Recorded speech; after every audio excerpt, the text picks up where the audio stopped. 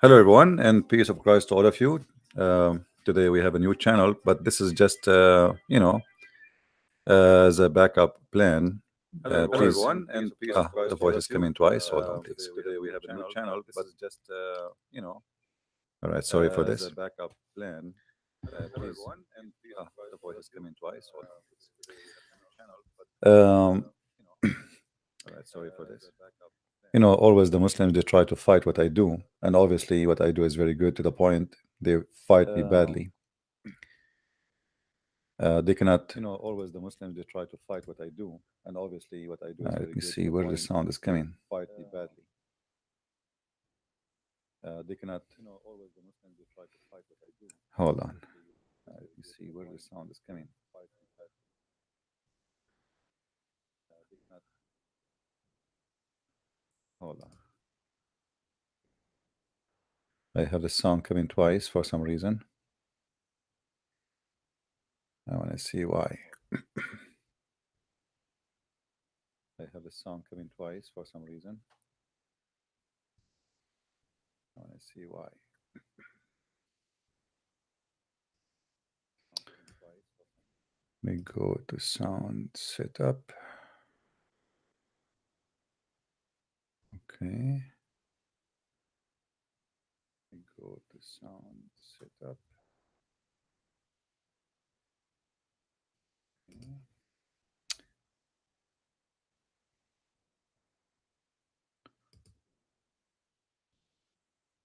Strange. I don't know why. Is the sound coming to you good, guys?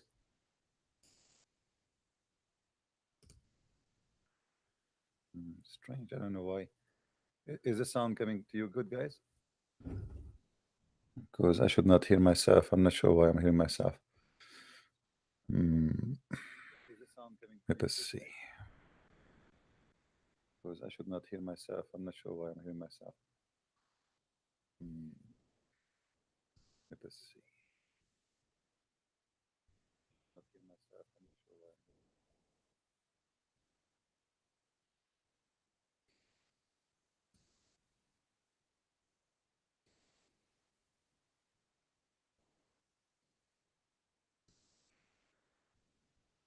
All right. Anyway, guys, please invite your friends.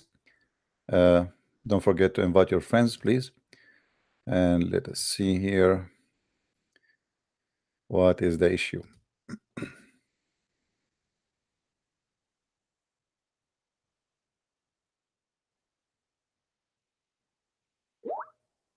Hmm.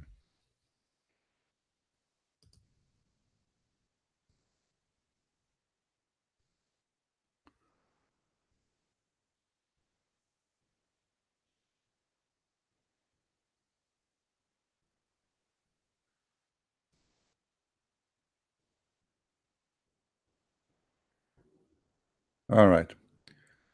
Let us see now it's working. Maybe I think there was a browser in the background was open somehow. And now I think the issue is solved. All right. We go back to our topic. uh, Please don't forget to share the link with everybody you have in your list, if you don't mind. And let us invite people here. And don't forget to subscribe. Today, our topic is about the heaven of Islam. You see, in order to know a religion, the best way to know what it is about is to go and check what this religion is about by gifts, which mean in order to know who I am, let us see what kind of gift I will give you when I meet with you. My gift present me. Your gift to me present you. The gift of a person present who he is. When a person he come to you and he bring you a gift, a flower, that's mean this person he like flowers. When a person he come to you and he give you gold, obviously he think gold is the most priceless thing. When a person he come to you and he bring to you a porn movie, obviously this guy he have madness with sex. Everyone he present to you what he think is the best. Your gift speak of you. Who are you? What are you about? Uh, a person who is romantic, or he love nature, he bring you a picture of nature as an example. The gift is very important to know who is the person and what he stand for. It's extremely important. So if I believe in God, and this God, he promised me gifts, the best way to find out what those gifts, I mean, what is this God is about, is to look at his gift. If the gifts are noble, high standard, high quality, it means this God is a person who is the same as his gift. It doesn't make sense that God can be God, but yet he is a sex toy vendor. It doesn't make sense that God is God, but yet he is an owner of a casino in Las Vegas. It doesn't make sense that God can be God, but yet he talk about how many years I will be having orgasm. We have a Muslim in the text. His name Mr. Fahim At-Tayyib. Look like he's an Arab. Mr. Fahim, why you don't call me, please, and tell me how Muhammad is the last prophet and how he became a prophet. Do you see, guys, what Mr. Fahim said in the text? He said Muhammad is the last prophet, but can you even give me a prophecy of the prophet? Have you ever heard of a prophet he never gave a prophecy? All the prophecies mentioned in the Quran, it turned to be false. So how he became a prophet? How I earn the title of a prophet? Let me prophesy for you. Fox News is a TV station. After within the coming 1 hour, they will say news. Here we go. I'm prophet.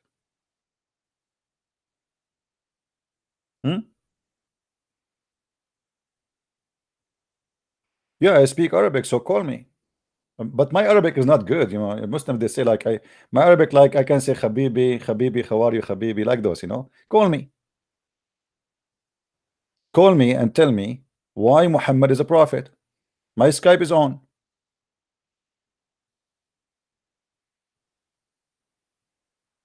Okay, you are from Qatar, no problem. I don't care where are you from, my friend. Call me and tell me how your prophet became the last messenger, and what was how he became a messenger. His God even did not even talk to him. Have you ever heard of a prophet his God never spoke to him?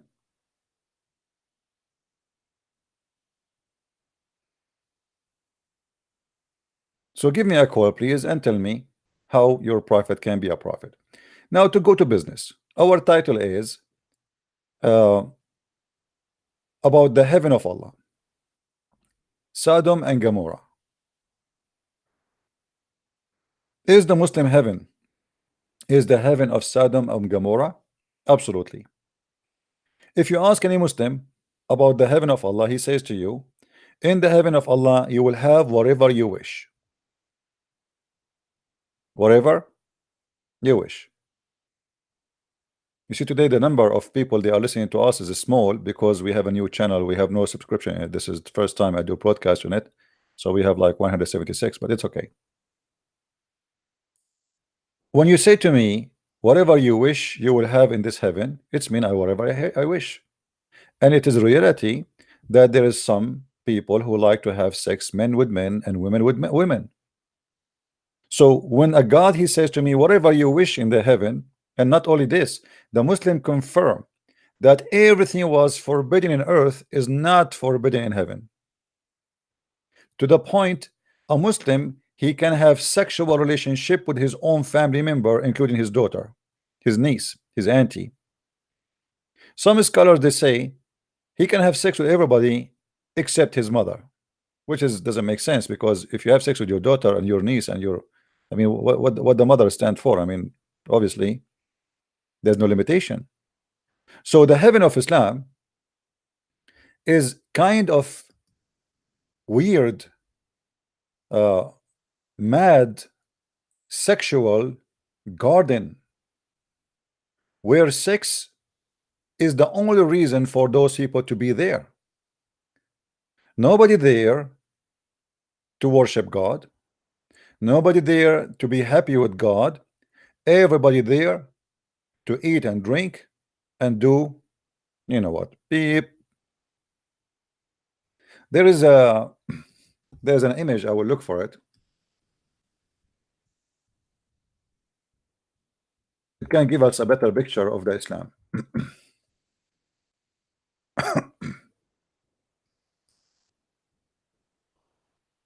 Let us see. Hello everyone, peace of This is Christ actually my everybody. video using that image. I don't want it. Let us see. Okay, we found it.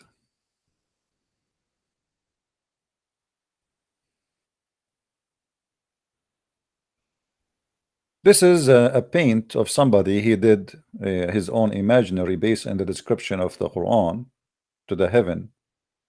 You will be laying down in your bed, and there will be little tiny beautiful boys who they are so white around you, and there will be naked women who they are so white to the point you can see through, and all day long you do nothing except eating, drinking, and effing. You will notice the Quran describing that you will have in your present little boys who they are very white like pearls, and those boys will never bleed. The Muslim explain that bleeding, they say they will never get tired or they will never get drunk. And here I wonder, they will get drunk from what? They are serving the drink, so why they are drinking? The boys are drinking?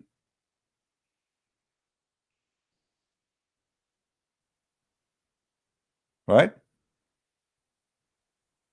What kind of heaven promising me 80,000 little tiny boy who they are very white and they are going around me and they will not bleed? Why we need those boys? Why does God is even promising me such a promise? 80,000 little boy. What I will do with them? What I need them for? They will serve me exactly to do what? Remember, in the heaven of Islam, your clothes will never get wrinkled. Hello? Hello. Yes. Go ahead, we hear you. I don't want to talk about this topic in specific, Are you a but I Muslim, my want to friend? talk about Are the you last episode you made. are you a Muslim? Yes. Why do I talk about this topic? We have a topic. You see, we named the video, people waiting for us, and they want us to talk about this topic. So why don't I talk about it? What's the problem?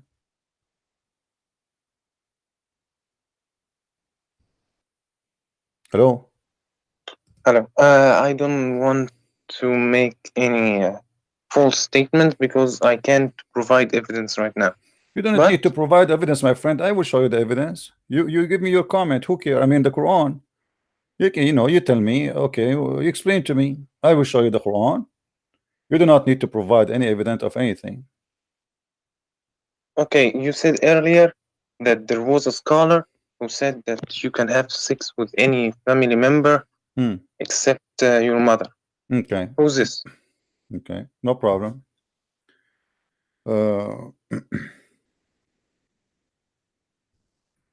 Because I have never heard of a scholar well known who said this. Okay, no problem.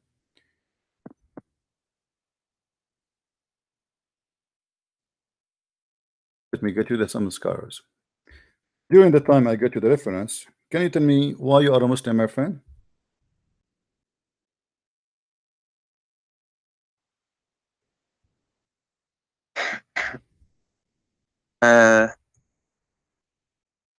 I don't see why my belief is involved in this. I'm talking to you because you're a Muslim, right? Correct? Okay. So why you are a Muslim?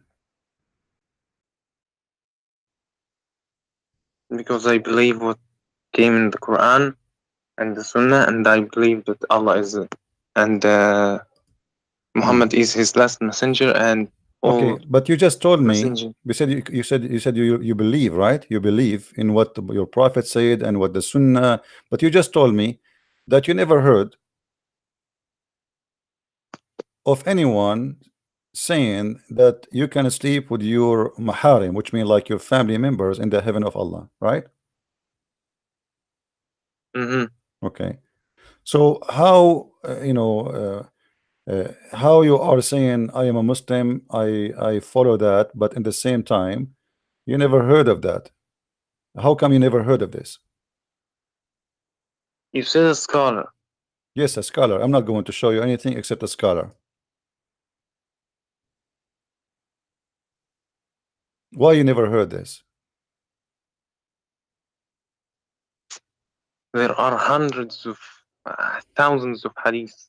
No Muslim can know them all or be knowledgeable about them, but you can ask about them and know the truth. This is not what I'm calling for you. Why There you are call me? two things you made Why you call me? in the last episode I want to talk about. Yeah, go ahead. First thing first, I speak Arabic very well. That's wonderful. Okay? You know, because as long as you speak Arabic very well, that's a good news. So if I show you now something in Arabic, you will be able to read, correct? Correct. All right. Now you said in a surah, I don't remember Hold on. Let me show you something. Let me show you. We will go. We will go to that point. We will go to that. You want me to go to that point first before we go speak about what you asked me for? I want to go to. I am here to ask you about two points. I'm not here to defend. All right. First, you are well known with Nahu, right? Go ahead. You said اتخذوا أحبارهم أربابا من دون الله والمسيح ابن مريم. What does that mean? What does that mean? You translated as they worship their أحبار. Not me who without Allah and the Masih, not me right? who translated. It's you. Anybody can watch your last video and see you translated this way. You are saying that in my translation I said I added the Masih, right? You said that they worship, that I am supposed to worship. Yeah, it says Allah and the Masih, according to this verse. اتخذوا أحبارهم ورهبانهم أربابا من دون الله. Let us translate me and you together, word by word. Go ahead. والمسيح ابن مريم. Okay.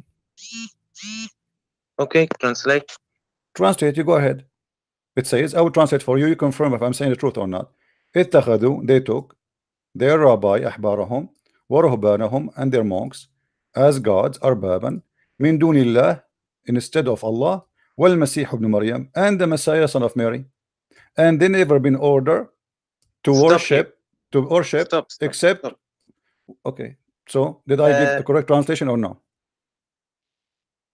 I asked you one question before. I said to you, are you familiar with Nahu? My friend, don't tell me familiar. I know how to teach you Arabic. I will teach your prophet too. This is what the Quran is saying. Does it say that or I'm lying? No. Does the Quran says that or I'm lying? It says in order. Don't tell me Nahu. This has nothing to do with Nahu, Abdul. Listen. What the Masih? It says well Masih. They took their monks and their rabbis as God instead of Allah and the Messiah. This is what it says in front of me in Arabic. Did I say that? Did I say wow is harf atf, right? Yes. Did you say wow harf atf? Okay. معطوف على من؟ معطوف على ما سبقه. ويعرب نفس إعرابه. My friend, يعطف على ما سبقه وما سبقه من دون الله. So who is معطوف على من؟ على الله. So they took their rabbis, المعطوف they يتبعه took في their الإعراب. rabbis, they نعم took their مولانا. rabbis and their monks as gods instead of Allah and the المعطوف Messiah. The verse in يتبع. front of me in Arabic, and I challenge you to say it's wrong. I'm asking you one question. المعطوف يتبع المعطوف عليه في الإعراب، صح أو غلط؟ Abdul, what i'rab? Answer me. In Quran, there's nothing is called i'rab. You see, you Muslim, you change the i'rab to make it fit with the Quran. Our Quran does not fit with the Arabic language. Now answer me. Allah, what is the name before the name of a Messiah? What is the name before the name of Messiah in the sentence? There's two names. What is the name came? What is the name came before the name of a Messiah? Allah. All right, thank you very much. Okay, hold on. So we have the name Allah. Hold on, the name Allah, and then we have wa present like and in English, correct? Correct. Okay. And what is the third name? What is the third name? As Al-Masih. So they've been order. They took, listen, they took اتخذوا أحبارهم, their rabbi and their monks as gods instead من دون Allah والمسيح and Al-Masih. So they took them as gods instead of who? Instead of Allah and Al-Masih. It's so clear. لا اتخذوا أحبارهم ورهبانهم أربابا من دون الله والمسيح. So الله so مجرور. my friend, first of all and المسيح منصوب. My friend, what maksur, what mansub? The sentence is so clear. The sentence is so clear because if you say al-Masiha, the Masiha goes back to who? Okay, the Masiha goes back to who? This one does not have fatha. This one does not have fatha. So those go back to who? Wow, go to who? Wow, the end goes to who?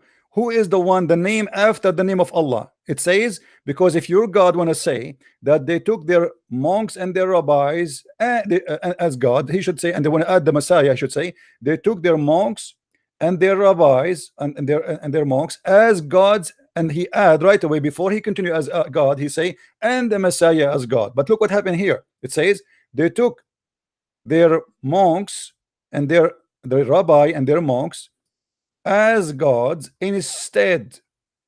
Whoever come after that is going to be who is instead of who? Allah.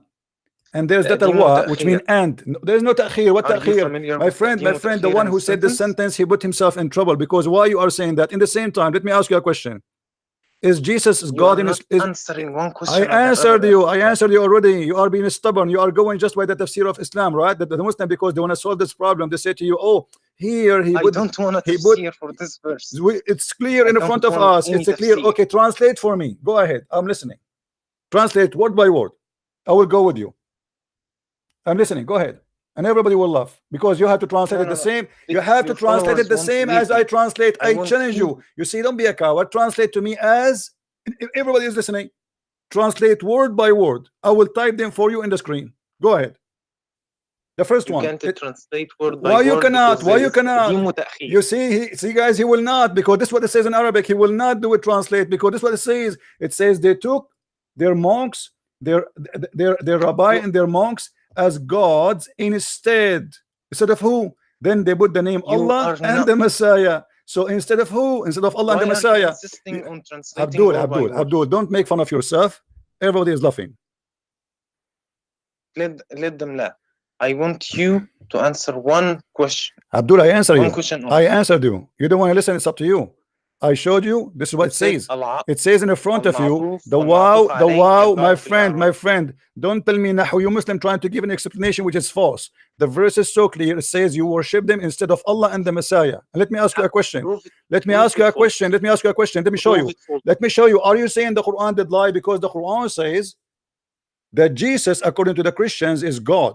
Is that correct? Don't run away. Yes from or no? Point. You are the ones running away. You are accusing your God to be a false God. Let me get you busted. You are Abdul who listened to Abdul who told you this. Let me show you. You Muslims, because you are disconnected with your Quran, you have no idea what the Quran is saying.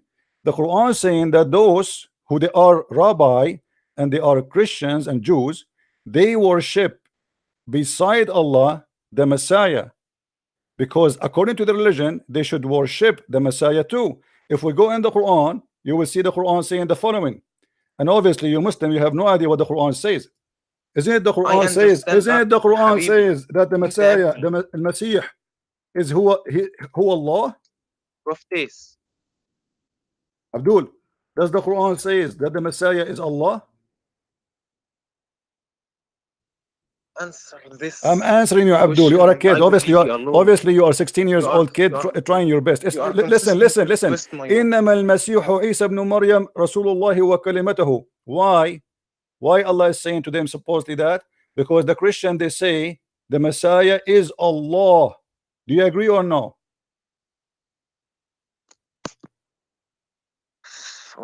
Yes or no? Why you are using the F word, Abdul? Don't use this word with me. Answer. Is the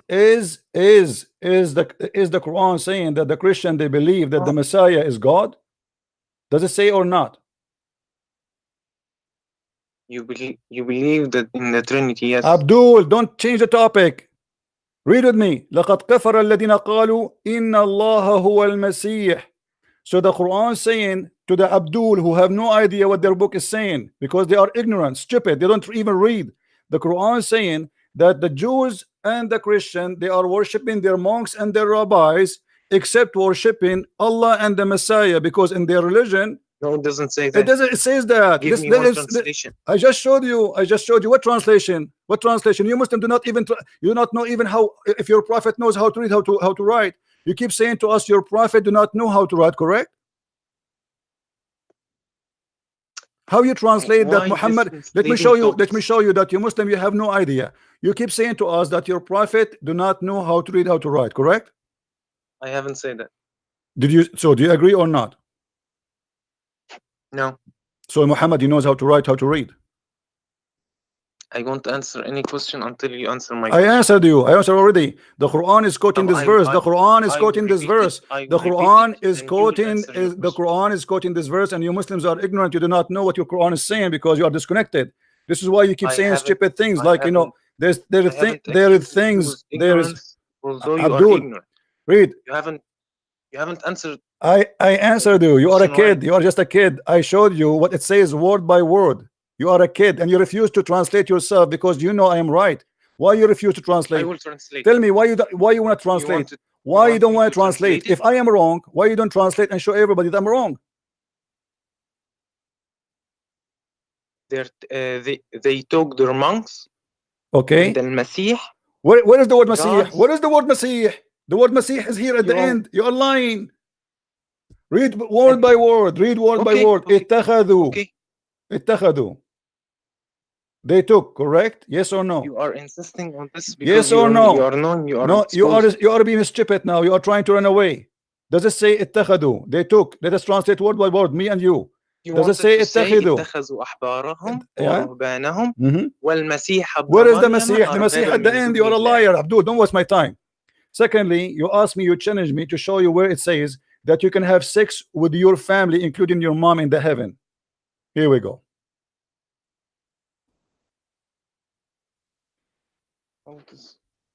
I thought that you were consistent. Do you see the fatwa? Do you see the fatwa? Do you see the fatwa in the front of you? And this is the scholar. And this is the fatwa number. You can have sex with all your family member in the heaven of Allah. Have fun. Fatwa number 1734483. So you are lying about the translation. You don't dare to translate. You are playing the game like this is a grammar issue, etc. When the word is so clear.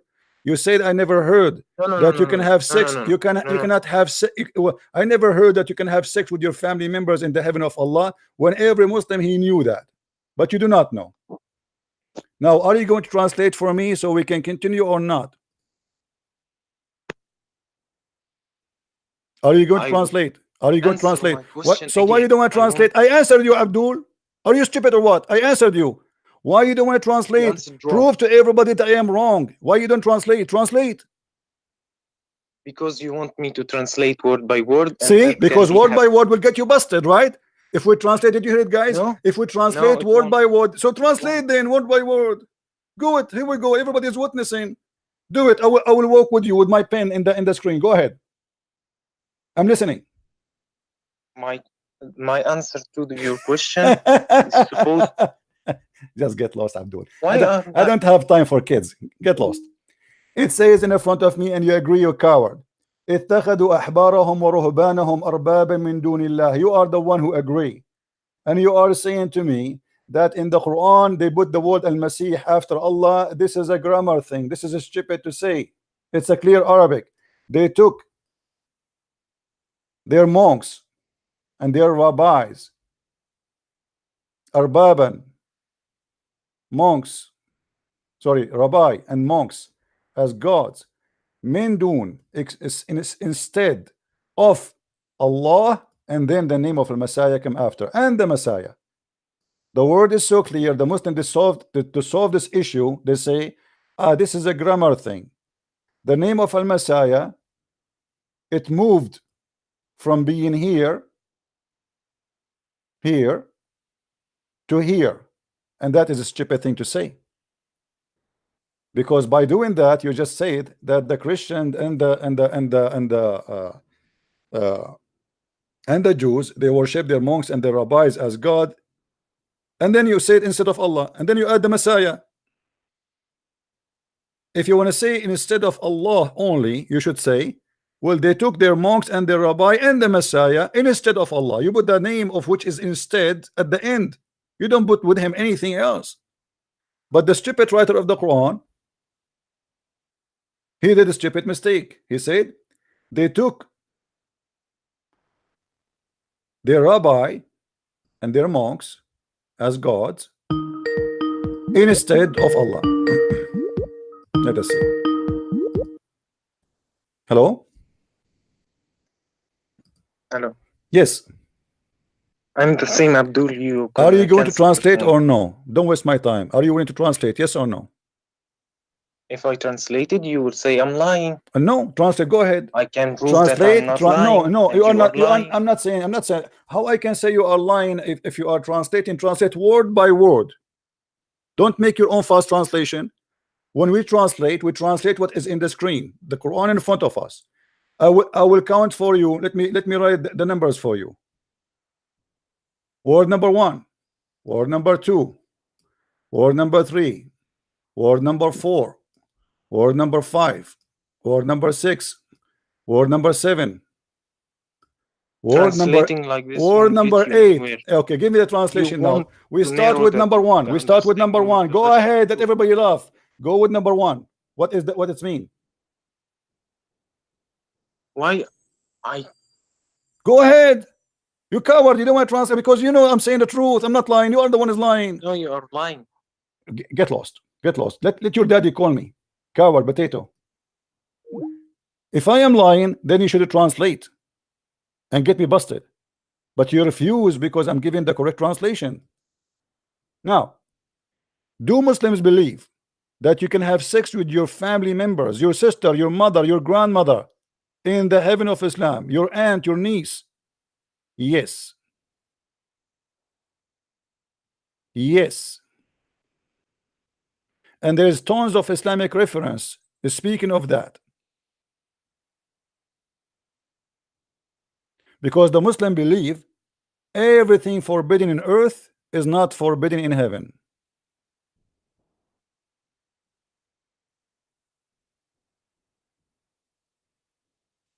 When the Muslim they say that we are giving false translation, the fact they are the one who is doing that. A true translation should go by word by word. The verse saying clearly, you don't take, they took their rabbis and their monks as gods instead of Allah and the Messiah. That's it. That's what it says. Then you want to play that the grammar, because of the grammar, you know, the Quran put the name of the Messiah at the end, but it does not mean that the Messiah is going to be worshipped. My friend, even the Quran confirmed that the Christians and the Jews, they worship the Messiah, and they say, because those, even the Jews, the one you are talking about, Abdul, the Quran speak of the Jews too, that they worship the Messiah, but obviously they have different name for him. They call him Uzair. The Quran confirmed that. And then we find the other verse in the Quran saying that the Christian, they say that the Messiah is Allah. So here the verse saying that the Christians and the Jews, they took their rabbis and their monks as gods instead of who? Instead of Allah and the Messiah, which mean they are not following what they've been taught or to teach, or they claim to teach, because they say we worship Uzair and we worship the Messiah, which is Allah. But because the Muslims, they are corrupt like their prophet, they try to corrupt the meaning, try to change and fabricate the meaning. Now let us say this guy is saying that the name of the Messiah appeared at the end as a grammar game. Grammar is not exist when the Quran was written. The Muslims long after, actually it's not even the Muslims who create the grammar. The Muslims have the Arab have nothing to do with the grammar. There's no grammar in Arabic. There's no grammar in Arabic. The grammar is made by a guy who is not an Arab to fix the problem of Arabic, including the writing we see in front of us. All the writing for the Quran in front of us have nothing to do with the original Quran. All those vowels, all those dots, all the tashkil, all the shadda, all those things are not part of Arabic. This is something added by somebody he is not an Arab, because the Quran is impossible to read without them. And now he said to me, Fatha wa shadda. There was a Fatha, there was a shadda when the Quran was written. There's not even dots. Not even a dot. Until now, you Muslims are not sure what Allah was saying. وَإِنِّي جَائِلٌ فِي الْأَرْضِ خَلِيفَةً. Is it Khalifa or Khaliqa? You don't know. To explain to you what I'm talking about. This is how the word Khalifa is. Let me go to the verse.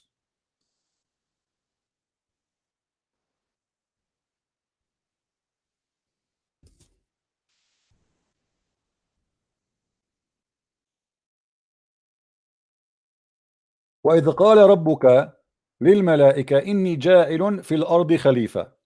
You see, the original Quran was written without dots. Let me highlight the dots for you in red, so you will know what I'm talking about. All those little things in the top here, they are not exist. Those are called tashkil. All those things are not part of the language. So all the things I am putting red on it have nothing to do with the original Arabic. So now let us write it again. Let us write the word, rewrite the word again. Let me zoom in so you guys can see it better. So now Khalifa, the real Khalifa, it should be written like this. I'm using my mouse, so it's not going to be like this. All right. Now, how we will know if this is kha or ja? Because in Arabic, if you add the dot here, let me make the dots in a blue. If I have a dot here, that will make it Khalifa. All right. Or let us say kha. Then here we add two dots here. It's going to be khali. But if I take the two dots, I put them here, that will make it khalat. It's totally different meaning. Instead of ya, became t. Now here, this letter here, it can be f. We put a one dot, or we can put two dot. So now we have, if we take this one off, oh, we took everything off. Let's write it again.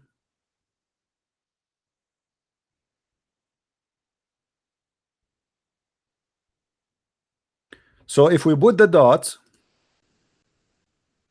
if we play only with the dot, you know, the way it's written now in the Quran is the F here have a dot in the top, as you see.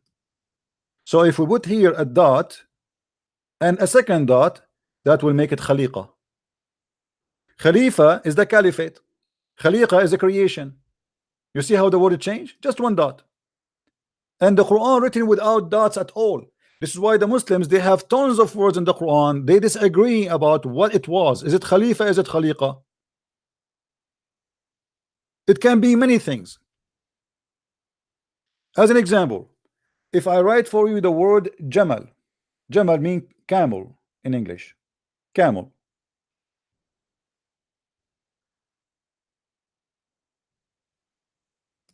If I put the dot here, that will make it Jamal, camel.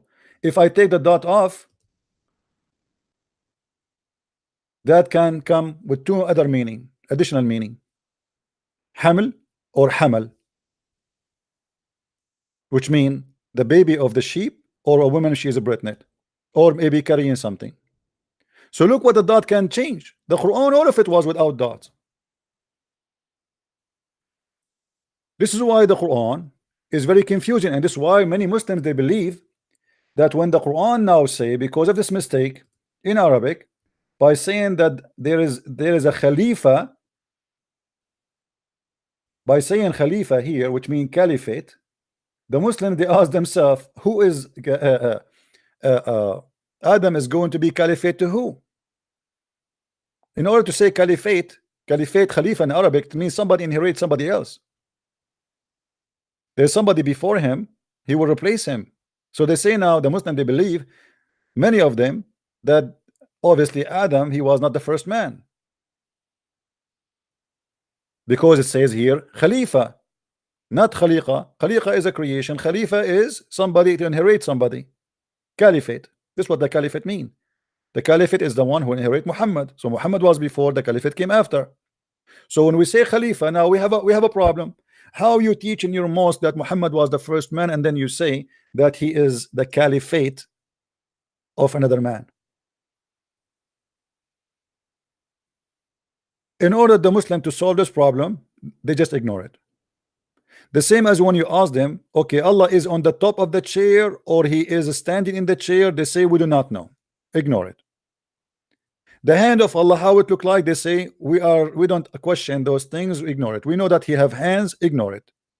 How his leg look like, we know he have a leg, but we don't ask about it, ignore it. We know he have a face, but how the face of Allah look like, we do not know, ignore it. So anything in Islam causing trouble, the Muslims, they ignore it. Is the Quran created? No, it's not created. Why? Because just one scholar, he said that, and the ruler took his side, and they killed anyone who believed in that. Then since then, the Muslims, they are in trouble because the Quran, they believe the Quran is not created, and because of that now, if you ask a Muslim what will happen to the Quran one day, everyone give you his opinion, but nobody dare to say a final decision. Allah, only Allah knows. The Quran is not created, and it is coming from Allah. Okay, if Allah did not create the Quran, Allah spoke the Quran, but where the Quran is coming from, they don't know. They say from Allah. Okay, hold on, is the Quran created? They say no. Well, you just said Allah spoke the Quran, but he did not create the Quran. You say yes. So he spoke it, did not create it. So that Allah, he just recite the words, but those are not his. No, those are his words. So who is the one who created the words? They say that you are saying it's not created. So Islam is a collection of crazy, stupid stuff. And this is why when we say to them, this is what the verse saying, they say, oh no, you are lying. You know the grammar? There's no grammar in Quran. The Quran broke every grammar.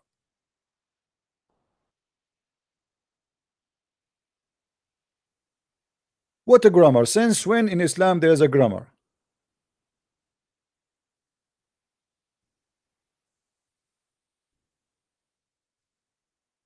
If you read with me here the story of Adam and Eve. وَإِذْ قَالَ رَبُّكَ لِلْمَلَائِكَةِ إِنِّي جَاعِلٌ فِي الْأَرْضِ خَلِيفَةً. Translation. Let us choose random translation. This story alone is enough to prove that Islam to be the most stupid religion. Behold, the Lord said to the angels, I will create a caliphate on earth. They said, wilt thou place therein one who will make mischief therein and shed blood? Here Muhammad start doing poo-poo, because how you say that those are angels, but the angels are questioning God? And how you say that they are angels but they knew the future? And how you say they are angels but they knew what Adam will do? And then Allah, he said to them, you know, you do not know, I know what you know not, which means Allah saying to them, you are wrong, he will not do that. So Allah, in order to prove to them that they do not know what they are talking about, he brought Adam, he taught him all the names, and he placed the names in the front of Adam.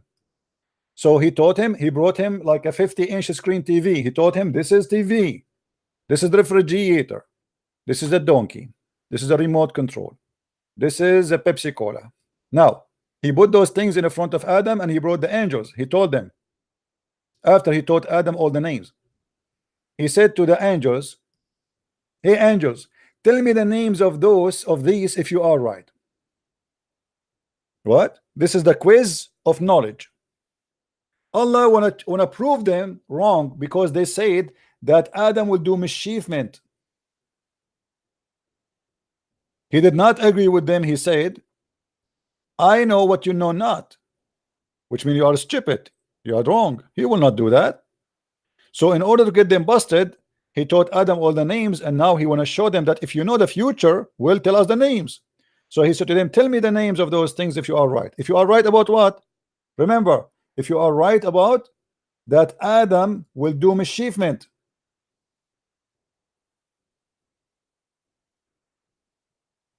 Are we following? So the challenge here was for a very simple reason. They accuse Adam that he would do mischievement, and Allah want to prove them that they do not know what they are talking about. And then they said to him, glory to thee, of knowledge we have none, save what you told us. Look, but look how stupid this is. If I am the one who taught you the names of things, and then I want to prove that you are not God like me, and I say to the angel, well, if you are right, tell me the names of those things, is that a proving Allah that he is knowledgeable? That a proving Allah is stupid. Because if I called my dog Fufu, and then I ask you what is the name of my dog, you say, oh, Allah, only Allah knows, only Christian Prince knows. Well, I am the one who gave him the name anyway. What about we do with the opposite? What about Allah? He said to them, okay, name the things for me and ask me what their names. Don't tell me the names. And ask me and I will tell you. That will prove that he knew the unseen. Are you getting my point? Guys, are you getting my point?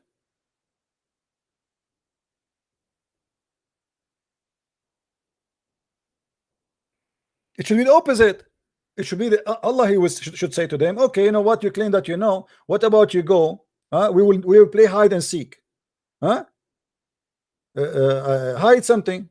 Name things between you. Don't tell me, and then ask me what is the name of those things, and I will tell you. What happened is the opposite. Allah, he named the things, and now they do not know it, and this is the proof that he know what they know not. That's the most stupid story ever. This is why you see that Islam is a collection of stupidity, and now this guy trying to fix the stupidity of his prophet, saying, oh, it doesn't say that they are worshiping Allah instead of Allah and the Messiah. It says that in Arabic.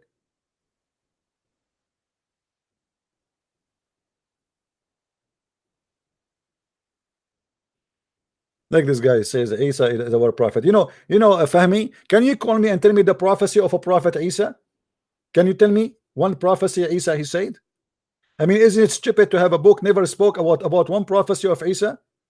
Or what the Quran says, Isa, he tell you what you hide in your houses. Look like Isa, he know more than Allah.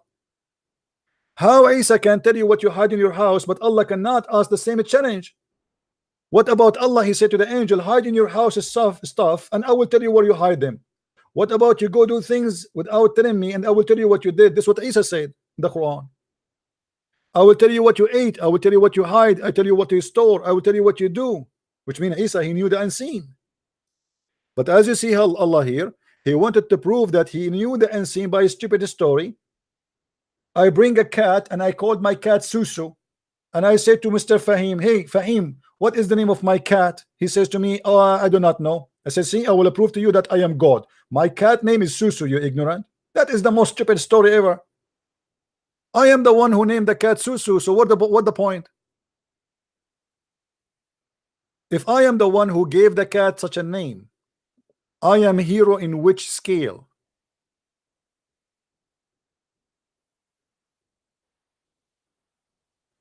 Christian Prince is not a Christian, he insult people. Well, look like you do not know what Christ is about. Christ, he said to people like you, the son of a viper. Do you want me to show you the verse in the Bible, Abdul? Potato? You want to teach about Christ?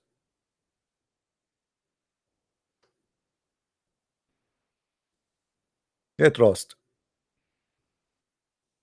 We insult. You feel that you are insulted because we are naming you as you are. No, it's not about me, I am Jesus or not. Jesus, he insult every liar. He insulted. Anyone who said Jesus did not insult is a liar. Jesus, he even flipped the tables on those who made the house of his father a market. That is Jesus. Now we go back to the topic. The heaven of Allah. The Muslims, they try always to avoid anything will make their prophet look stupid, including this story in front of us.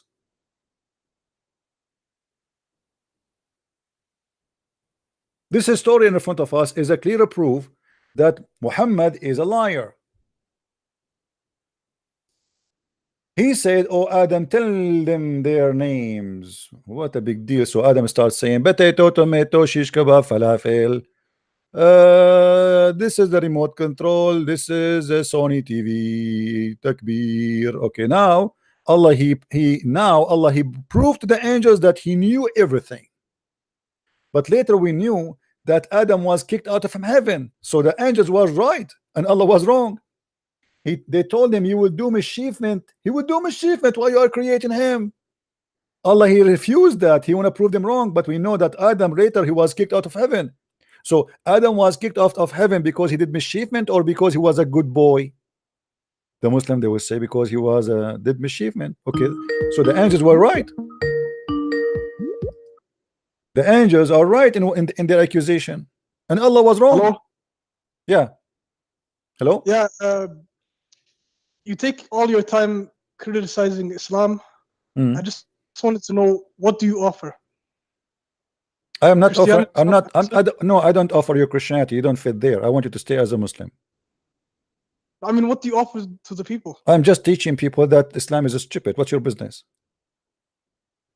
Okay, but what do you offer? I'm not going to offer you. I'm not God. You know who I am to offer you anything. I'm just showing you the stupidity of Islam. Don't you think this is stupid in front of you? That Allah is saying to them that Adam will not do mischievement, and later Adam do mischievement, and he kick him out of heaven, which means this is a total contradiction. How Adam will not do mischievement? How Allah he say what he knew? He knew what? He knew that. He knew what? He No, knew. it says no. He told them you are wrong. He told them you are wrong. They said to him, he is going to do mischievement. Read with me. Will thou place therein one who will make mischief therein and shed the blood? I know what you know not. So why Allah mean saying you will not do Allah he named the names of the things and he gave it to Adam and he told them, okay, recite the names if you are truthful about what? Tell me the names of those things if you are right about what? Hello, you hear me? You know, you hear me very well. Don't play the game. When he said to them, tell me the names of those things if you are right, he is saying to them, if you are right about what? If you are right about the mischievement. Thank you very much. No, but what do you think mischievement means? Did Allah kick Adam from the heaven because of mischievement? Yes or no? Yeah, but that was part of the greater plan. What plan? He denied the plan. He said to them, you are wrong. They said he would do mischievement. Allah, he said, no, he will not do. Prove to me that you are right. If you are right, tell me the names of those things. So he's claiming that the angels do not know what they are talking about, and he is the one who know tomorrow. And tomorrow prove Allah to be wrong. Adam did mischievement. No, not like that. No, that's you take everything in Islam and then you twist it around. My friend, you make your own. My friend, you are the one who said. You are the one who said. When I asked you, when Allah he said to them, tell me the name of those things if you are right. I asked you, he's saying you are right about what? You said about the mischievement. Okay, did Adam do mischievement? Yes or no? He made one mistake. Doesn't matter. One mistake, 10 mistake, he lost heaven. He's out of heaven. What mistake? So what mistake? Do you need to do 10 mistakes to go to hell? No. He made one mistake. Okay, so the angels, they are right. But he repented. It doesn't matter. So okay, he repented. Right. So why Allah did not take him back to heaven? Adam, he repented inside the heaven, but still Allah he kicked him out. That is another stupid mistake, because Allah when Adam he repent, he was in the heaven or out of the heaven, Mr. Abdul? He was in the heaven. Okay, so No, actually, he was on earth. he On repent earth. I inside will the heaven. create- Thank you. Hold on. He I repent will inside create the a heaven, and vicegerent Allah on accept earth. the repentance. Is that correct? Did Allah accept his repentance in the heaven? No, he said, I will create a vicegerent on earth. You My see, friend, hold on, said hold on. on earth, Did Allah accept the not in heaven. repentance of Adam? Yes or no? See, you see what I said? Hmm. He said, Hmm. I will create a Khalifa on earth. Okay. So he took him to earth Hmm. after he did the mischief in heaven. So why Adam he died? Because he was a good guy. I mean, this is where is heaven? So you are saying that Allah created Adam in heaven by mistake? He was not made for the heaven. He was made for the earth. No, that was his plan. He wanted to kick him out of heaven. So So from the put him beginning, on so earth. there's no Eve and the tree and all those things and the disobedience for Allah. This is a joke. So Allah from the beginning, he have a plan to send him down to earth, right? Yeah, that was his plan. Okay, To send let him me to show earth. you something. Yeah, I want to agree with you in this one, because here we will see another stupidity in Islam. If you remember the story, I'm sure you are following me always. You remember Yeah. the story where Muhammad he said Yeah.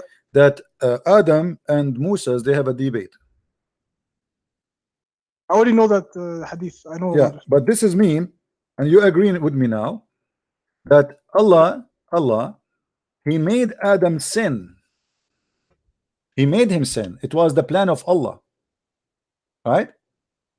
It was the the plan plan of Allah. Yeah. It was the plan of Allah. Okay, so why Adam was punished if this is the plan of Allah? And why you are out of heaven if this is the plan of Allah? What kind of Allah or this God who made you commit sin and then he accused you to be sinner? But he is So the what one who kind of made you God do commit you sin. believe in? You believe in a God that doesn't have any power. So No, what's the power of God who make me sinner, this is the devil. The devil make me sin, not God. You are saying to me that your God is the devil because he is the one who made Adam sin and then he kicked him out from heaven for committing sin. This is stupid. But you guys believe that the devil is a rival to God. My friend, we So- don't believe it. We don't believe the devil can do anything except what God he gave him as a power, which means the devil was an angel. He was a powerful person. So he wanted to deceive, he wanted to play his game, no problem. But we don't believe that God is the one who made us sin. You just confirmed to me that Allah he made, and you agreed with this hadith, that Allah made Adam sin 40 years before Adam commit his sin. And that's mean all of us, our sin is written by Allah before we do the sin, which means we did not choose to do it or not. So what the point of what is the justice? You make me sin and then you punish me for the sin you made me do. Well, that's what qadr means. This That's what what- I'm saying. Qadar is a stupid. You make me sin. Imagine I put a knife in your hand and I hold your hand out of your power and I make you kill somebody and then I take you to jail for killing the guy, but I am the one who killed the guy. What is justice? So what you are saying to me that Allah he made you commit sin and then Allah will punish you for committing sin. What is justice? Where is the logic? This is stupid. This But is you mad. believe that God doesn't know anything? This is not He about doesn't know what's knowing, going on? Abdul. This is not about knowing. This is not about knowing. This is about Allah. He decided your fate. It's not about him knowing your fate or knowing what you will do. Read with me carefully. It says he told him that Allah he decided decree. He decreed my fate 40 years before he created me. And Muhammad he agreed Doesn't with God him. know the future? This is not about He knowing knows the the future. future. This is about he decide the future for you. This is not about knowing. When you decree for me my fate, this is not about knowing my future. This is about deciding what I will do. And you are the one who agree with me. Don't change now the topic saying about knowing. You are the one who said to me, yeah, this is the sin Allah he made him do. So Allah made Adam do sin and then he will punish him for the sin Allah he made him do. What is the justice? In It's order justice. in order to punish me for a sin I do, you have to give me free will. To kill or not to kill, to lie or not to lie, to believe or not to believe, to rape or Right now, not to you rape. just admitted that your God, even your God, knows what the future is. So that's the same thing. Abdul, this is not the same thing. Don't waste my time. Let your dad call me. I don't have time for kids. We are going back to zero. Every time, after 5 minutes of explanation, he says to me, this is mean your God no do not know the future. Madness. Too much camel urine. Allah he decree the fate of Adam 40 years before his creation. So why Adam was punished? The guy he said to us, because Allah he decided that he will kick him out. So that the plan of Allah to make Adam sin so he came out. I mean, this is stupid. It was the plan of Allah. Adam is a victim. Adam is a good guy. Allah, he made him commit sin. Why? Because he have a plan, and we heard the Abdul saying that to kick him out of heaven. That's stupid. That is devilish. That's evil. So I put you in heaven, and then I have a program, you know. When the Muslim believe in Al-Qadar, it's about programming you. Allah, he programmed. Muhammad, he said, when you are in your mother womb, the angel will come and he will write 4 things for you: your bad and good deeds, your your wealth, your happiness, etc., your belief, etc. So everything is written, is decreed by Allah. You are programmed. You are not really living by yourself. So you do all kind of sin. This is not was your choice. It was the choice of Allah. And this is why here Adam, he says to Moses is saying to Adam, because of you we are out of heaven, Adam, because of you. So Adam, he says to him, well, are you blaming me? Do you blame me for an action which Allah had written in my fate 40 years before my creation? Which means you cannot blame Adam for his sin. Blame Allah. And the funny Muhammad, he repeated that 3 times as usual. The Trinity guy. To confirm anything in Islam, you have to repeat it 3 times. And yet they say to us, we are people of the Trinity. But in fact, they are the people of Trinity.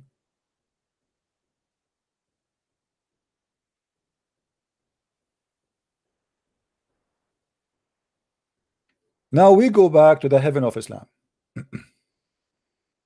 The heaven of Islam is nothing but a fiction of many sexual promises. And those sexual promises, they are mad. This is one of them. Indeed, in paradise there is a market in which there is no buying nor selling except images of men and women. Well, we have a good news. In the heaven of Allah, we will have a market.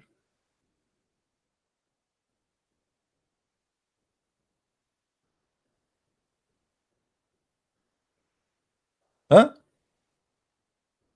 That's a good news. I was worried we will not have a grocery store there.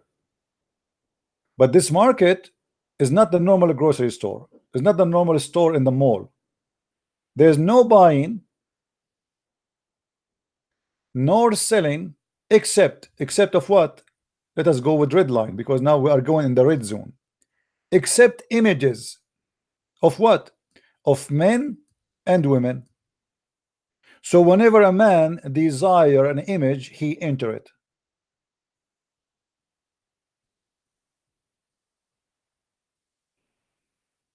This is Sodom and Gomorrah. Who is the customer? The customer is a man. There's no customer women there. The customer are men. Do you see it? The images are images of men and women. But the customer is a man. Read carefully with me. So whenever a man desire an image, he enter it. So who is the one who will enter the image? A man. Who is inside the image? Men and women. What he will do with those images? He will have sex with them. This is Sodom and Gomorrah.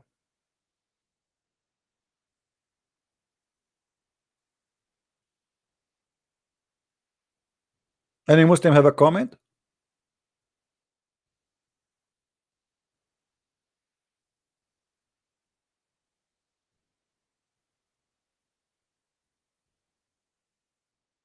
Any Muslim have a comment? And then if we go to the books of tafsir, we will find that Islam promote that in the heaven of Allah, which called heaven, obviously it's like a pimp house, you can have sex with everybody. Everybody.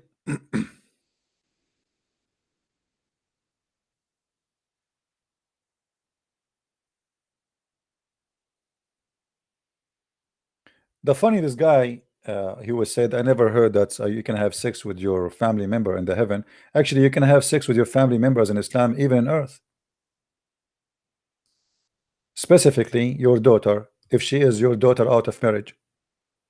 The Quran says, وَجَعَلْنَاهُ نَسَبًا وَصِهْرًا. نَسَبًا وَصِهْرًا.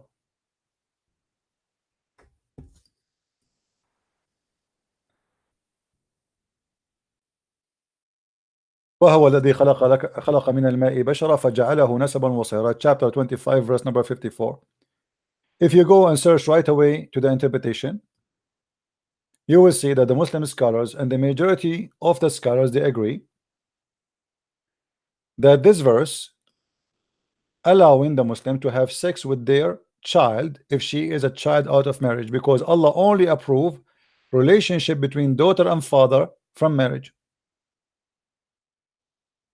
only, which means anything out of marriage is not considered. This is why in Islamic Sharia law, if you are a person who have a daughter out of marriage or a son, you cannot, they cannot inherit you. They cannot even have your last name. And here it says, وَلِذَلِكَ لَمْ يَدْخُلْ تَحْتَ قَوْلَهُ. And I hope that Abdul, who speak Arabic, he listened to us. It says, فإن كان بمعصية كان خلقا مطلقا ولم يكن نسبا محققا ولذلك لم يدخل تحت قوله حرمت عليكم أمهاتكم وبناتكم ببنته من الزنا. The Quran says it's forbidden for you, your mother and your daughter. Okay, so the Quran confirmed that your daughter is forbidden and your mother is forbidden.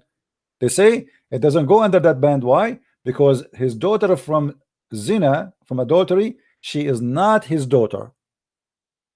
Because she is not his daughter لأنها ليست ببنت له في أصح القولين لعلمائنا وأصح القولين في الدين. So she is not considered the most accurate opinion in the religion. They consider the daughter of adultery is not a daughter, and if there is no legal lineage, or let us say legal lineage from marriage, so there is no legal forbidden for that.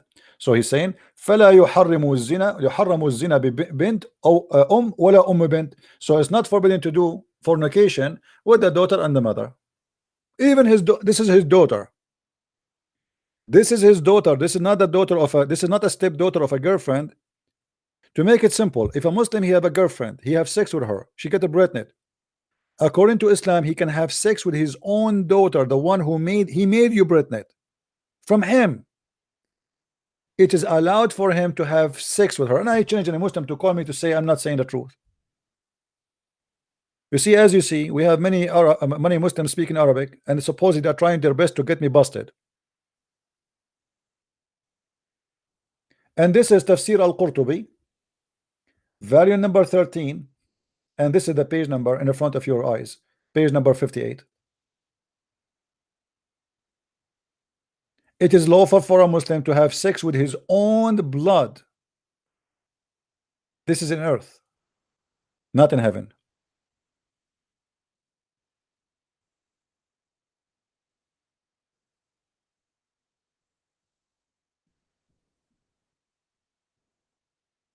Do we have any Abdul? Now, if we go back to the heaven of Islam,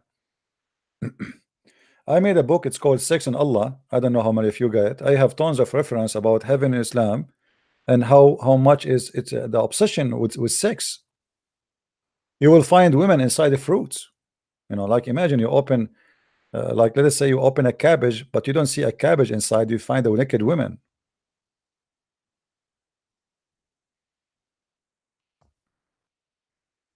When the Quran say to a Muslim,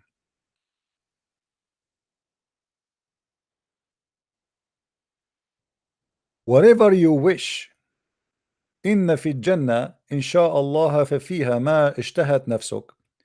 In the heaven of Allah, Muhammad, he said to the Bedouin, you have there whatever your soul wish, whatever you wish. What if somebody is a gay? Well, here we go. The promise for gays is there. There's images for women and men. Any image you like, you go and have sex with it.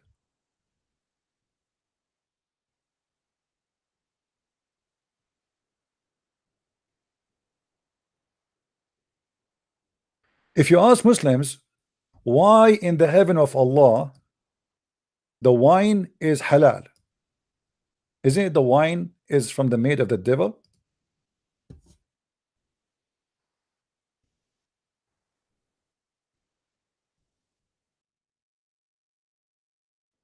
They say yes. Okay, the wine is from the made of the devil. That's wonderful. So how the meat of the devil will be provided in the heaven of Allah? They say to you, everything is forbidden in earth is lawful in heaven.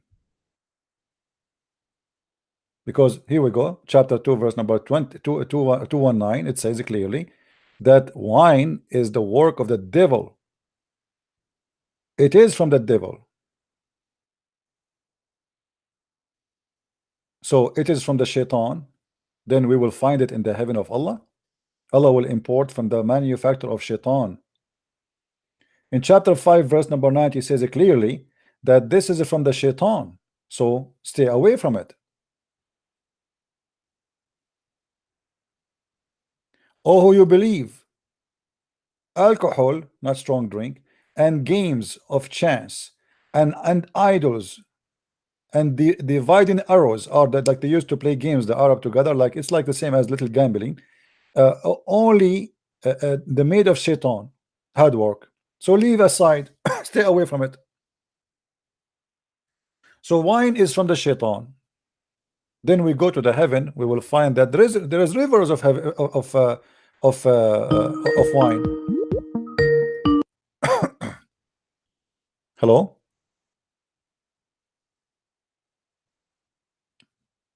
Hello? Are you there, my friend? Do you hear me? Speak louder, we don't hear you. Do you hear me? Yes, I do. Go ahead. What do you want to say? When you will translate sex and Allah in German, Sorry? when you will translate sex and Allah in German, German. Yes. Somebody is working on it. We don't know when it's going to be ready. you know, my language is I speak German, my second language. No problem. English is my first. Yeah, when we have it ready, we will inform you, my friend. We are working on that. How many books you will bring out? We have 2 books of Sex and Allah, and we have already Yeah, 2 books, Deception of Allah and Quran and Science. Both are in German Yeah. already. Anything else, my friend? how many you will bring out to? Okay. If somebody want to ask me those questions, please ask me in text. Don't ask me by calling. You know, we are just taking time for nothing.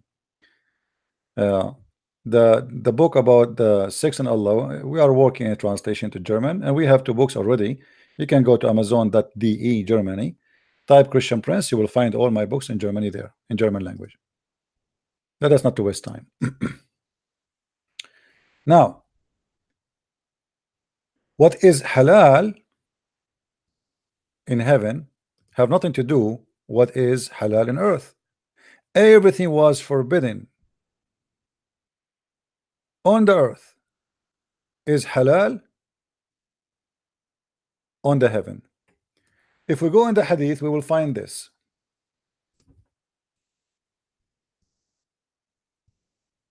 No, we could not find the hadith in English. Let us see.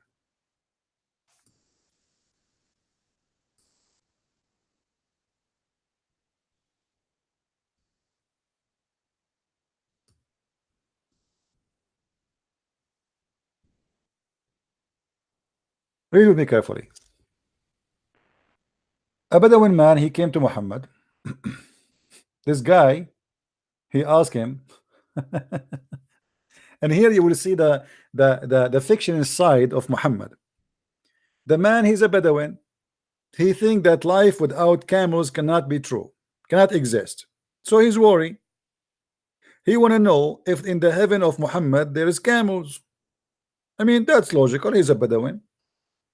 It's like saying today, do we have internet? You know, at that time, the camel is very important. So he's a Bedouin man. He want to know. He want to be sure that's, you know, in the heaven of Allah, we have this thing. Like, do we have or we don't? You know. So look what Muhammad he said to him. The man he said, "O Messenger of Allah, are there horses in paradise? Are they horses in paradise?" Okay, horses. All right. He said, if Allah admit you into paradise, you will not wish to be carried. What? You will not be wished to be carried. Why? On a horse of rubies that will fly with you. Horse of rubies. Have you ever heard of horse of rubies? Okay. Who's talking? Muhammad, not me. Whatever you want in paradise, except that you will do so. And he said, a man asked him, O Messenger of Allah, are there camels in paradise? Here we go. The questions keep going. Like now we know about horses. We have horses made from rubies. It's very important, by the way, they are made from rubies. I mean, very important. I will not accept any horse is not made from gold and silver too. So he said, there's camels in paradise. He said, he, S-A-W-S, which means Muhammad, didn't say what you said to his companion. Rather, he, S-A-W, said, if Allah admit you in paradise, you will have whatever is desired in by your soul and pleasing to your eye. Whatever. What do you mean whatever? What if the guy you want to have sex with you, Muhammad? He loves you very much, but he's a gay. When somebody says that I promise you whatever you want, that's mean whatever. You have to keep your words. Muhammad here is speaking in the name of his God.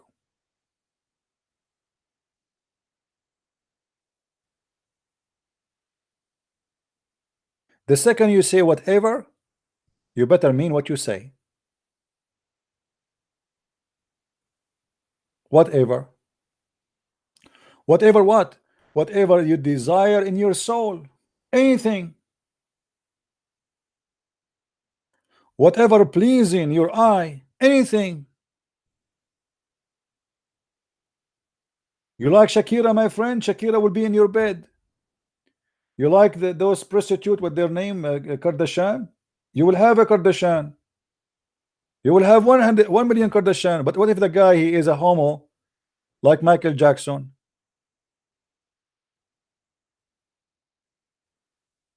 What if he desire to have sex with men, or with Muhammad himself? What we will do?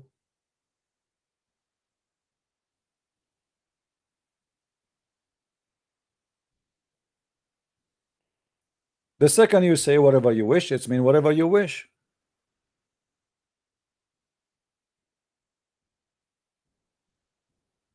What kind of promise this promise is?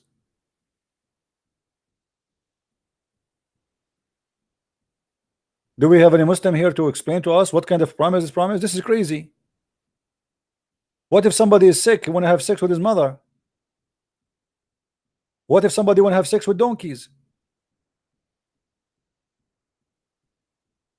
What kind of heaven is? My friend, don't call me. If you have the same questions I answered you, please ask me in the text, please.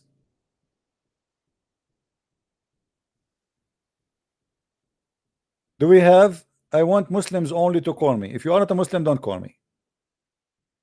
Who is a Muslim would like to call?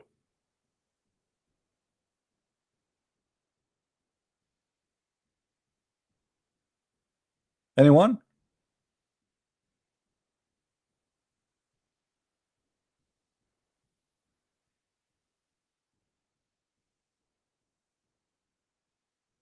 No, Abdul?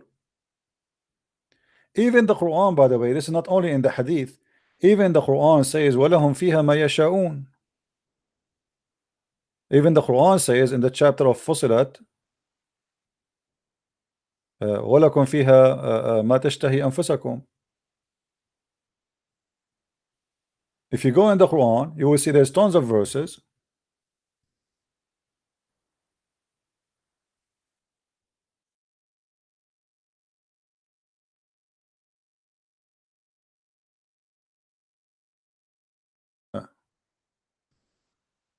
I need to turn the light on so we can see the words.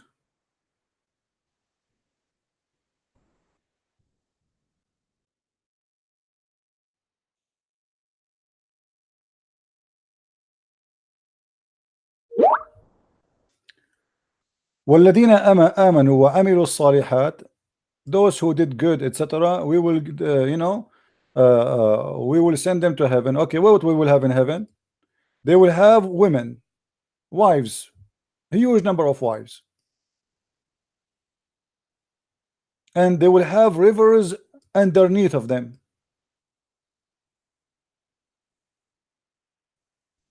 This will be their eternal home, and they will have their companion, who they are the prostitute, the women who Muhammad described them, they are virgins, and those women who Allah will import them from the hellfire, which is mean the prostitute, for they have a very high skill in sex.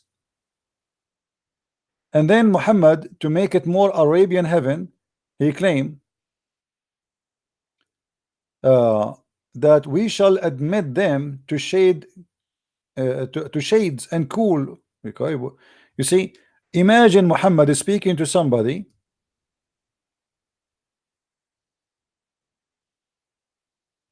saying to him, in Alaska, I will put you in the shade. That is a stupid promise. What shade? But because those are Arab Bedouin who live in the desert, so Muhammad is speaking to the Bedouin. He promised them a heaven fit with the desert. You will sit in the shade, and you will not have a heat. You will have a cool. It's going to be cool for you, brother. You say such a thing to someone who live in Alaska or in Norway or in Sweden, he will not be happy for that promise. They are desperate, waiting for the sun. But because this is a Bedouin man religion made by a Bedouin man, he is promising them shade in the heaven.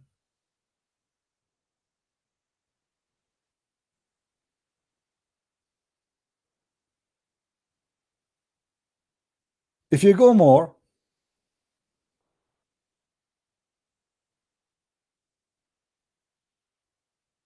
chapter 16 verse number 31, Allah he confirmed again that in there they will have whatever they wish.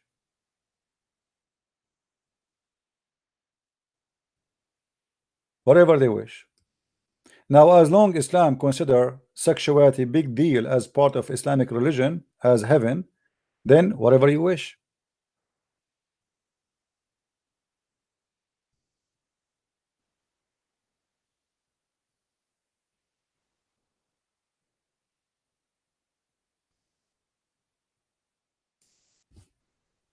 Any Muslim?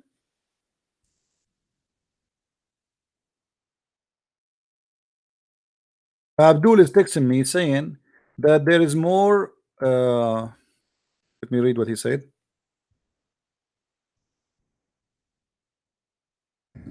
First,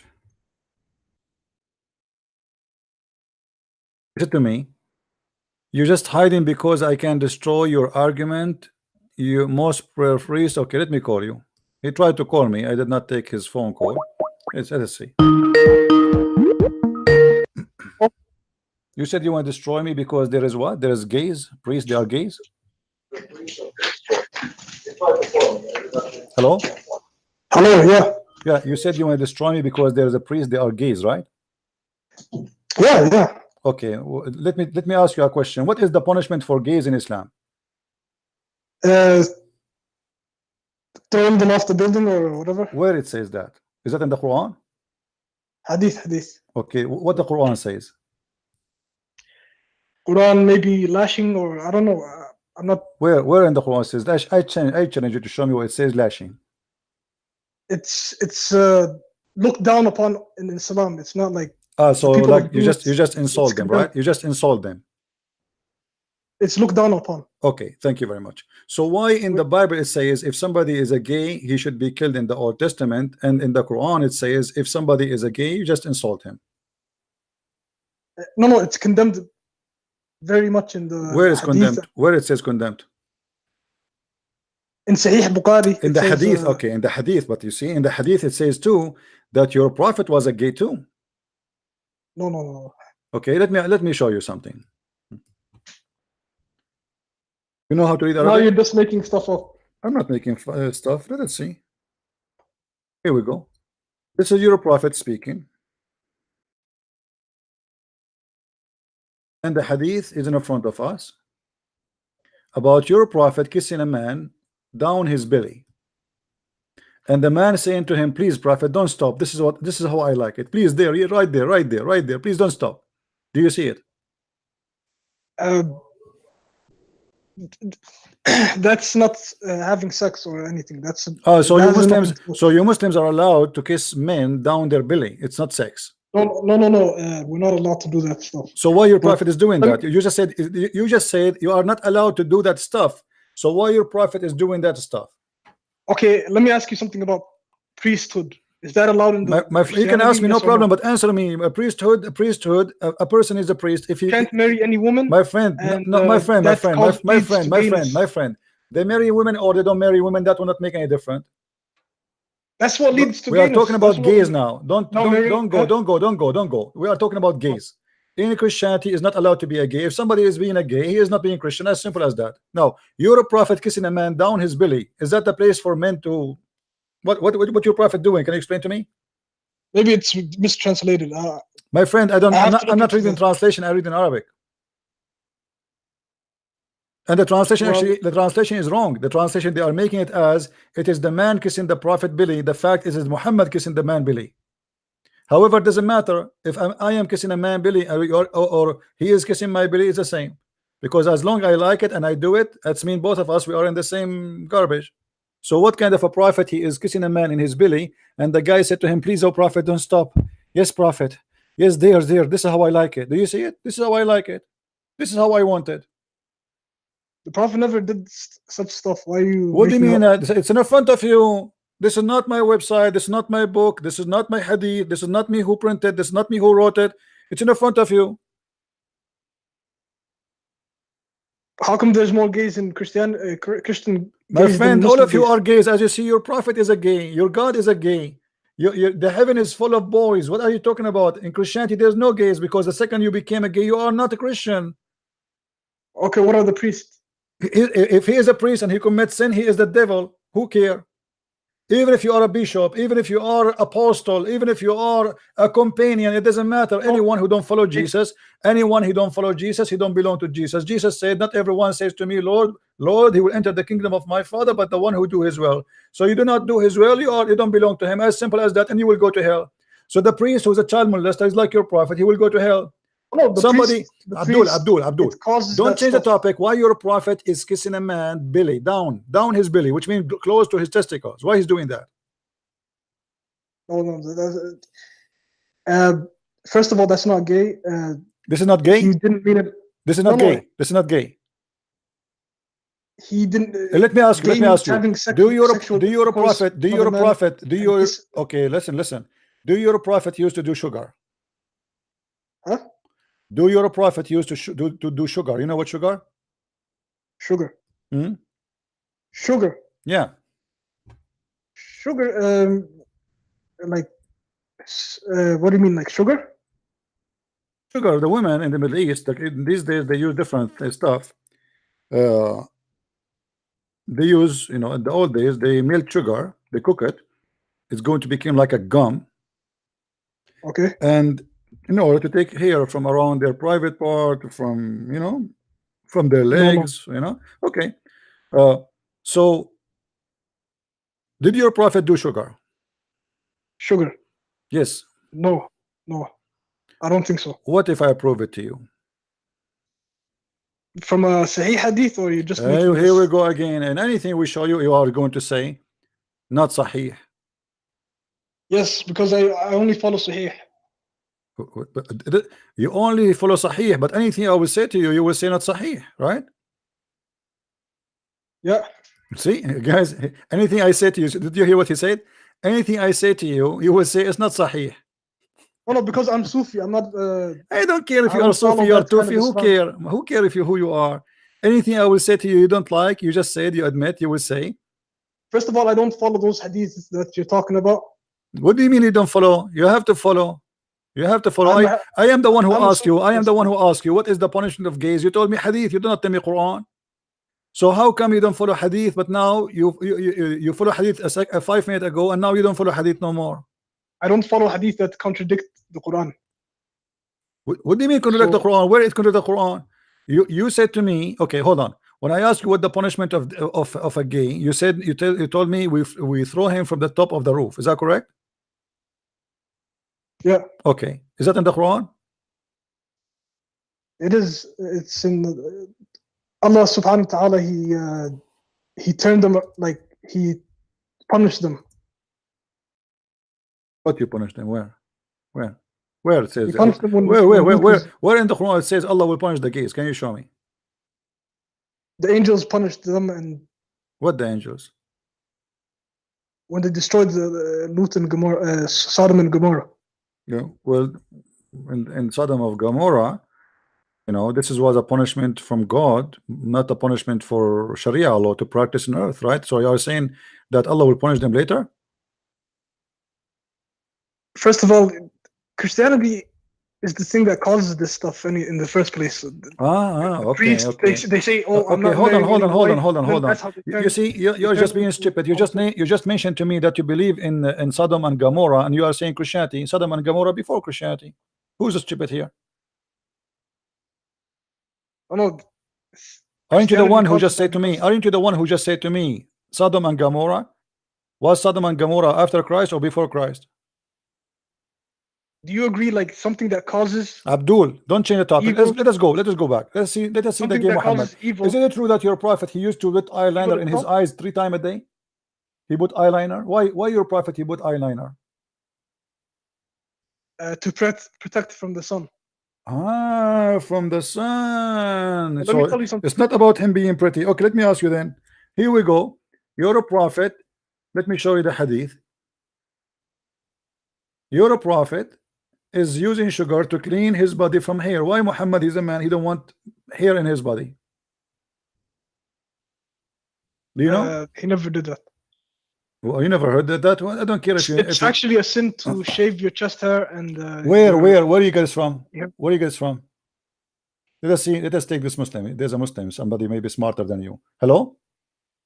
Although I'm not a Muslim, I just wanted to say that he said that Christianity causes that, but that's not true, because according to the Bible, if you want to be a priest, you have to be married, according to 1 Timothy 3.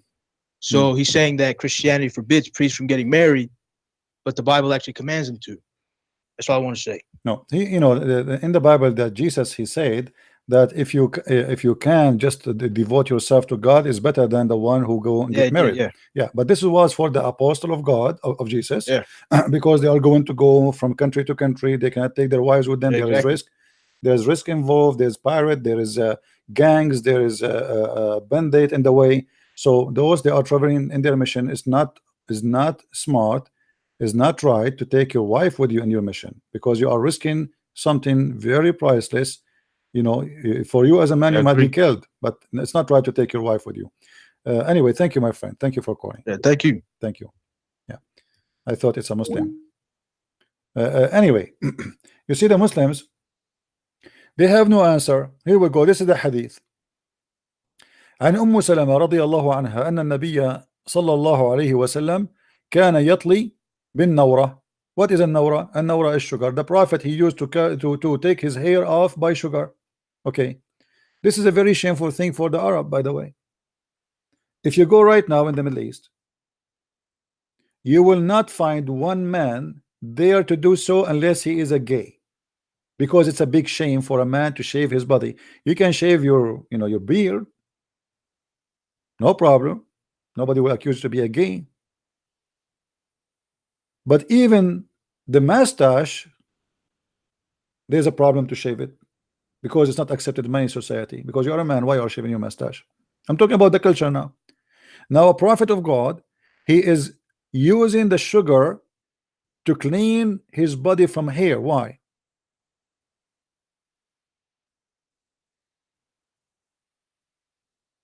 Why? Here they are explaining what is an-nawra. An-nawra is, they say, according to the interpretation here, it says they are using calcium and zarnik mixed together. Okay, you mix it and then you put the cream over the place where you want to take the hair. You leave it for a little bit and then you take it with water, so it kills the hair of the body. Some they say that an-nawra is a sugar, just a normal sugar, whatever they say. The Shia, they agree with the same story. The Shia, they believe that the grandsons of Muhammad, they used to do an-nawra, but not all of them. If you have my book, Sex and Allah, you will see that all the family of Muhammad, according to Muslims, accused to be gays. All of them.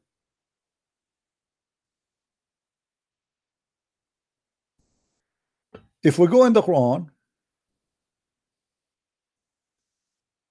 you will see additional stupid thing the Quran made. If two women, they are lesbian,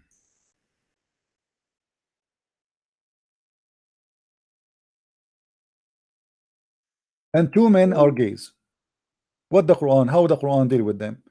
If we go to chapter 4, verse number 15 and verse number 16, you will see the following.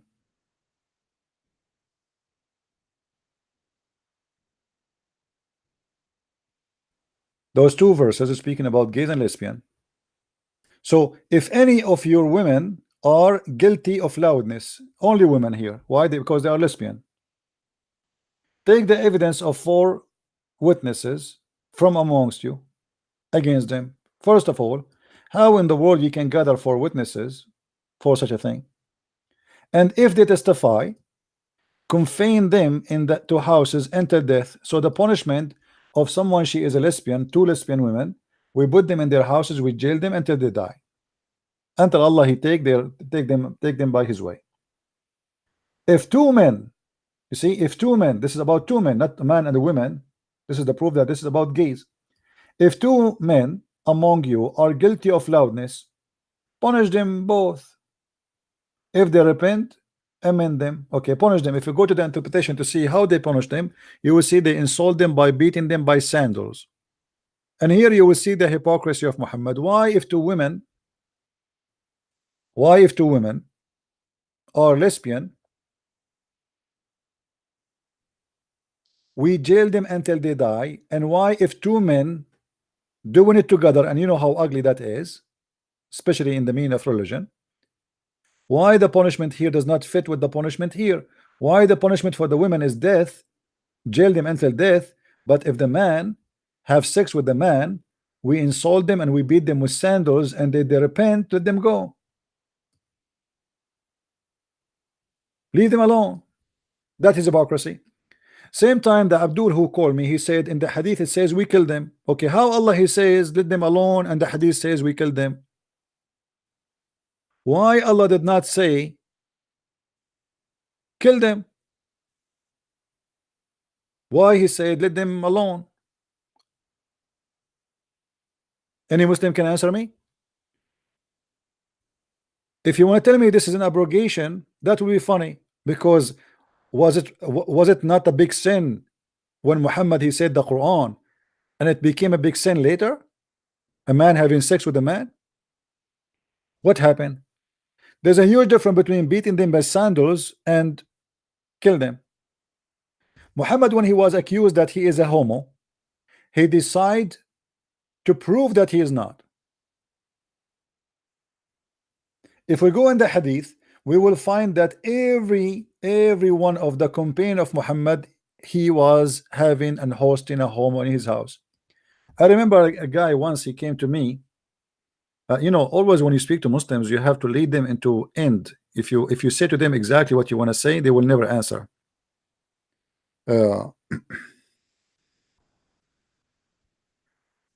I said, it was like a chat room like now, and I said, how come in Islam there is no punishment for gays? a guy, he get excited. I think his name was Bassam Zawadi, something like that, or I forgot the names. Those they make articles.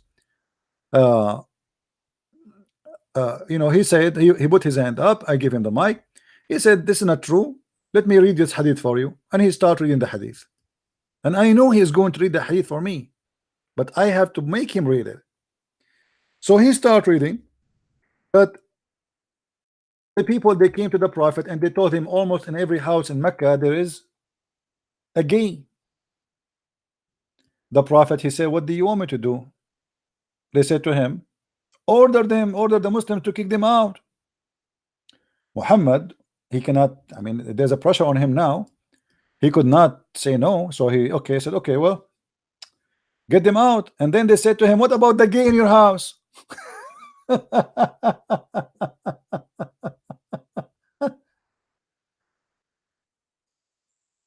He is saying to them, "Okay, kick them out." He agree with them, kick them out, but he have a gay in his house. What he's doing? What is the gay doing in the house of the Prophet? Umar, he have a gay. Muhammad have a gay. Abu Bakr have a gay. Every one of them have a gay. What the gays are doing there?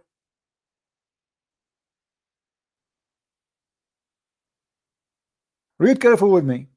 The Prophet cursed effeminate men, those men who are in the similitude or assume the manner of women. They are gays, you know, trying to make it and those women who assume the manner of men. And he said, "Turn them out of your houses." The Prophet turned out such and such a man, and Umar turned out such and such. What they are doing in their houses, what the gays are doing in the house of Muhammad and the house of Umar.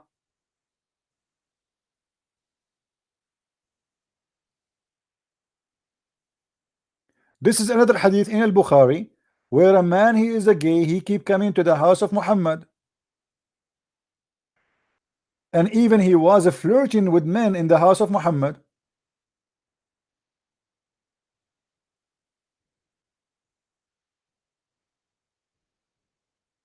All those hadith.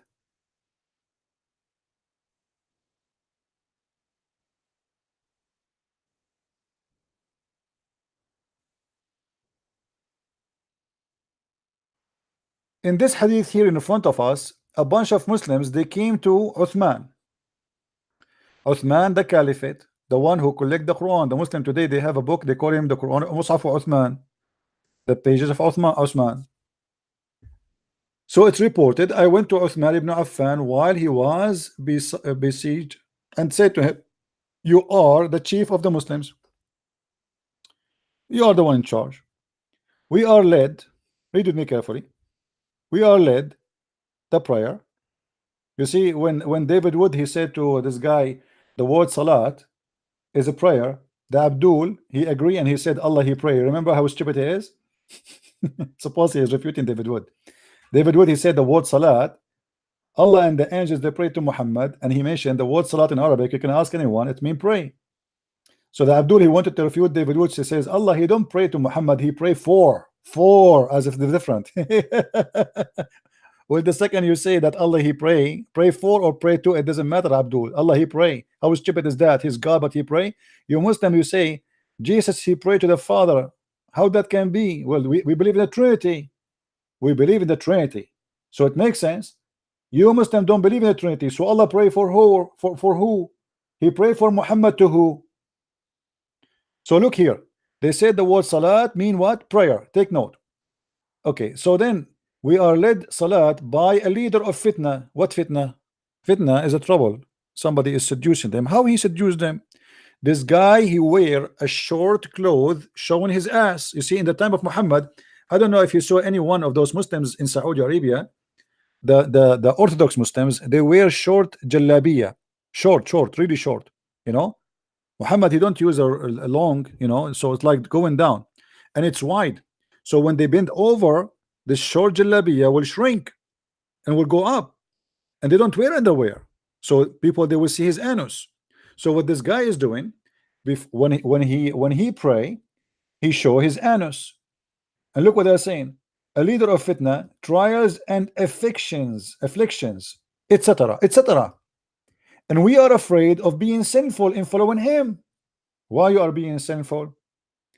Omar, he said, sorry, Uthman said, as-salat, the prayer, is the best of all deeds. So when people do good deeds, do the same with them. And when they do bad deed, avoid those bad deeds. Then Az-Zuhair said, in our opinion, one should not offer salat behind an effeminate person. It's a gay, unless there is no alternative. So what they are saying, that this guy, when he do bend over, they are tempted. You tell me, Muslims, why the Muslims are tempted by the ass of a man? You see, they are saying we are afraid of being sinful following him. What he's doing, he's just doing the prayer, repeating a few words and bend down, etc. He's not teaching you anything. He's just the leader of the prayer. How they will be sinful? Because he is tempting them. They cannot resist his ass. That's mean this is a society of gays. Otherwise, why it is why you will be sinful? What is the sin will coming from?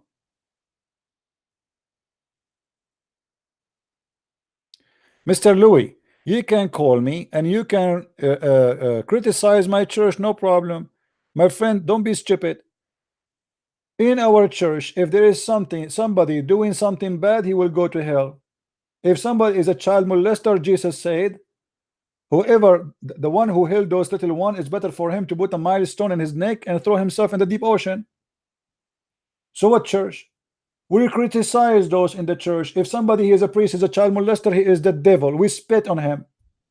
Actually, even those, when they go in jail, even criminals, they don't leave them alone. Is that correct, guys?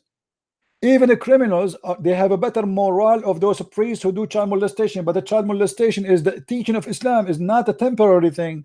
Muhammad himself, the leader of Islam, the best example is a child molester. So why you are being hypocrite? It doesn't matter if I am a Catholic or a Christian. I'm not a Catholic. I am myself. I call myself a Christian, but the Christian have nothing to do with being Protestant or Catholic. Anyone who follows Jesus is a Christian.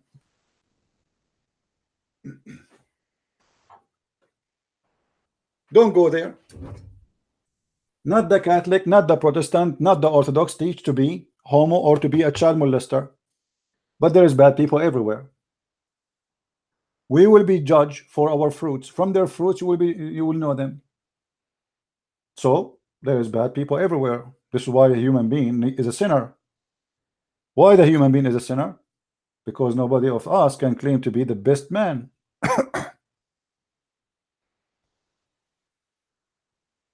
My friend, anyone who say that Catholic are not a Christians is being stupid, because to be not a Christian is not you who decide. Jesus said, whoever believe in me and die will live. Don't go there. You are being stupid. The Catholic, they believe in the Father, the Son, the Holy Spirit. That's it. That make you Christian.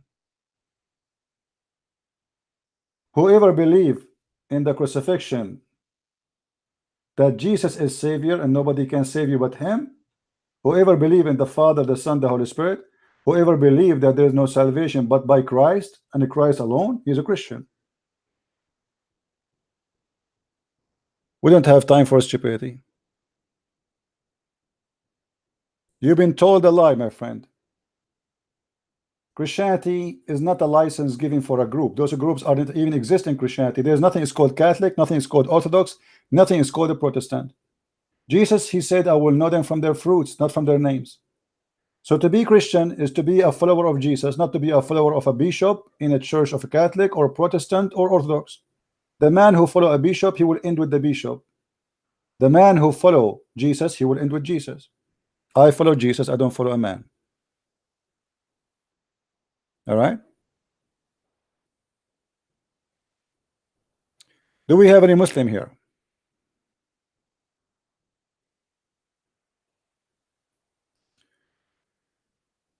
Any Muslim?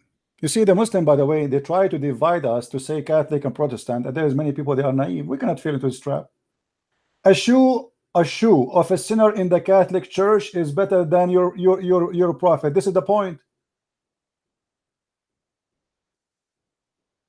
There's tons of millions of Catholic who they are very devoted people. How you can compare? We cannot. Isn't it your prophet who have sex with a child? So when a Muslim he tried to insult you, he says to you, did you hear about that priest who was molesting children? Here is the hypocrisy. He heard about the priest, but he had never heard of his prophet marrying a 6-year-old girl.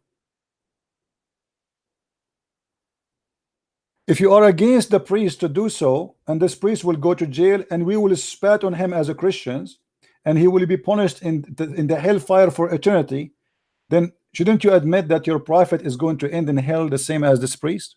Or you are just a hypocrite person?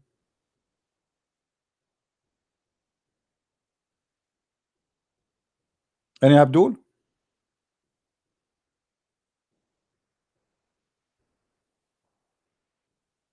Who is the Muslim is proud about his prophet marrying 5-year-old girl? By the way, the hadith says 6 years, but it is 5 because this is the lunar calendar, which means she's 5.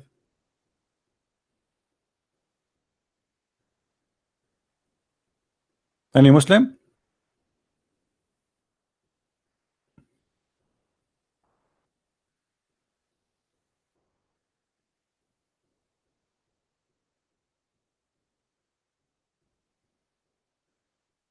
Do we have any Muslim? He have anything to say?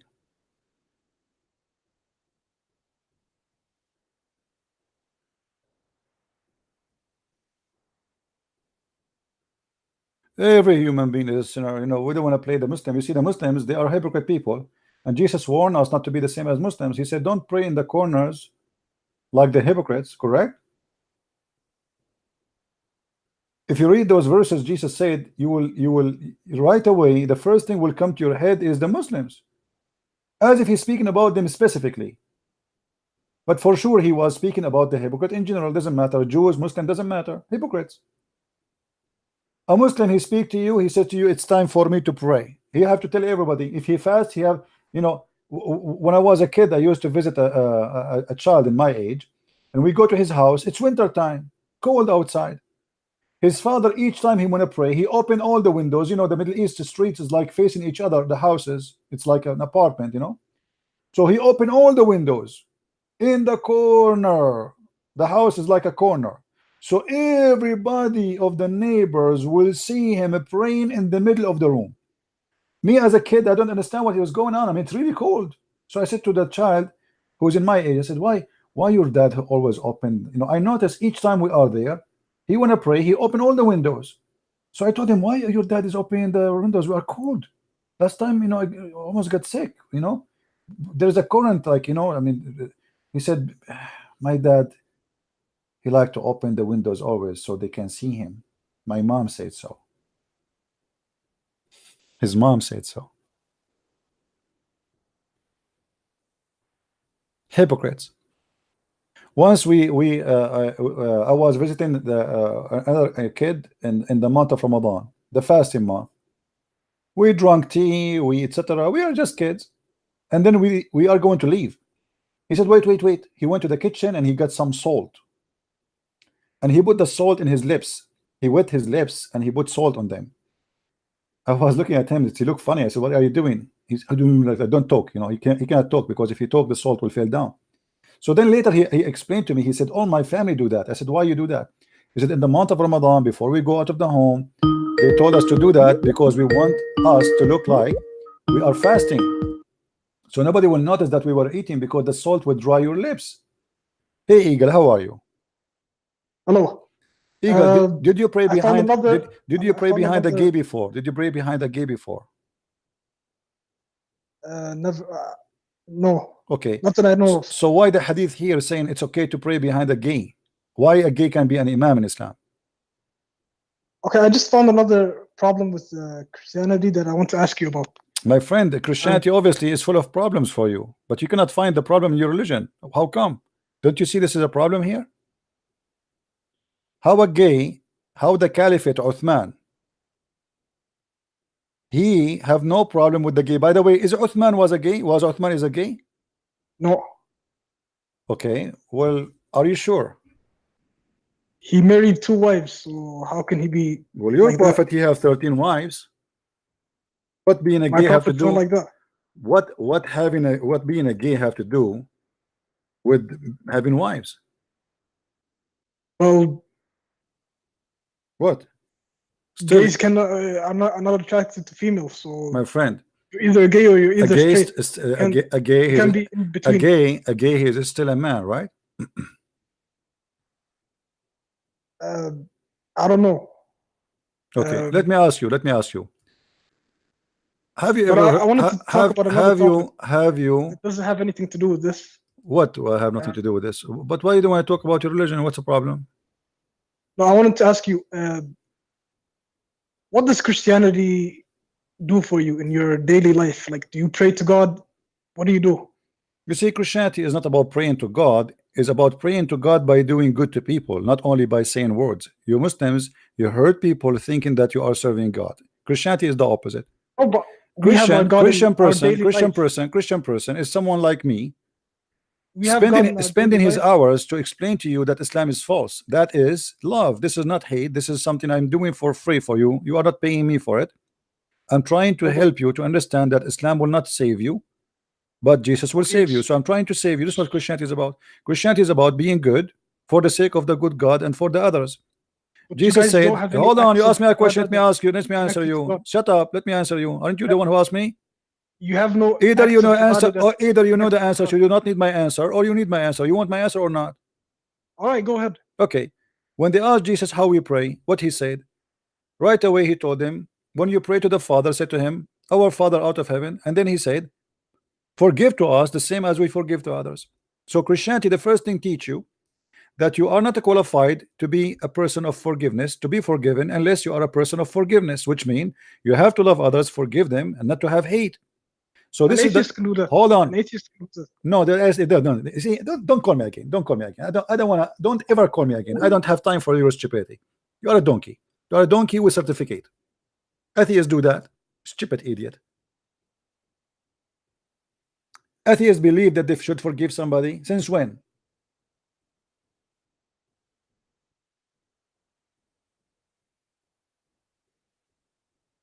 From all the Muslims in the world, why only I got those Muslims? Please, if there is any Muslim have little intelligence, call me. Now the atheists are good for you.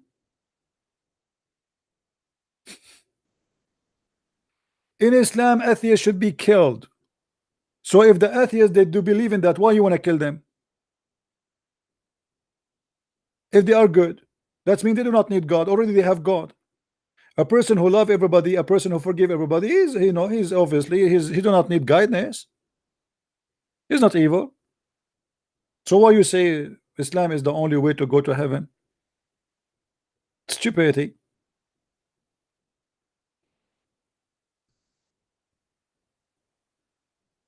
When they want, atheists are good. When they want, atheists are ugly. When they want, Christians are good. When they want, Christians are ugly.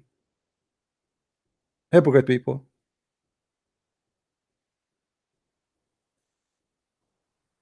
And their prophet, he is a gay. Their prophet accused to be a thief. Their prophet accused to be a criminal. Their prophet accused, even the Muslims accuse him that he stole an underwear.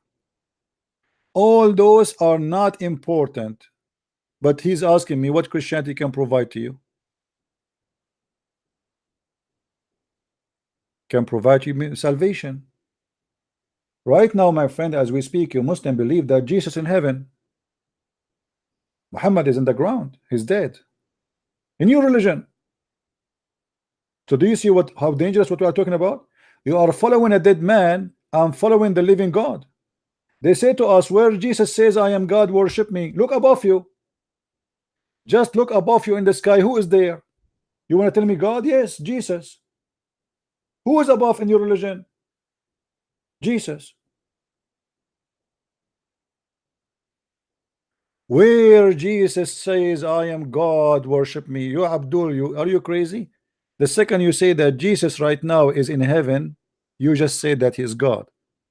For a human being should not be in heaven till the judgment day. What he is doing there? Why everybody die except this person who you think he is just a prophet? Why Muhammad is dead?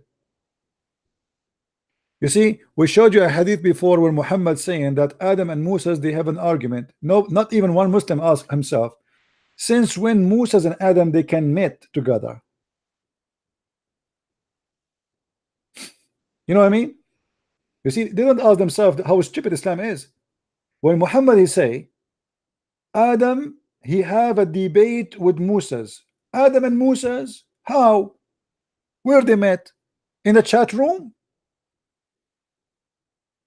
As I know, if you remember a few days ago, we have a debate with Abdul.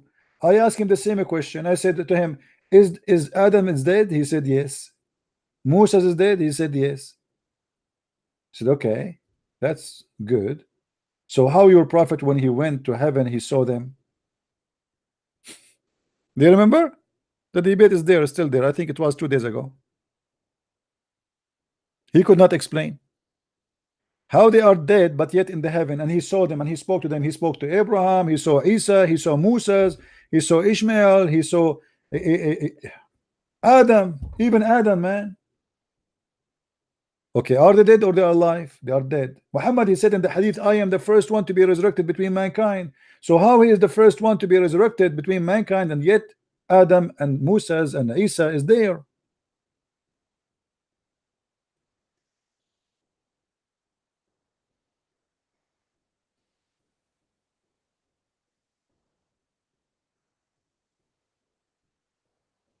Any Abdul?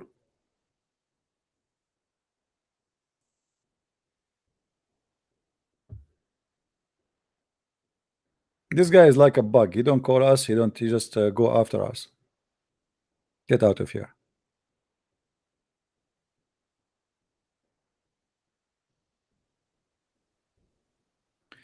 We have no time for kids. Do you have an Abdul?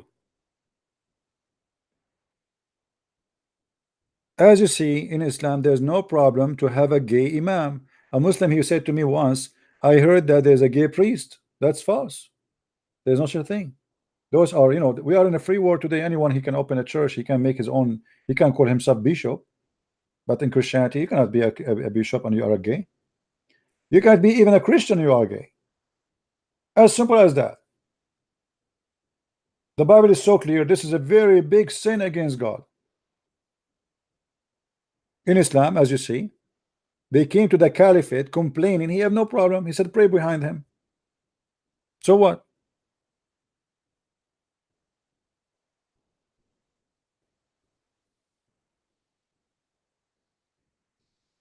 Pray behind him. The guy is tempting them. And what kind of believers they are tempted by a gay? How a gay can be tempting me?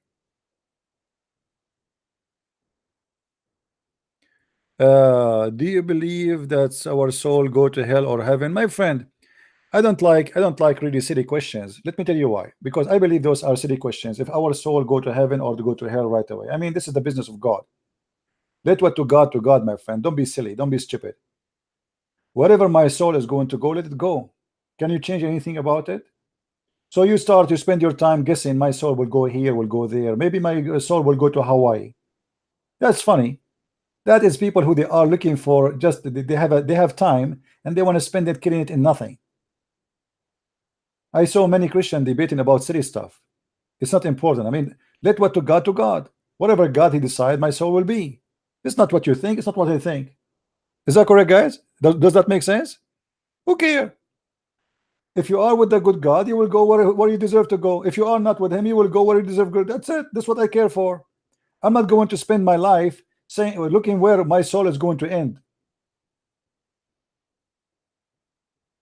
Who care? Care for your salvation.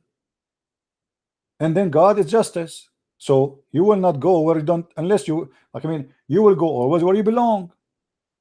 Maybe he will put me in a truck. Maybe he will put me in Hawaii. Maybe he will put me in the moon. Maybe he put me whatever you want. He's God. I cannot tell him what to put me. It's going to be his will be done. So this dilemma and the debate, those silly debate between people where our soul will be, this is silly.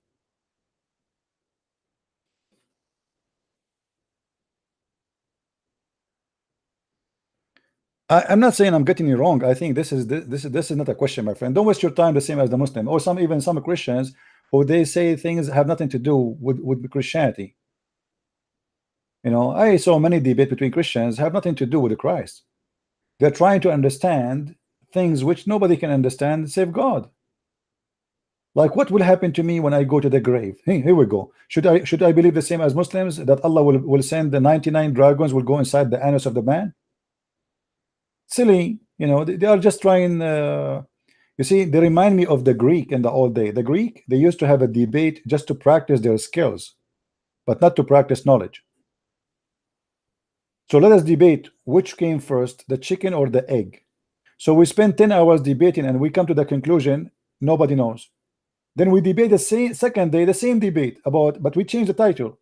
Instead of the chicken or the egg, we say the egg or the chicken. Then the third day we do the same debate, but this time we'll change the title. We'll make it which one came first, the egg or the turkey. This is the Greek mythology debate, which is funny and silly. They are just practicing philosophy, not practicing a debate of knowledge. This is just philosophy. How are you, Nightmare? Nightmare, we did not see him for long. Do you want to call me Nightmare? I don't know what happened to him.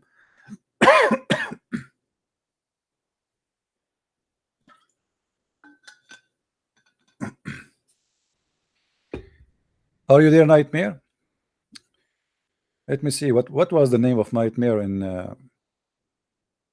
Skype, guys? Anyone remember? What was your name, Nightmare? I will call you if you are in Skype. Remind me, Nightmare.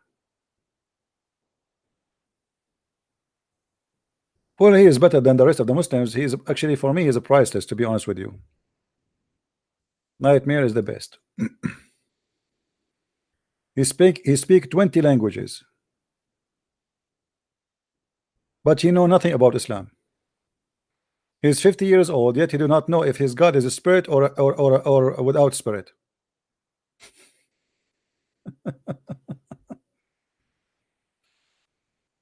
Isn't it amazing? He do not know. Call me, Nightmare. Call me. Call me. We ask him. You know, imagine how Muslim they make fun of me. I said to this Abdul, "Is your God a spirit or not spirit?" He said he's a spirit. I said, "Where you get this from?" He said, "Christian Prince." Don't be stupid with me, Christian Prince. I said, "Where you get this from?" Allah is not a spirit. Christian Prince. Christian Prince. Stupid Christian Prince. Stupid Christian Prince. Abdul, show me where you got that Allah is a spirit. This Abdul, he made fun of me, called me names, and then he came after like 20 minutes and he says, yes, Allah has no spirit. So this Abdul is 50 years old from Morocco, spent all his life bending his butt over, standing up, bending over, standing up, bending over 5 times a day, yet he do not know the nature of his God, if he is a spirit or not. Call me, Nightmare.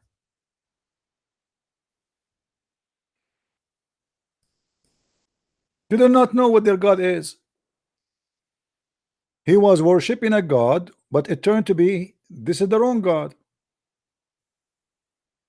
Yeah, but I cannot find his name in the Skype. That's why he need to call me. For him, it's easier to find me. I have hundreds of names in my Skype.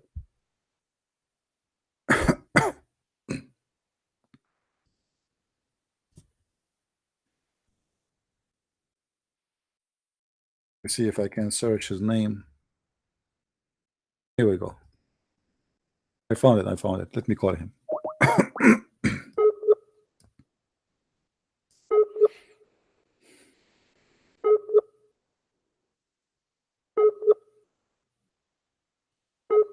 Yeah, no, there's no connection. Look like it. He's not there. Maybe. Call me, Nightmare, if you can call. I cannot force you to call me. The guy who's talking about the quality, is the quality of life is to marry 6 years old child? Who is the stupid here? Quality of life. Are we going to improve the quality of life by marrying children, by having sex with 6 or 5 years old girl? Is that a quality of life? Is the quality of life that can I have 4 wives and I can exchange them anytime I want? So women, they will be homeless, and then I give them little pennies and they will go and work in prostitution, right? Mr. Bad Gamer, I'm not ignoring you. If you want something from me, call me. What do you want? How I can help you, my friend? What do you want?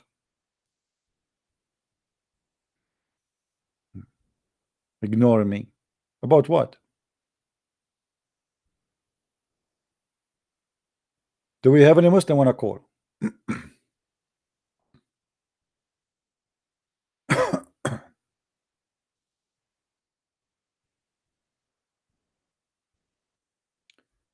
Any Abdul? I want to be Christians, but my family don't let me. We are Muslims. Please answer my please. Okay, well, my friend, nobody can stop you from being Christian.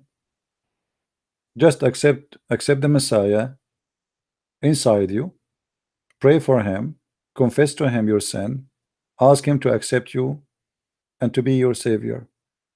And as soon as you can, go and meet any church, you know, a Christian church, and speak to any minister there and tell them, I am a Muslim, I want to convert to Christianity. They will teach you the gospel, and then you get baptized and you are a Christian. That's it.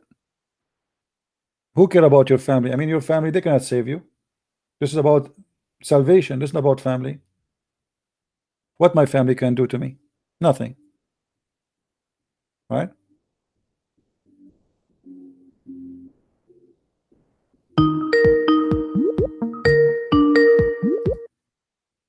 Hello? Hello, Yes, my friend, how are you? I'm fine. Good afternoon, peace and prince. I'm fine. What do you like to say with us, my friend? Are you a Muslim? Moment, I'm not a Muslim. I was a Muslim. I once talked with you. I remember you screamed at me before, right? Isn't you? No. I'm Okay. from Gambia. I'm living in Okay. Austria. All right. Okay. So Okay, I so you have are not a Muslim question now. for you because of I have a daughter and a woman, but they are still Muslim. Okay.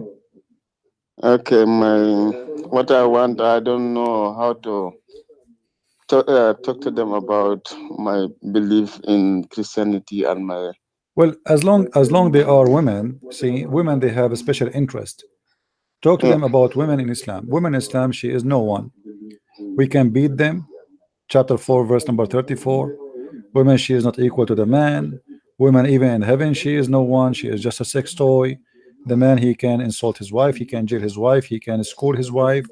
The women, simply, she is no one. And the majority of women in hellfire in Islam. So why a woman she want to be a Muslim?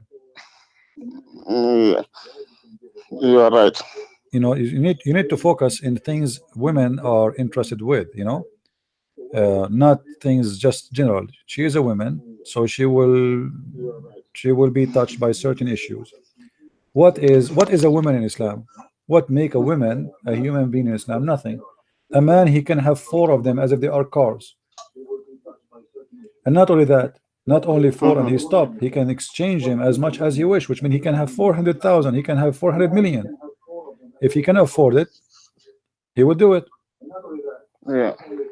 If you can mute, please, before you call me, guys, if you call me, don't forget to mute YouTube so you can hear me only from Skype. Okay. All right, my friend. Anything else? Thank you very much. Okay. You're welcome. You're welcome. Yeah. You see, in Christianity, Jesus, he taught us to marry a woman. A Muslim before, he said to me, well, as an example, David, he have hundreds of wives. Well, this is a king. He is not practicing God teaching. He have his own. He was a gamer. He's a player. He drink. He's drunk. Even he commit fornication. David was not a good person. He was a horrible person. He's not an example for any of us. The only thing David is famous with, that he was a king who repent to God. He repent. He cried for God, asking for forgiveness. So he was a loser in certain time of his life. Player, as many kings are.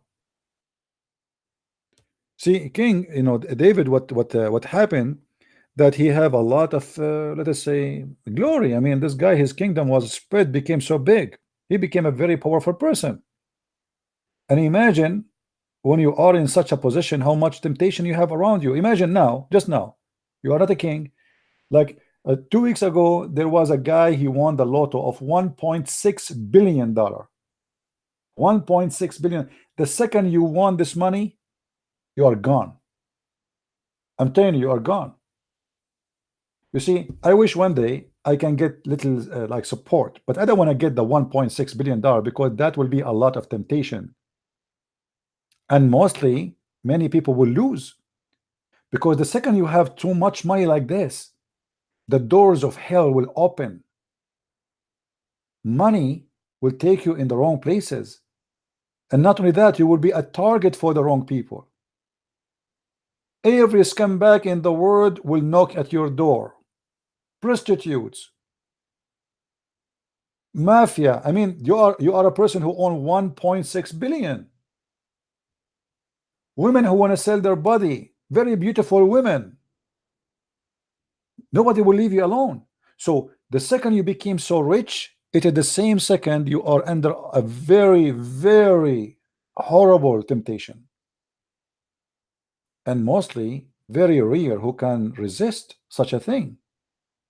You see, if I go right now to a hotel 5 stars and I'm wearing a homeless clothes,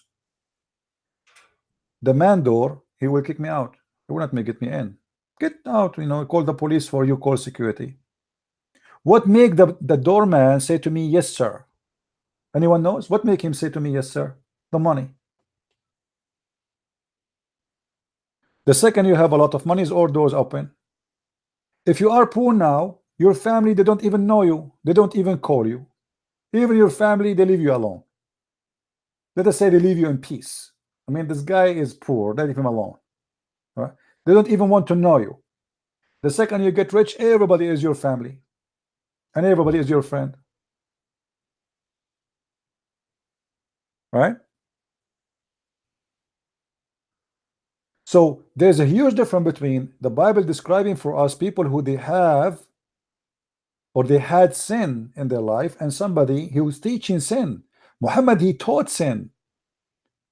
David, he did not teach sin. He did sin. There's a huge difference. Me, myself, I'm a sinner. All of us, we are sinners. But there's a huge difference between somebody he teach sin and make it a lifestyle. And somebody, he say, I am a sinner, forgive me, God. Don't do what I do. Don't do what I did. It was wrong.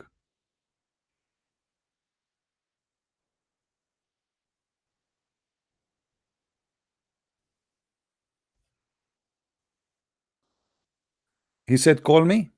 Okay. Why he don't call? Okay, I will call him as long as this is his wish.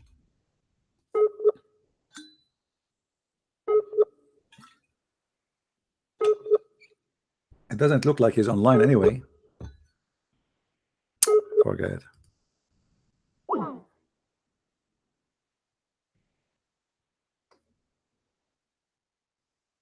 You know, when the best man in our life is Muhammad, then you will not be surprised when somebody having sexual relationship with the children. If Muhammad he arrive in the airport of Heathrow in London now, he will be arrested for marrying a 6-year-old child. It said to you at that time it was okay. Who said it was okay? And why at that time it was okay? A child is a child. What the purpose of marriage? You know, when a man he marry a woman, the Bible says the man will marry a woman, not a child. What the purpose of that contract? What a girl at the age of 6 she can provide to Muhammad? What exactly he want from her?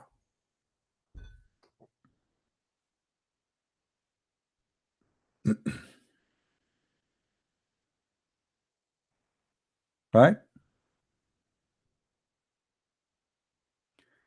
Adamu Ray Mood CP just twist hadith and verse. Okay guys, I want this Adamu to call me. Let us see. Hey Nightmare, how are you, my friend? Hello? You hear me? Yes, I hear you. How are you, Nightmare? Okay, let me mute the YouTube. Let me stop the YouTube. Okay. Just 1 minute. So, Nightmare, Okay. what is the purpose of your prophet burying Aisha at that age? So that is why I want to discuss with you two things. You know, you drag me to Aisha. You two topics I want to discuss with you. One for I can talk with Aisha another time if you want. No problem. I'm Okay. not What the trying to topic you speak. want? Go ahead. Go ahead. One you say that that Adam, what do you call it? Adam and Moses, they talk, they have argument and blah blah, and they told him you are responsible that we enter to you know, we got out from paradise. You know that hadith? Yeah. And Okay. So what is your plan in that hadith? no, you tell me. You said you want to talk about it. What about it? You what know are you what trying to say? You're trying to say that that it was God that made Adam to commit sin, to eat apples, right? I'm not the one who's saying that. The hadith saying that. Yeah, the hadith say that. Okay. Yeah. So it wasn't the decision of Adam, but you know, the hadith, you know. Do you hear me? yeah, we do hear you. Listen. Go ahead. Okay. That's what the hadith says. But in the Quran, you know, Quran is more important than the hadith. Okay. In chapter Al-Baqarah, okay? The verse, I can't remember which verse is that. Is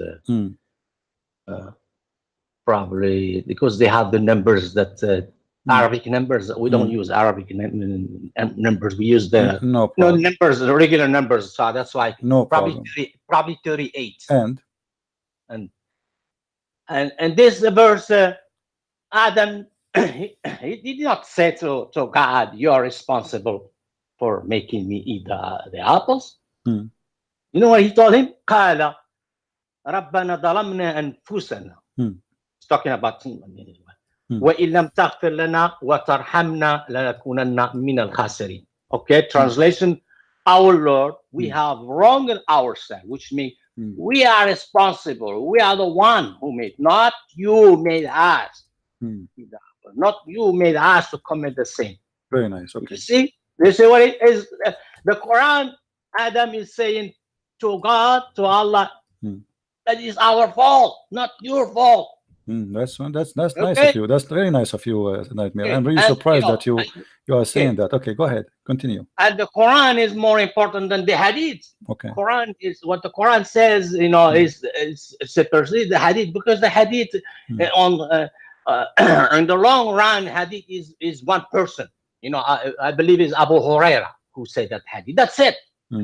There's nobody else say that. Okay. But the Quran here, you got many, you know, many 1,000 of Muslims recite this verse, but only Abu Huraira heard that hadith from the Prophet. Therefore, is what we call hadith ahad. Hadith ahad is one person related. That one is strong enough. Okay. Quran is more important. Even the hadith, it says sahih. No, Quran comes first. Nightmare, do you smoke, Nightmare? Do you smoke? No, I don't smoke. Do you take hashish? No. What do you mean? I mean, well, because you just admitted that your prophet is a liar, because you are saying to me, it's not a liar. You see, the Quran, you just said everybody heard you. Hold on. I heard you. I gave you 2 minutes to talk. Please let us talk. We can talk at the same time. You can answer me. Go. Listen. You just said, my friend. You just said that the hadith says the opposite from the Quran. Okay, who is the one who said the hadith? Muhammad. Is the hadith we are talking about, my friend? Is the hadith we are talking about sahih or wrong? Here we go. It's sahih. Do you see it says sahih? Guys, does it say sahih? Does it say sahih? What sahih mean? Sahih means it's authentic. That means your prophet, he said that. So as long it is authentic and the Quran according to you is authentic, that's a contradiction. So now we have two authentic opposing stories each other. Did you finish? Okay? Go ahead, I'm listening. Hadith is ahad. Quran is tawatur. My friend, who said it's Just- ahad? Who said it's ahad? Who said it's ahad? What ahad? What What do you ahad? mean ahad? All What does this, ahad mean? my friend. Do you know what ahad mean? Ahad is only one person reporting the story, right? So now you don't know what is ahad mean. You see? You are just the And one you- who said and that. You are the say one who that said. You this are the is one who just said like- that one person reported the story, reported once only. You said Abu Huraira, right? Right?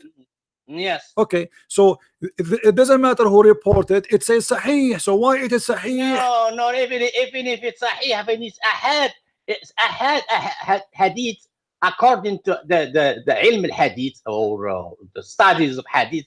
Ahad hadith suggests conjunction. You know what is a conjunction mean? Abdul, I don't care. Listen. You can play this game with someone else. No, I can't play As this long game. it is sahih. Why you This Muslims is- call no, it? it Hold doesn't matter. on. This is- Why you call it sahih if it is wrong? No, don't confuse wrong with you know what is Okay, the is it sahih or conjunction? not? This is a question. Let us make it Sahih, simple. but it's Is it ahad, sahih or not? Is it sahih or not? but ahad. Doesn't matter. Is it sahih or not? According to this, is sahih, but it's ahad. My friend, is it correct, authentic or not? You know what is it is sahih, but it's So it is ahad. authentic. When we say sahih, it is authentic, correct? Yeah, but Okay. there is only one person. Abdul, I don't care. Just go, man. I thought after all this time you will say something really amazing. You did. You just proved to us Muhammad to be a false prophet. As long you are giving the grade for the story to be accurate, true story, authentic, then you say to me the reporter is one. This is your problem, not my problem. Why you call it accurate if it's just only from one? If one will make it not accurate, then we should not accept it anyway. It is accurate, it is accepted, it is taught, it is repeated, it's been taught in every school, every Muslim accepted. Now because this is showing that Muhammad is a false prophet, you want to have a problem with it. So even now, you see the game, guys. Even the hadith, which is he said it is sahih, which he agree it is authentic. It's if you just said it's authentic, so what the problem? He just say, did he just say it's authentic? So what is the problem? I will tell you what the problem. The problem that Muhammad, he do poo-poo. In one place he say, Adam, he said to Allah, forgive us, we did wrong. In one place he says that Adam, he did no wrong. And that is a contradiction. And let me show you the hypocrisy of the Muslims. We just mentioned in chapter 4, verse number 15 and 16, that the Quran says that the punishment of gays and lesbian, the lesbian is jail until they die. The gays, we just insult them. Do the Muslim take the Quran? Do they say this is a contradiction? Muhammad, he said, kill them later. When the people accuse him to be a gay, he wanted to prove that he is not a gay, so he went extreme in the punishment to prove that he is not a gay. And there is tons of reference of Muhammad being a gay. Muhammad, he reported to us and Ibn Abbas and many other companions that Muhammad, he spent all his time, most of his time, with a guy, his name is Dahya Kalbi. When Ibn Abbas, he entered the house of Muhammad, he saw Ibn Abbas, he saw Dahya Kalbi in a special position. They did not explain what is that. Ibn Abbas, he was a child, he said to him, is that Dahya Kalbi? Muhammad, he said to him, he looked like Dahya Kalbi exactly, but this is the angel Jibreel. Aisha, she said that the Prophet of Allah, he never say no, he never meet Dahya Kalbi without a big smile in his face. He never closed the door for him a day or a night when he used to say no to Abu Bakr. Which means Abu Bakr, he come to his house, he tell them, I'm busy now, I'm asleep, I want to sleep, I'm tired. Tell him to come later. But if Dahya Kalbi, he come, he never ever said to him no. Why? Because this is Jibreel. But Dahya Kalbi is a guy. He is a very, according to the record of the Muslims, Dahya Kalbi was #1 handsome boy in the town. To the point Muhammad, he sent him with his letter to the king of the Roman. Why? Because he's very handsome.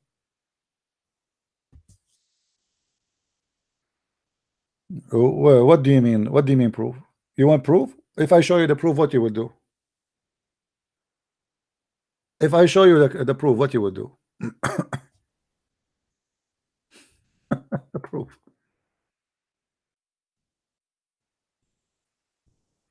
Can you show us the proof? Yeah, I can show you the proof. Read it with me. Muhammad, he said, Allah, may Allah with him, etc. alone, blah blah blah blah, knowledge, okay, of the hour. He said, Allah is all knower of all aware things. Oh, let me click at the link so we can read the rest of it. Let's stop here. You want to prove, huh? Okay, we go. You ask for it. Live with it. You get what you ask for, my friend. And this is Sahih. Okay, he said, read with me carefully. Which guidance when the glad tidings, etc. And I do not know him more than any man among you. That was Jibreel. Who? Jibreel. Peace be upon him, who came down in the form of Dihya al-Kalbi. Do you see it? Do you see it? Why Jibreel is coming in the image of this guy who is the most handsome boy in the town? And why Aisha, she said he never said to him no. He never even met him without a smile in his face, when he used to say no even to her father. Why he is coming even late at night? And now we have what? We have a problem. If Jibreel he come in the image of Dihya al-Kalbi, that's mean people when they see Dihya al-Kalbi they might think he's Jibreel. Don't you see that this is stupid? If I say I am a Christian prince, I became a prophet, Allahu Akbar, Takbir, and Trump, Jibreel, he come to me in the image of a Trump. Now how the Muslim will recognize which one is a Trump and which one is Jibreel?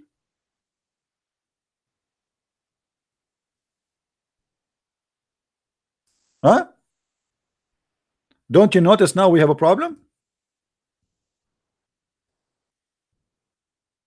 And how Muhammad himself will notice which one is a Trump and which one is Jibreel now? If both of them they look the same.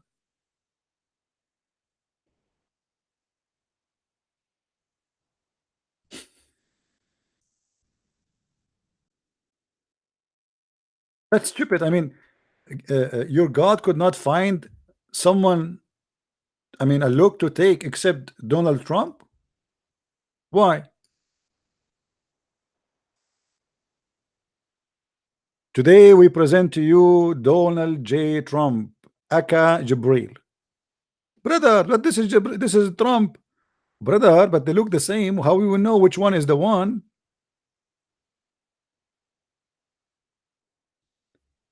Brother, if he say the word fake news, obviously this is Trump, because the real Jibreel, he delivered the fake news.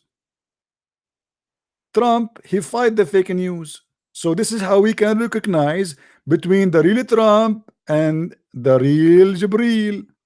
They look the same, but they have different fruits, brother.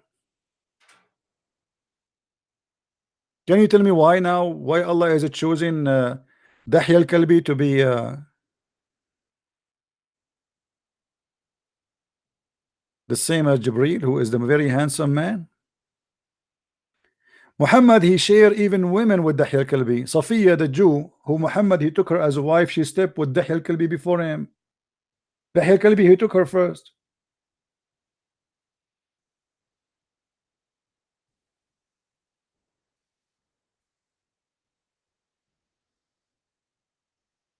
Do we have any Abdul? This is why it's very important to listen to the Muslims, because Muslims, they help us to expose Muhammad. We just heard Mr. Nightmare saying that the Quran saying that Adam, he said, we wrong ourselves. We wrong ourselves, my friend. But this is against even the Quran, because the Quran says that Allah, he is the one who made the destiny of everyone. Everything happened in this earth happened by the will of Allah, not your will.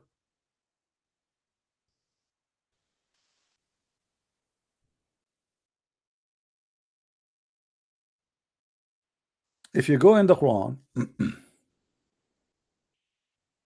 you will see how many times the Quran saying that everything is happening by the will of Allah, even the bad things you do. Let us read together.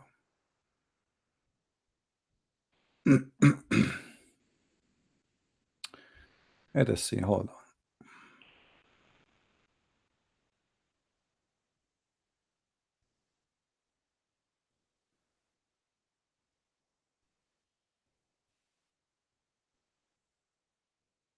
Look at this verse.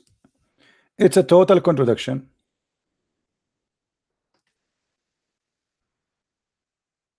Let me show you.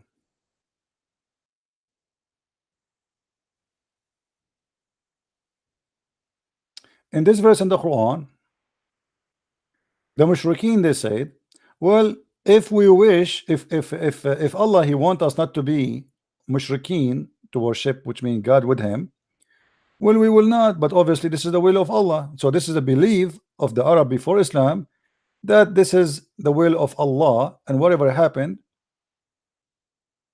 by his will. Okay, what the Quran says about that, just to show you the contradiction, chain of contradiction. The Quran does not say it is the will of Allah. The Quran confirm it, because the Quran said that Allah, he guide who he wish and misguide who he wish. Even Muhammad, he said in the Quran that his God told him, are you going to guide who Allah misguide or Allah deceive?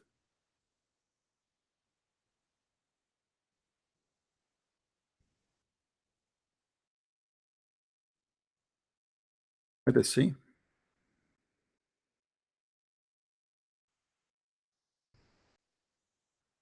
In chapter 4, verse number 88, it says, are you going to guide the one who Allah deceive? Will you guide those who Allah cast them in? This is the Muslim translation. Allah cast them back to disbelief. Who is the one who cast them back? Allah.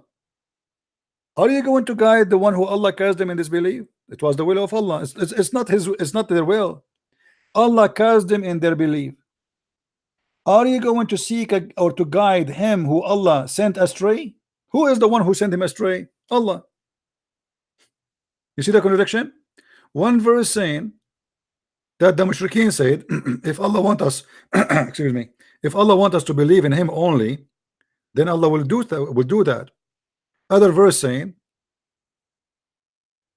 agreeing with that Allah is the one who cast them out of faith. It's not their fault. And not only that, he is making a challenge. Are you going to guide the one who I deceive? You cannot do that.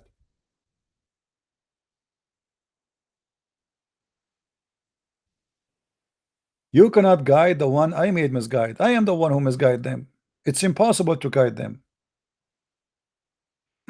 In chapter 4, verse number 143, you see the word yudlil. The Muslims they translate it as cast astray, send astray. It's in fact it's yudlil, but you know what? Let us say send astray. It's the same at the end, because send astray it's mean he cast him out of the truth.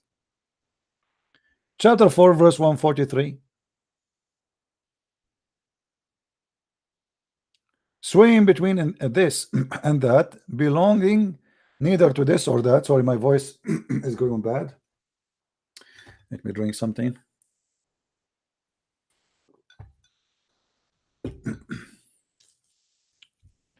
Neither to those or that, he whom Allah cast to go astray, causes to go astray.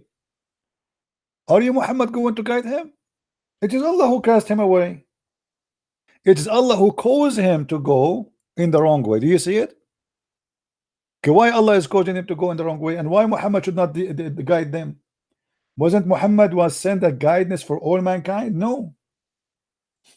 As you see, there is people Allah don't want them to be guided. Muhammad, you cannot guide them. You cannot. This is a challenge to Allah. Muhammad, Allah saying to Muhammad, are you going to guide those who I deceived them? You cannot guide those who I deceived. You will not find a way for him. And now, as Mr. Nightmare, he said the Quran said that Adam is asking Allah for forgiveness, and that's mean and he said we did wrong to ourselves, but look what the Quran said. This is a contradiction for the Quran. How Adam he did wrong, and the Quran said that Allah is the one who caused people to be in the wrong way. Why you want to cause them to be in the wrong way anyway? Shouldn't Allah be happy to guide all mankind? The Quran in different verse saying that Muhammad he was sent as a guidance to the whole mankind. Okay, how they are for all mankind, but yet you cannot guide those who Allah misguide.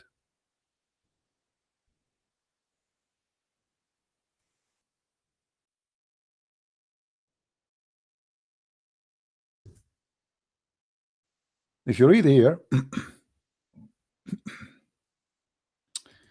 sorry guys, my voice, I think I will have cold.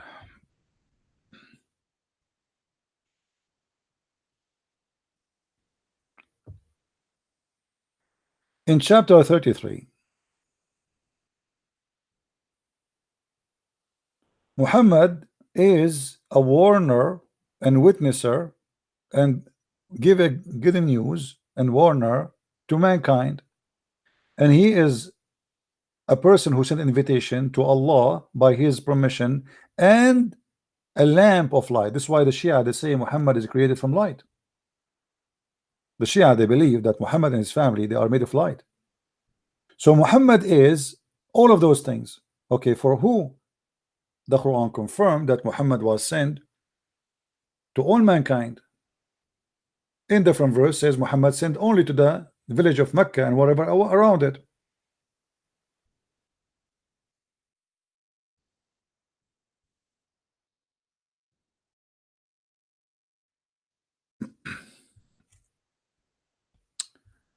Let us see.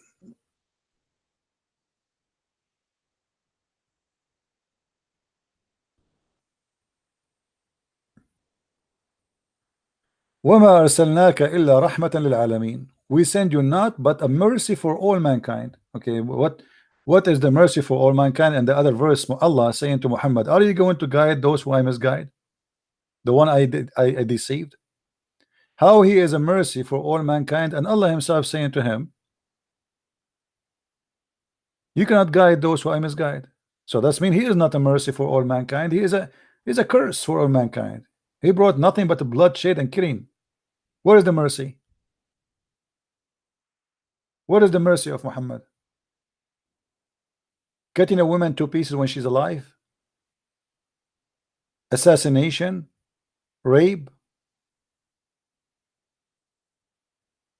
So my friend, the Quran, all of it is a chain of contradiction. Everything in this religion is a contradiction. This is why Mr. Nightmare, he went to six months and he came back to say to us, well, I think what happened, he went to his imam in the mosque and he told him, well, the Quran says that Adam, he said that Allah, we did wrong to ourselves. Thank you very much for saying that, because this will be another contradiction for the Quran, not only the Hadith, because nobody can do wrong to himself in the Quran unless it is the will of Allah, and the Quran confirmed that.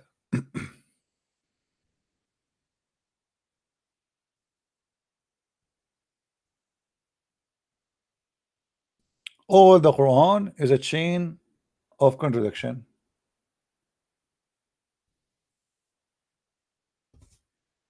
وَلَوْ شَاءَ اللَّهُ مَا كَفَرُوا. What does that mean?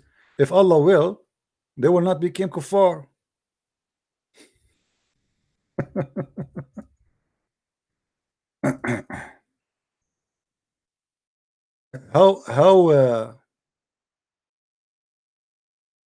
How such a thing can be true?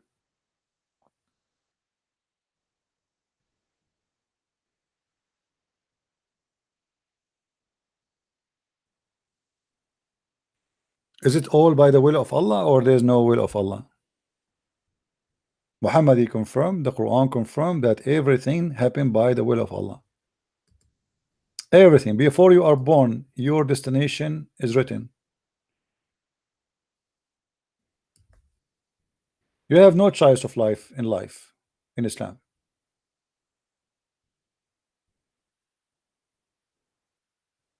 Even when a Muslim he is guided to Islam, he say it was the will of Allah. As an example, chapter 2 verse 170, wa insha'Allah inna lamuhtadun. Everything is the even you speak to a Muslim today. This is why the Middle East is screwed up, because everything is based on inshallah. They have no electricity. You call the electricity company, they said, hey, when you are going to fix it? They say inshallah tomorrow. Tomorrow come, nothing happened, because they are waiting for Allah to do it. And Allah is not there. He's a deaf, blind, not exist. Read this verse with me and see how the stupidity of the author of the Quran. Chapter 2 verse number 253. Why people they are fighting each other about religion? Why the Christians they are against each other? Why they are in disagreement? Look what it says. Those messenger we endowed with gifts, some above others. To one of them Allah spoke, to the other he raised 2 degrees of honor. To Jesus the son of Mary we gave the clear sign, and stringed him with Holy Spirit. You see, Muhammad never been stringed with the Holy Spirit, never mentioned here, mentioned by name. If Allah had so willed, succeeding generation would not have fought among each other. If Allah had willed not to fight, they would not fight. So it was the will of Allah. Allah, he wanted them to fight after a clear sign to them, but they choose to wrongly, some believe in and some they reject Allah. Look, hold on, how they choose, and you are saying if Allah will, if Allah want, they will not do that. That means this is the plan of Allah. If you go to chapter 5 verse number 14, you will see the Quran confirm the stupidity of the author of the Quran, because in that verse it says that Allah is the one who string the Christians of hatred between each other. So it was the plan of Allah that they go against each other.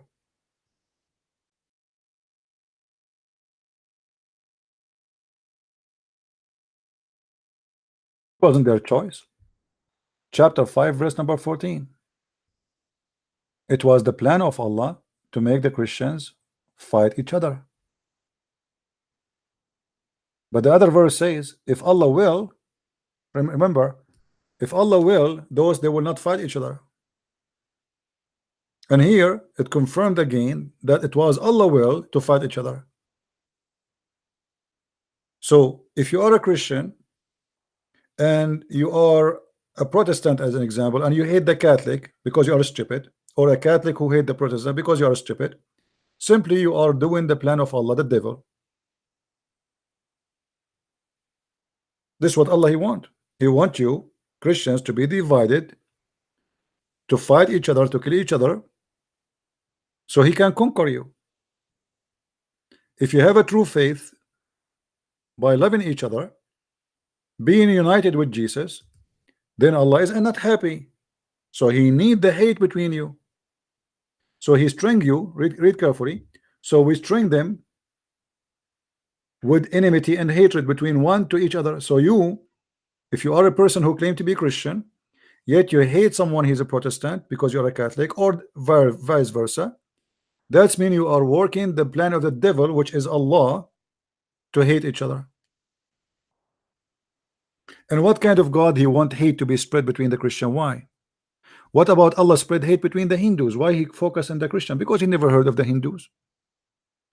This is a very limited God. He knew few religion around him, that's it. The rest he never heard of them. He never heard of the Buddhas, he never heard of the Hindus, he never heard of any religion. Only the Christian, they want to spread hate between them. Why?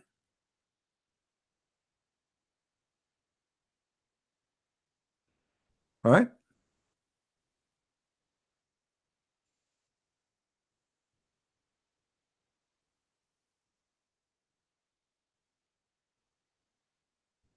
Let me tell you something. Anyone he attacked the Catholic here, or a Catholic attacked the Protestant, get out. Don't ever come here. Don't listen my channel. I have no time for, no place for people who follow Allah. The second you say to me, it's prophesied that the church of the Catholic is of the devil, you are being stupid. My friend, if not the Catholic, you won't be Christian today. This is how stupid you are. It's the Catholic who defend you against Islam. If not the Catholic, all of Europe, all of Canada, all of America, all of Australia is going to be Muslim by now. You are stupid, you have no idea what are you talking about.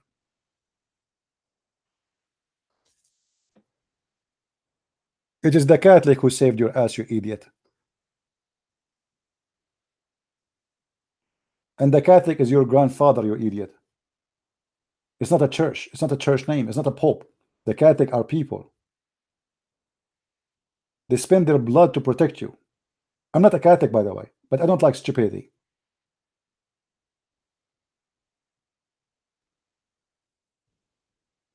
Don't go there. I don't like stupid people. Don't be around me. I don't want you. Anyone, I just showed them, look at the devil, how strong he is. I just showed you that Allah's plan is to make you hate the Catholic, and you just said to me the Catholic are the satanic cult. What a stupid idiot you are.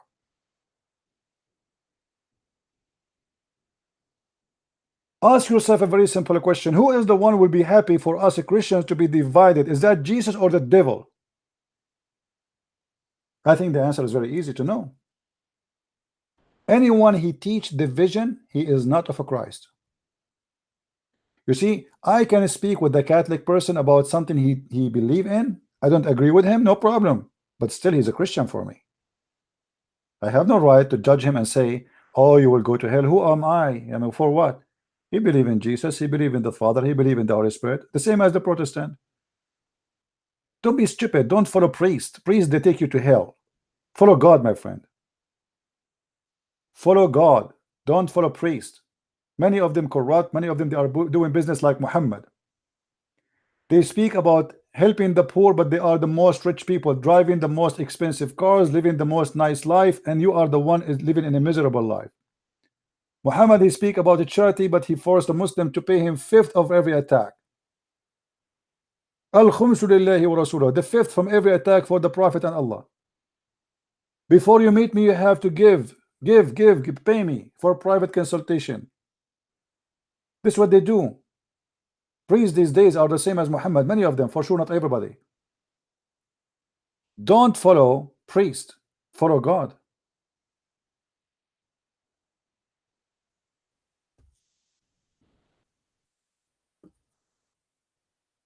We don't want to be the same as Muslims. Muslims are following the false prophet Muhammad, and this is why they end in a miserable place. Islam is a millions of sects. Muhammad, he said, you see, once a Muslim, he said to me, well, if you are a true religion, then why you are so much divided? I said, are you sure? He said, yeah. So I said to him, so are you saying that the more divided we are, the more wrong we are? He said, absolutely. Is it logical? I said, okay, I will go with your logic.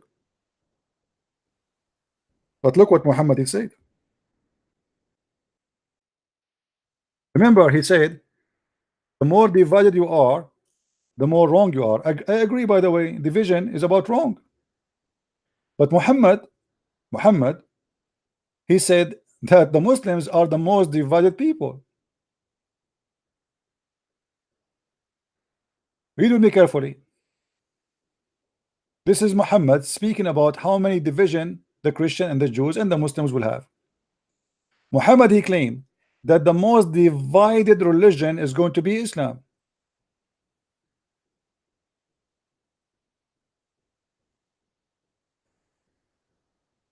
Do you see it?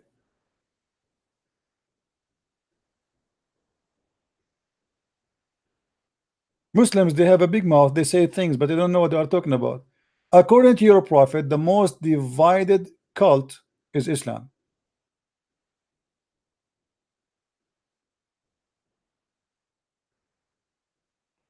Do you see it, Muslims?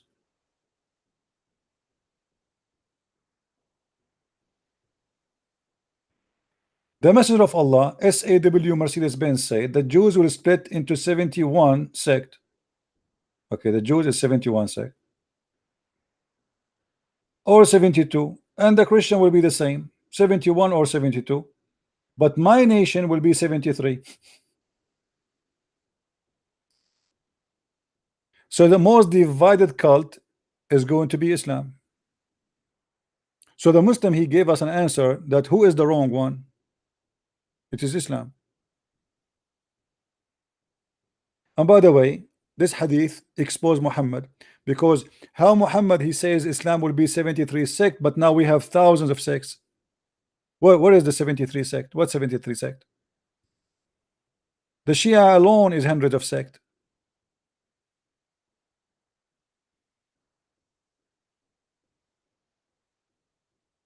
Right? My friend Techno Elot, this is a lie. The Catholic did not kill did you see how stupid you are? Just to tell you how stupid you are, the one who came to America, it was the first who came to America, you know, it was the refugee, and the refugee, they were the Protestant. This is how stupid you are. If you are talking about the South America, go and read history. Same time, the Indian, they were killing each other too. They used to cut the head, they used to rape the women, they used to slaughter each other, and they are even demolished themselves by killing each other. So stop being stupid. The Catholic, they killed us. That's because you are stupid. Same time, let us say that they came to this land in America, and the first was sent by a king. He have an army. What does have to do with the Catholic? If the king is a Catholic, this is not the Catholic. The Catholic is people. The Catholic is the teaching. The Catholic is the belief. The Catholic is not an army. You are being stupid again. Like now, if America invade Iraq, is that the Protestant invading Iraq, you idiot?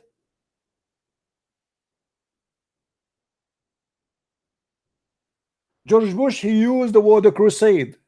Can we say the Protestant, they invade Iraq?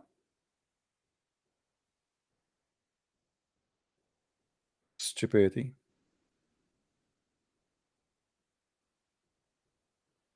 Nightmare, your errors perfect. I like them. I like your error, Nightmare.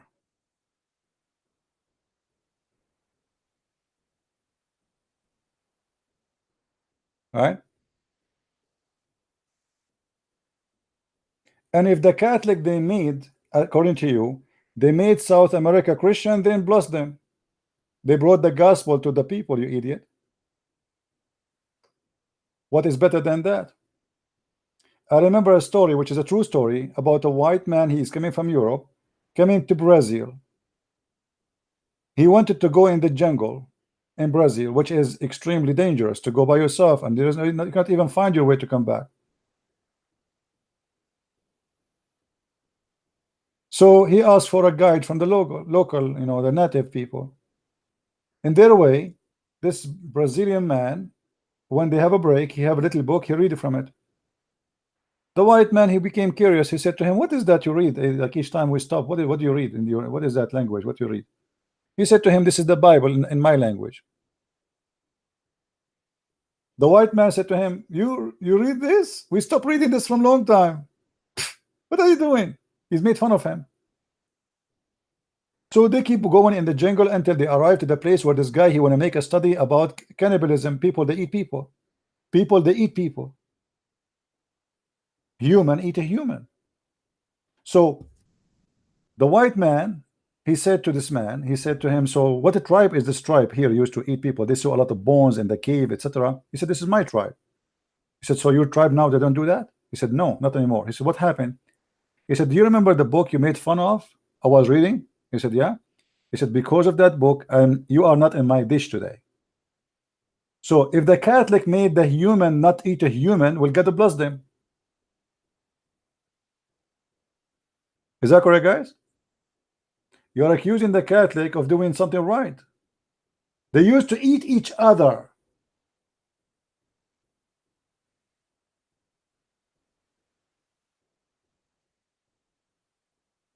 They were savage to the point they eat a human. What occupy my country? Have fun with your country where people eat each other. Right?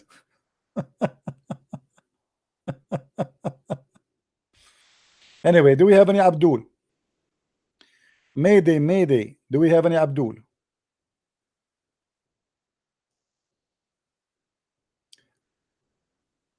So everything in Islam is stupid. Islam is a stupid cult, full of stupidity.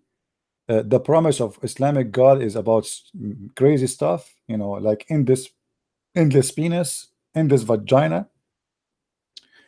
I mean, there's nothing godly in the godless of Islam or the God of Islam. What is godly about him?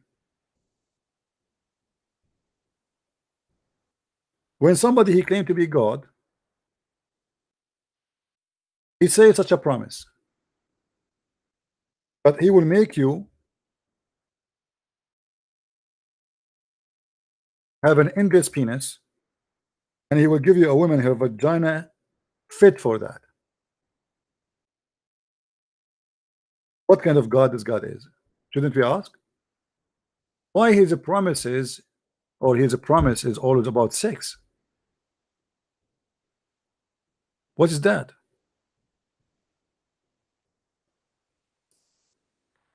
Let me show you this reference here.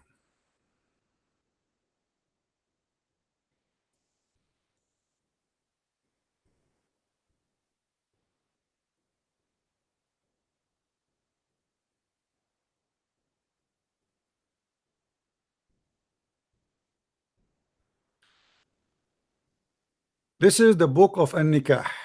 The book of what? Of effing. Have you ever heard of a religion have a book? It's called the book of effing. The Muslim, they lie to us. They say it is about marriage. Where is marriage? Where is the marriage here? It's about sex. Read.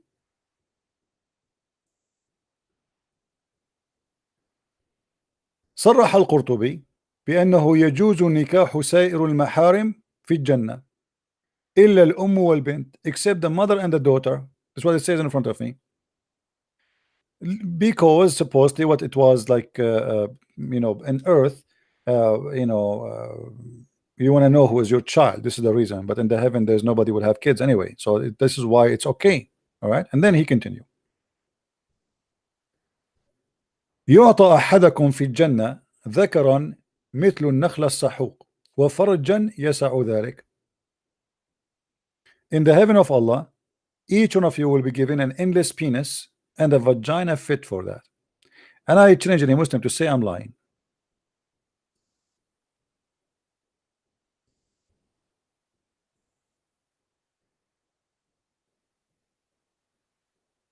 And here, by the way, makes sense, because if the penis is endless and the vagina doesn't fit for it, that will be a problem, because it's going to come in, excuse my language, is going to come out where?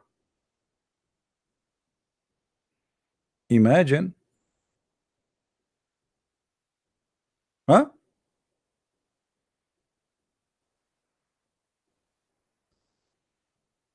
That is your religion. This is the cult of Islam. What is more ugly, stupid more than this? Endless penis? I mean, you have to be stupid anyway to believe in such a garbage.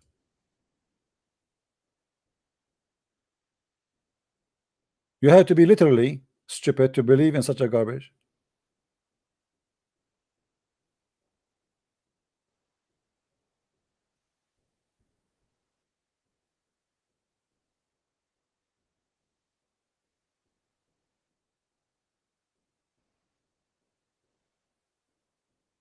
Do we have any Abdul? The one who talk about three gods, my friend, is Muhammad. Muhammad, he is the one who have three gods. In the Muslim religion, the first thing the Muslim they start their belief and their prayer, they say in the name of Allah, Ar-Rahman Ar-Rahim.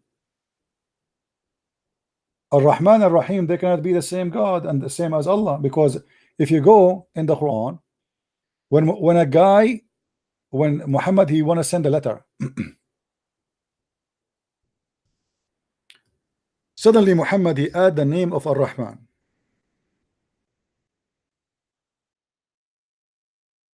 The Arab they say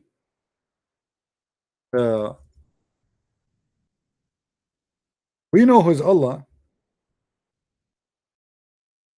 but who is Ar-Rahman? The only Rahman we know is Rahmanul Yamama, a guy who claimed to be a messenger of God, who call himself Rahman, and his God is Ar-Rahman. Muhammad he said, because now they accuse him clearly that he is stealing the name. This is not your name. This is not the name of your God. Look what he said in the Quran, chapter 17, verse 110. Read with me carefully. The thief Muhammad. Say, call upon Allah or call upon Ar-Rahman. What? Call upon Allah or call upon Ar-Rahman by whatever name you call upon him. It's fine. For him belong all the beautiful names. So what? For him all the beautiful names. Muhammad, he never said the word Allah or the Quran. Now suddenly he said the word Quran. And this is exposed the Muslim when they say that in almost every chapter in the beginning there is Bismillah ar-Rahman ar-Rahim. If Muhammad he just mentioned the name ar-Rahman, before that date he never said ar-Rahman. To the point even Muslim they were surprised, who is ar-Rahman? How come Muhammad suddenly he is stuck with ar-Rahman? Who is ar-Rahman? Didn't know. So they start accusing him. Are you taking the name of the God of Rahman, Rahmanul Yamama? Muhammad he answered that Allah told me I call him Allah or I call him Rahman, doesn't matter. What? What do you mean doesn't matter? Rahman is the name of the God of the pagan. You say that he's pagan. How Rahman became your God? Any Muslim want to say something? Why Muhammad never been taught the word Ar-Rahman from the first day of his life? Why Allah waited? Something very important. Bismillahir Rahmanir Rahim. The Muslim they keep repeating this Rahmanur Rahim, Rahmanur Rahim in every prayer. So all this time Muhammad never mentioned Ar-Rahman. Now he mentioned it. Why? What happened? Because the story says that this guy, his name is Rahman. He sent him a letter. He said to him, in the name of Ar-Rahman. Muhammad he answered him saying, in the name of Allah Ar-Rahman. He like it. The same story about Al-Khaliqin. You remember the story of Al-Khaliqin? Muhammad he have a scribe. He write the Quran for him. Muhammad he was mentioning that how Allah created the baby. The guy he liked what Muhammad said, so he said, Tabarakallahu ahsanul khaliqin. Blessed be Allah, the one, the best of the creators. Muhammad he said to him, put it there. The guy he said, put what? He said, just put what you said.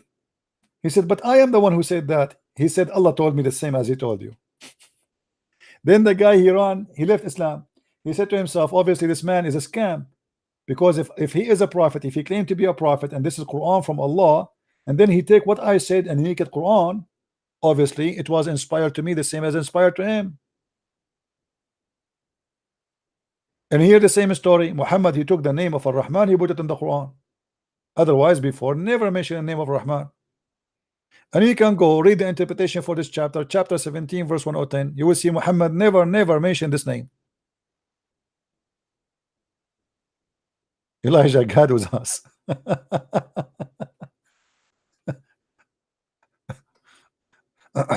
I hope David Wood he learned some Hebrew in this debate from Muhammad Hijab. Elijah is an example. Elijah, actually, you know what? Each time I remember the video when he was moving his hands. Show me, silence me, silence me. Guys, did you watch the videos I made for this guy? Hold on, let me share it. Give me a second.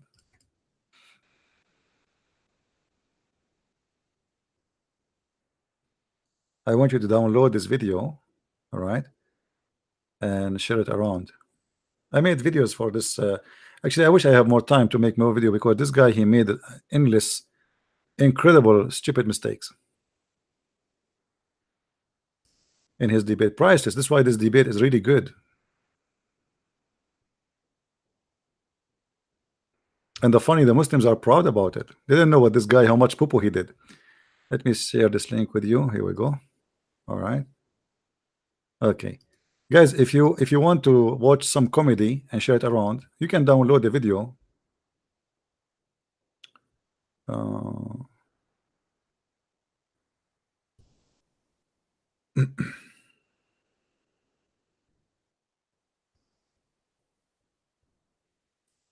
Is the link is coming? Guys, do you see the link I'm posting or no?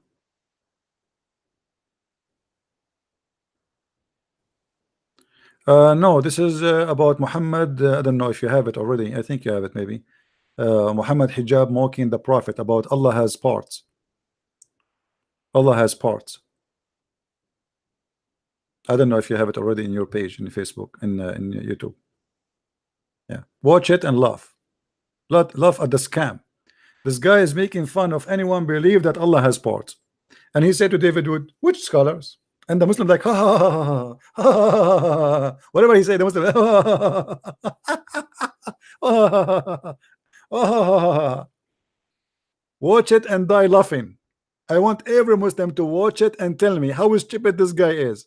He was mocking Muhammad, not mocking David Wood, because David Wood, he said, the scholars of Islam, they say that Allah has parts. Hijab, mocking David, supposedly saying to him, laughing, and the Muslim agree with him. You say the scholars believe in that. What is scholars? But the fact is not the scholars believe in that. It's Muhammad. The Quran says that. Muhammad and the Quran. In the video, I showed you tons of big names Muslim they follow, teach in their mosque, including Zakir Naik. May Allah bless him.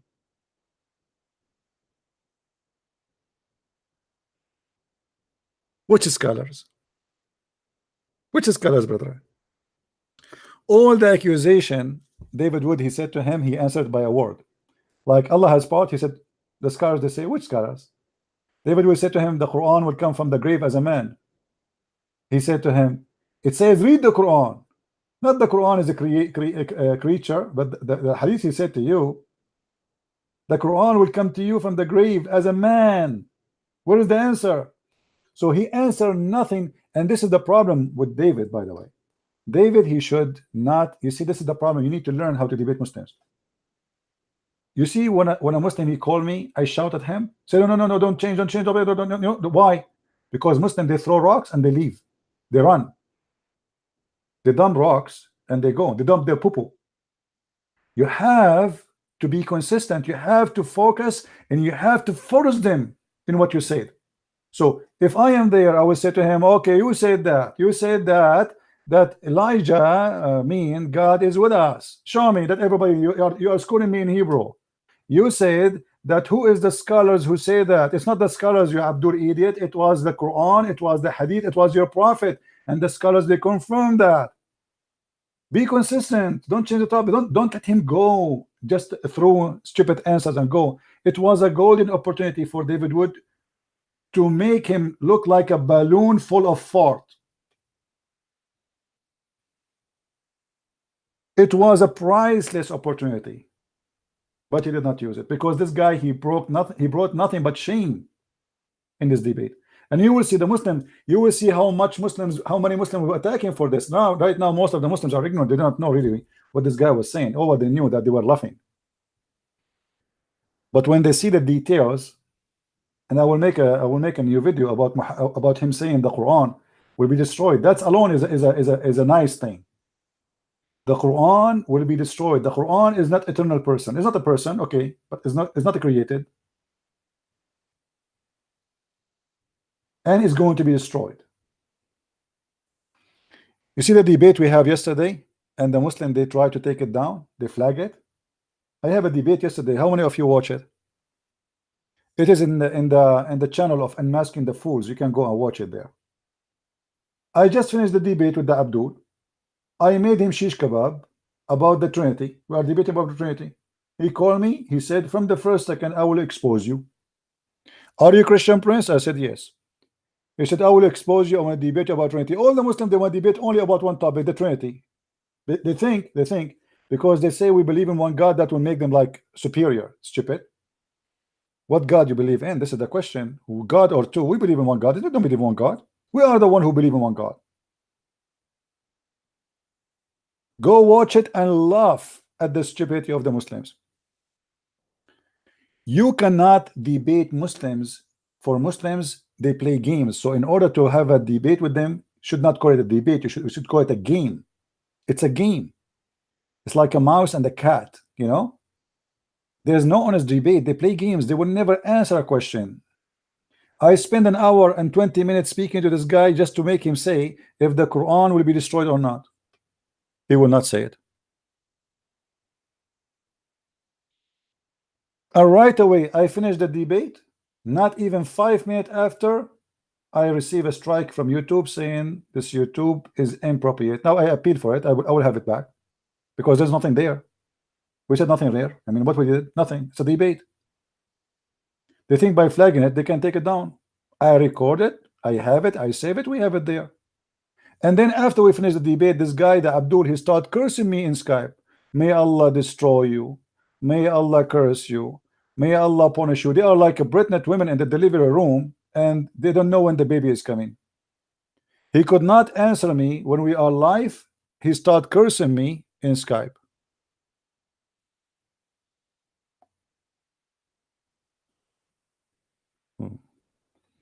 I'm waiting for your Allah to curse me, my friend. I cannot wait. You are cursing the Jews for centuries, and the Jews are the most rich people in the world. I mean, do you see how much your curse is working? You are cursing the Christians for the last 1400 years, and the Christians are the most powerful countries in the world. All your Islamic countries are protected by the Christians. Your curse is not working. In the heart of the Islamic countries, our airplane is flying.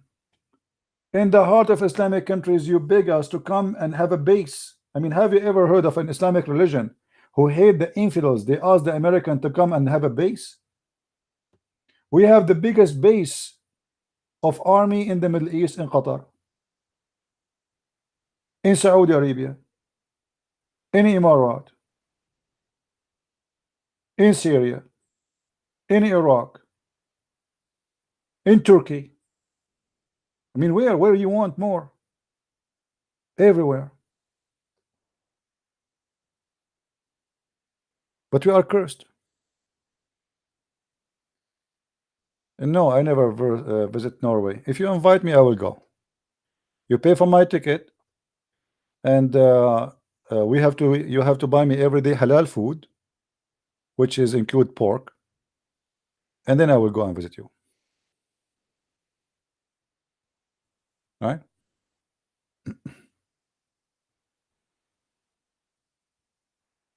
I eat only halal pork. Just take a note, please. Did I tell you the story? I used to have a guy who worked with me. I was in the army, and there's a Middle Eastern guy, he's a Muslim, so he go with me. He think I'm a Muslim, so we go to at that time I was like, there is a restaurant close to us. I eat, but usually I eat still once a day. But anyway, he go with me for about 6 months. We go there. Each time his English is not good, so he asked the waitress or waiter, says, "Do you have halal pork?" I laugh, she laugh. We think he's joking, we don't know. I mean, she say yes. They show him the menu. Where is the halal pork? 6 months. One day he asked me, "What do you eat? What are you eating?" So I answered him in Arabic. I said, "Khanzir," which is pork. He said, "What? You eat khanzir? Really, you eat khanzir?" I said, "What's wrong with you?" He said, "Yeah, I eat khanzir, which means pork." He said, "How you eat khanzir? Don't you know it's a najis?" I said, "Abdul, stupid. Are you stupid or what?" He said, "What?" He said, "You are eating khanzir every day." He said, "Me?" I said, "Yeah." He said, "When?" He said, "No, you are eating khanzir right now. Aren't you the one who asked the waitress just now, and for the last 6 months, every time we come here, you said, do you have halal pork?" He said, "Yeah." I said, "Do you know what pork mean?" He said, "Meat." I said, "What meat? What kind of meat?" He said, "Meat." I said, "Abdul, pork mean khanzir, pig." He looked at me like as if I throw a rock at him. So the idiot, he do not know what pork mean. For 6 months, he's eating pork. And he was wondering how I like it. And how many times the guy, each time he eat, I said to him, "Is it good?" He said, "Yummy, yummy, yummy." I said, "Pork, But I thought he knew what pork is. So it was yummy. And then after I said to him that it is pork, oh, Zubillah, I can't believe it. I cannot believe it. Stupid. He was enjoying the pork for the last 6 months. Right? Halal pork. That's why I'm saying I want to eat halal pork. Once I went to the Philippines, they have a sign outside. It says halal. Halal. So I wanted to see if those waiter and waitress, they knew exactly what halal mean. So I went inside and said, I sat at the table. I said, "Do you have halal pork?" They said, "Yes, sir." I said, "Really? It's really halal pork?" He said, "Yes, sir." I said, "Are you sure it's halal pork?" He said, "Sir." Yes, we are sure. Said, ask us in the kitchen if they have, to be sure. So he went and he came back. He said, sir, yes, it's halal pork. I said, alhamdulillah, mashallah. So you guys are expert with halal food. He said, yeah, that's why we have a sign outside. It's halal. The sign, it says halal, and they have halal pork. Another time I was this is in the Philippines too. There was a bunch of Saudi and they have a prostitute with them. You can tell they are prostitute. They are wearing very short skirt. They have alcohol. They have whiskey, black label in the table. And then when they brought the menu, the Saudi guy, he is very conservative. He said to her, do you have halal food? What? He have whiskey in the table. He have two prostitutes next to him. And now he's asking for halal food. I mean, do you see how much they are attached to the teaching of Allah? Yeah, Muhammad is a person who have a lot of prostitute. Prostitute is haram, is halal in Islam. Actually, the Quran says that. But he is drinking black label whiskey, have a prostitute with them, and yet he have a problem with the halal food. Yeah, my friend, let us hear you.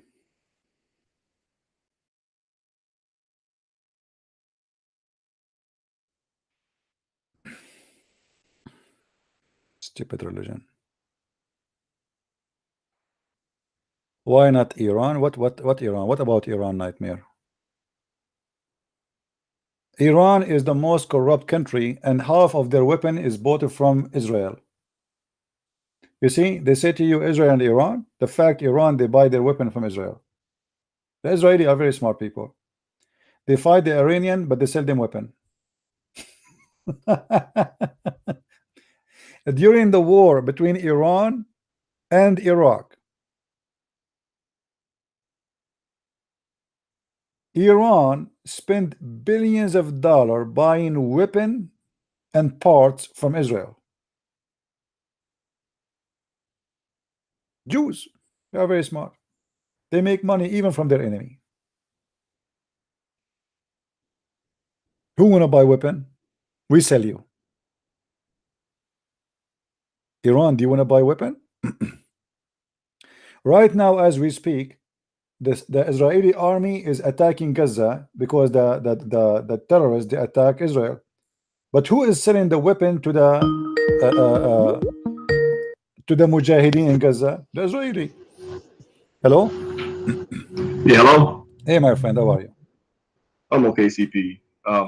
Before I start, we got a bit of a storm out here, and sometimes that messes up with the connection. You have a storm, my friend? Well, it's not a storm right now. It's just kind of ugly. It's been raining for a few days. I want you immediately to open the Quran, read the chapter of the chair upside down. You want me to be upside down? No, not you. Quran upside down. You need to read the Quran, the chapter of the chair specifically upside down. That will make a chair in the top of your house, so it's going to be protected. Okay. I'm telling you, this is what Muslims believe. You are thinking I'm joking? The Muslim, they believe that the chapter of the chair, if you read it upside down, not normal, you have to read it from the end backward. Yeah, but I want to be clear what you're telling me. Are you telling me to hold the Quran upside down? No. Or are you telling me to read the chapter backwards? No. Or are you telling me to stand on my head while I'm reading it? No, you have to read the Quran, the chapter of the chair, from the back, from the last verse to the first. And that will make an umbrella from your house or your house, and no genie even will get close. Yeah, true story. Okay, well, maybe it'll protect my internet connection. Yeah. I've noticed. Well, first of all, I still listen to you as much as I can. You put in a lot of work, man. You know, you'll do a show, a recording, and I say, well, I'll listen to it when I get off work. And then that night I go home and try to listen to it, and you're on again. And so I say, well, I'll listen to this one, you know, next time. And then in the morning you're on again. You're putting a lot of work. It's hard to keep up. Yeah, that's why I'm losing my voice. I should take a few days off. You know, my voice is hurting me, actually. My throat is hurting me. It's too much. Yeah. I noticed that you were quite pleased with the Muhammad hijab debate. Absolutely. That's priceless. I mean, I was Did you see the last video I made? Just watch it. I don't know which one is the last. I know I watched one yesterday. Well, no, I made this one just for him. You know, I will post it again in the it is in the Unmasking the Fools video list. You Yeah, can it see it. is. I think it's there already. I don't know if it's there. Is it there? Unmasking the Now, Fools. is that the Anyway, one when he was saying I posted the link. 4,000 years? I posted the link already.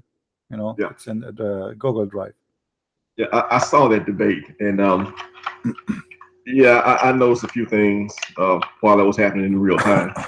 And one thing I don't want you, because like I said, you got enough material to make videos for 3 or 4 months probably, just off of that. Yeah. But I don't want it to be missed, because someone asked him a question at the end. It says, do you know that you're going to, I can't remember if she used the word heaven or Jannah, but we know that it's paradise, Islamic paradise. And he answers, no, you know, we can't be sure, you know, which I'd heard that before. So it wasn't new information for me, but it does kind of get lost in the mix, you know, as we go over the histories and what this word means in Arabic versus English, and whether the hadith is authentic or not, and all that kind of stuff. At the end of the day, after all of this, I thought he did a lot of grandstanding, too much grandstanding for what's supposed to be a professional debate. But still, if that's just his style, because I saw him debate Jay Smith once in Speaker's Corner on the ladder, and he was somewhat similar. He wasn't trying to make as direct jabs, but I think that's just his style. But after all of this, they don't know If they are going to whether heaven they're or not. going to heaven or not. So what this debate is about? Well, what is it all about? I mean, okay, so Allah is not your father. You're not his child. He does not love you, and You didn't know what you don't know whether you're going to heaven or not after all of this. So he hasn't promised you anything. You know what? You remember the hadith What's the says, point? "La amanu makr Allah." They said to him that I cannot trust the deception of Allah. He said, even your prophet. He said, even mine, even me. You know, unless Allah, He warped me with His mercy. It's about luck. Even Muhammad, I'm saying, unless Allah, He warped me with His mercy. So Muhammad himself, he is not sure. Yeah, I understand, but I think more should be made of that. You know, so he hasn't promised you anything, so you don't know, and you know, Hijab tried to hedge it a bit to say he tried to push that back on David and Christians. You know, well, and you don't know Christians; they don't really know where they're going, which is not correct at all. I mean, it's Everything he probably said, the you most see, but incorrect thing you see, said. Doris, all night. when you speak to a Muslim, you need to force things. You don't let it go. So when this guy, he said the father of the church at the beginning, they did not for 300 years teaching the church Trinity. You know, you can do a little search right now in Google, and you will find that all the names of the early father of the church, they taught the Trinity. It's a big fat lie what he's saying. All what you need to do, click at your phone, type the words. Even if you're not a scholar, you know what I mean. So Yeah. we should not let a Muslim get away with his false statement. Elijah, mean God is with us. Get him busted right away. He says, who is the donkey? He said that to you. You know, he's trying to make fun of you. It's great opportunity for David Wood to make them laugh at him, but he did not do it. He was very polite. He was extremely polite, you know, extremely polite to the point he did not even respond to all the false lies he said. So the Muslim, they think that they have a debate, but the fact it was a misery. This guy, he just mocked their prophet. And this is why I want you to watch this video I made. I wish I can play it in my channel. That would be very funny. But Now, you had 2 videos in the Google Drive. I have 3 already. I You made have it another 3. one. I have 3. Yeah. The last one is about Allah has parts. Okay, I don't think I've seen that one. Wait a minute now. This is a new one. I know you did one on that once Yeah, this before. one is kind of a comedy one. This is funny. You will like it. I thought the last one was funny, you know. Don't mean that Allah's hand is like our hand. Yeah, this is the one I made. Okay, so you saw it already. This is what I'm talking about. Okay, this one I'm talking about. Yeah. Because already I have three videos, not two. Yeah. Allah said he have hand. What can I say? What can I say? And and he says to him, David Wood, he said Allah has parts. And he said the scholars, they say that. What scholars? And the Muslim, the Muslim, they laugh whatever he say, What scholars, you idiot? It's Muhammad who said that. They are making fun of their prophet, not of David Wood, because the one who said that the scholars, they are quoting what Muhammad he said and what the Quran said. So when he say, what scholars, they say that, making fun and laughing, and the Muslim, they laugh behind him, it's mean whoever is believing such a garbage is stupid. Yeah, but understand that they don't know that. It's a completely different system of beliefs. So when they say something on a religious on a religious topic, it's not just one incorrect thing that they'll say, because their whole system of beliefs is different. So it's like incorrect things attached to incorrect things, wrapped up in incorrect things. And you have to, like, at least for me, when I try to discuss this kind of thing, it's like I have to deliberately decide, okay, I'm not going to respond to that, because if I respond to everything that I disagree with, I'll be a million miles away from the topic,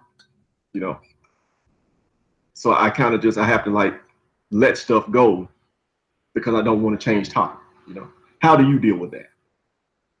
I know, you have to finish one thing at a time, and you have to let the Muslim make his mistakes. You see, when I debate Muslims, I do my best to make them talk. The more they talk, the more they do poo-poo. This hijab is a poo-poo guy. I mean, every sentence he said, it was poo-poo. David, what he said to him, Allah pray. He said to him, what? It says that Allah he pray for, not pray to. And you don't know Arabic. Hello. Let me. I know what. Supposedly now he fix it, but by saying Allah, I mean, this is what David Wood he said. Actually, David Wood did not say pray to. He said pray for. I mean, this is the most stupid answer ever. And the Muslims still they laugh. Doesn't matter what he said. They are laughing. I don't know what you idiot. You just prove that he is saying what he's saying is right, because you just said Allah he pray for, not pray to. Who care? Pray for, pray to. He pray. Yeah, but that's kind of what I mean. The entire system of beliefs is different, so they missed the point. He's talking about what it said he prayed to, not pray for. Even though that misses the point completely. The fact that if you want to say Allah prays, the fact that he is praying means that he has to ask somebody for something. He has to appeal to someone. That is the point. He prayed for Muhammad, but to who? He prayed for, but to who? Yeah, especially and they call themselves Unitarian. Well, they don't call themselves Unitarian, but they're Unitarians. So why would he pray? There's no, there should be no reason for it. If it's a consistent revelation from God, which is not clear, obviously. And this is just another evidence to that point. But it's like it just escapes them. They're so far. It never enters their mind that what they are reading there might not be from God. It never. Yeah. You can't even ask them to consider the point. You can say it to them directly. Well, what if this is not from God? What would that look like? And they just can't do that thought experiment. Yeah. You know what? When somebody debating about somebody, debating anyone, some people they try to concentrate in a person, and that's what they were trying to do with David Wood, because they hate him. He is they are waiting for a point where they can humiliate him. This is the point. It's not about debate. You notice that in the whole debate, not a single thing David Wood he said they answered. As an Yeah. example, he answered all the verses he read for them about Allah has brought or hadith by saying which scholars. He read for him the Quran is going to come as a man. He said it says the Quran, read Quran is going to intercede for you. But this is not what he said. He said the Quran will come to you as a man. So the problem is we need to learn how to force the Muslim to answer. Muslim would never answer, they play games. This is why when a Muslim he called me, I said, no, don't go. How many times you hear me saying that? No, don't. You have to stop him. You have to put a break. Otherwise, he would do poo and he will move. He will keep going. And then he get away with his lies. You cannot let that happen. Otherwise, this debate is not a debate. You know? Yeah. And they are a bunch of kids making a mockery. They are not people who they have respect or anything. And this is why when you debate those kind of people, and David Wood should know better that those people are just a bunch of kids. They are street people. They are not really scholars or anything. They are just the two guys who go in the street supposed to want to teach people about Islam. 8 hours after the debate, they made a video begging for money because they felt, okay, we made the Muslims happy, so now let us get getting paid. And look what they said in the video. Did you see it? I saw parts of it. I didn't see the Okay, whole we'll thing. see the video I'm posting right now. We will see it. They are saying we have 2 billion Muslims. Suddenly the Muslim became 2 billion. Yesterday there was 1.6. We have 2 billion Muslims. All what we want 500 people to be to support us by sending 100 pound, which means 100 pound a month, which is 50,000 pound. But I think they will get not only who knows how many people they will send donation. Only 500. They will stop. No, they will take all the donation. 8 hours after the debate, if we can call it debate, they ask for money. They are doing business. 2 street boys, they have no job. It's a great opportunity. And now let us ask the Muslim. We made them happy. Let us ask the Muslim to pay us. Now, everybody is listening to me, including Muslims. Do this potato hijab and Ali Dawa dare to talk to me, dare to debate me? Let us do it. Let us do it. But we will not do it in the format they do. I will not do it 5 minutes, 5 minutes. We will do it crossfire talk. This is the only way you can corner them. You have to force them to talk. The form never debate a Muslim 5 minutes, 20 minutes for you, 5 minutes for me. This is garbage. This is not even a debate. Here we go. David Wood, I told you before, you remember before the debate, long before the debate, I said, okay, David Wood, he will read what is in his computer. The guy will read what he prepared for David Wood before the debate, and there's no debate in the debate. There's no reference. There's no. Did this guy, what his name, the Egyptian, did he say any reference? He quote for us from Zechariah that God have 4 spirits. This is stupid. The verse doesn't say that. Those are the 4 spirits which God will send to serve the 4 angels. So, you know, there's no real debate. The real debate is we focus in the moment. We don't let him go speaking for 20 minutes, and then after that I will talk to 20 minutes.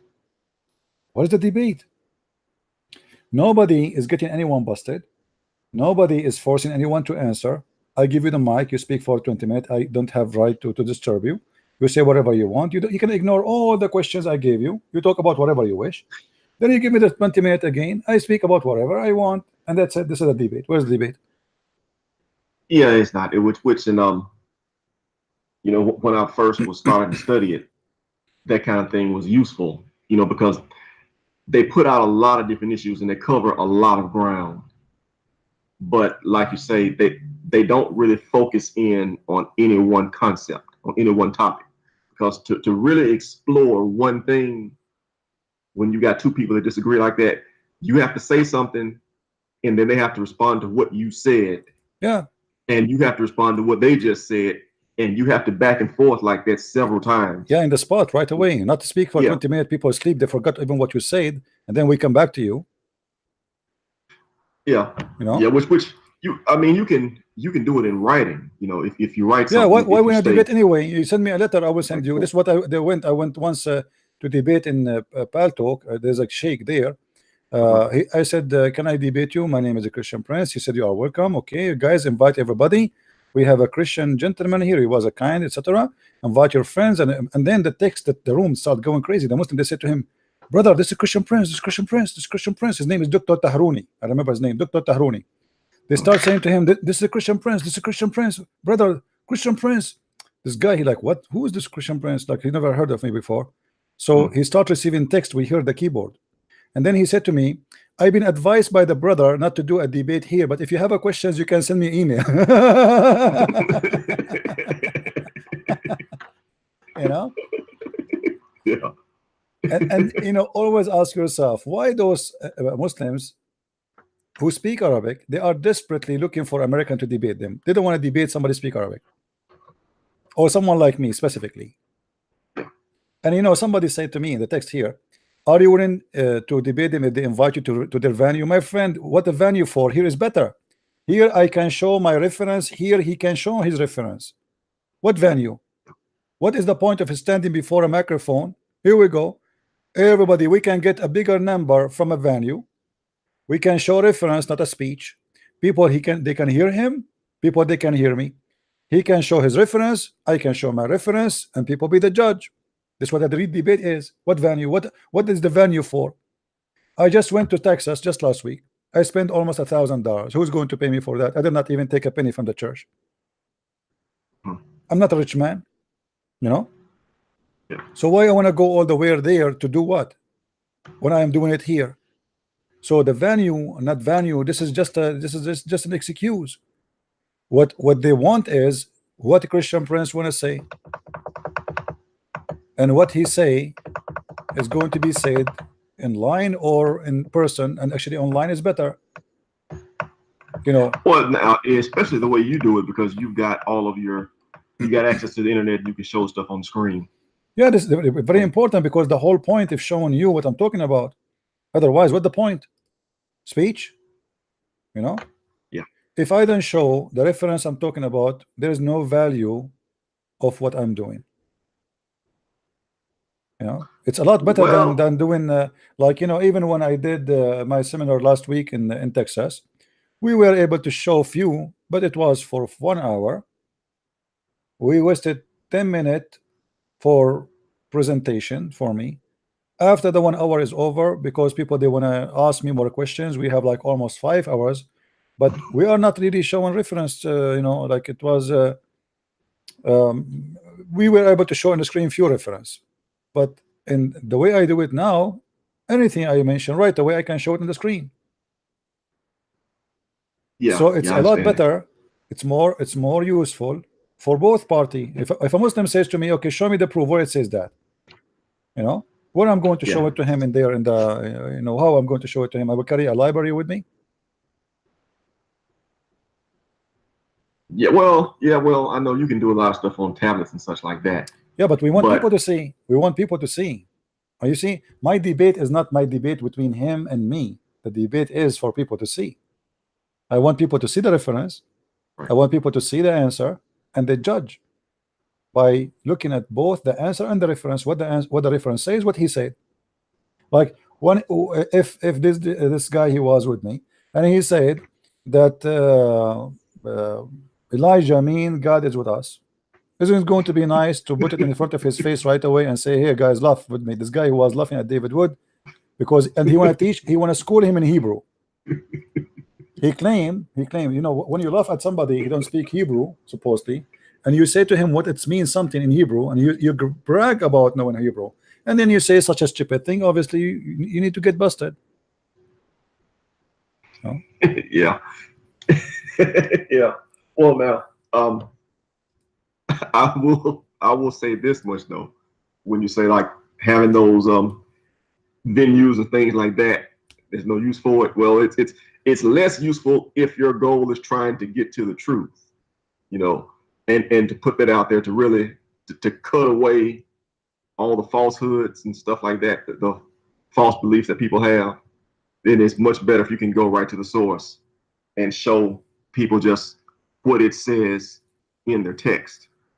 But like what they had with David Wood and Hijab, I don't think their goal, at least the Muslims' goal, I don't think their goal is to get down to the truth.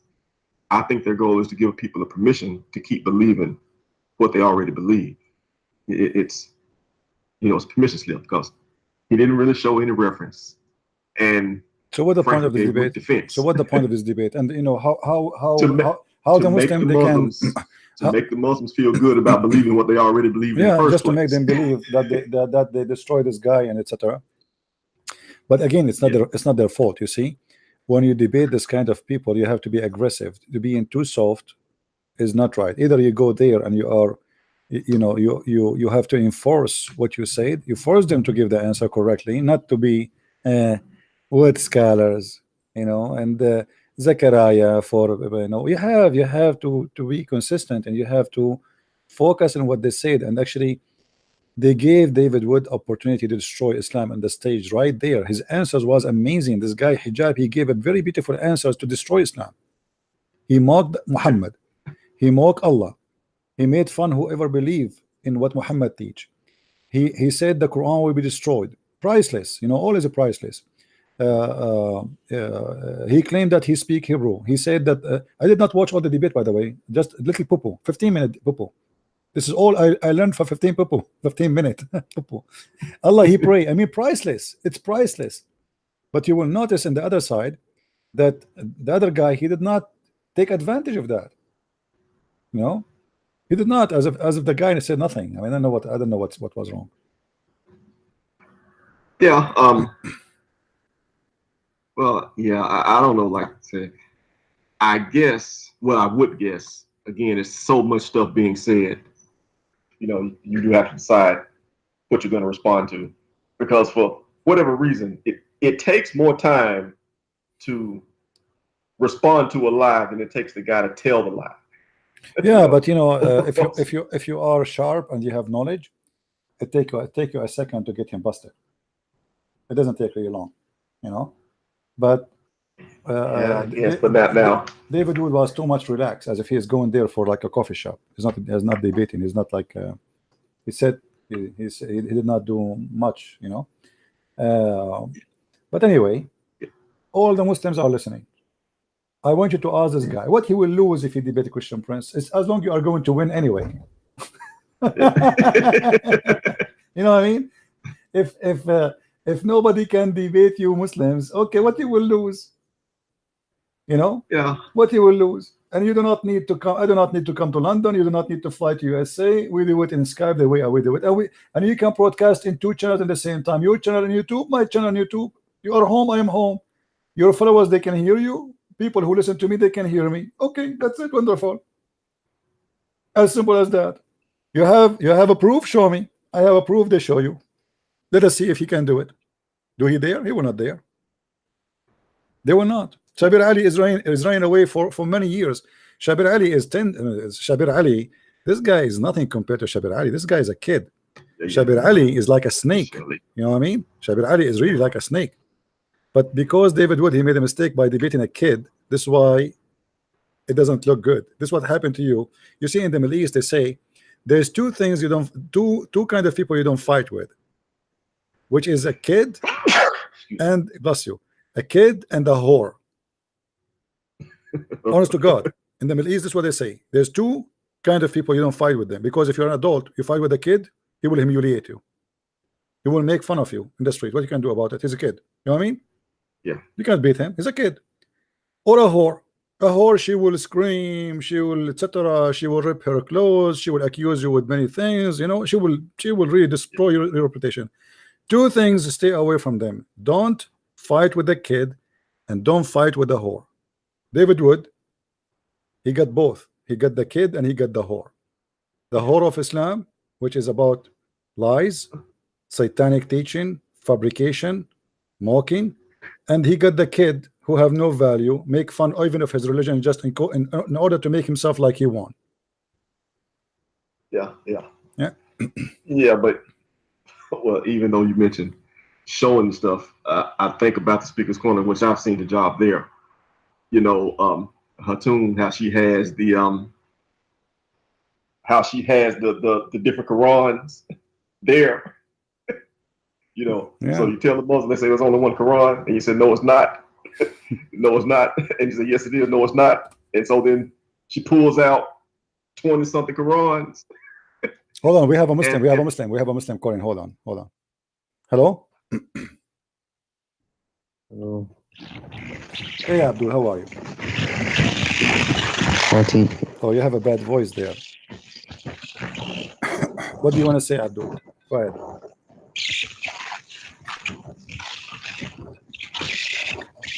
Are you there? Okay, you have a.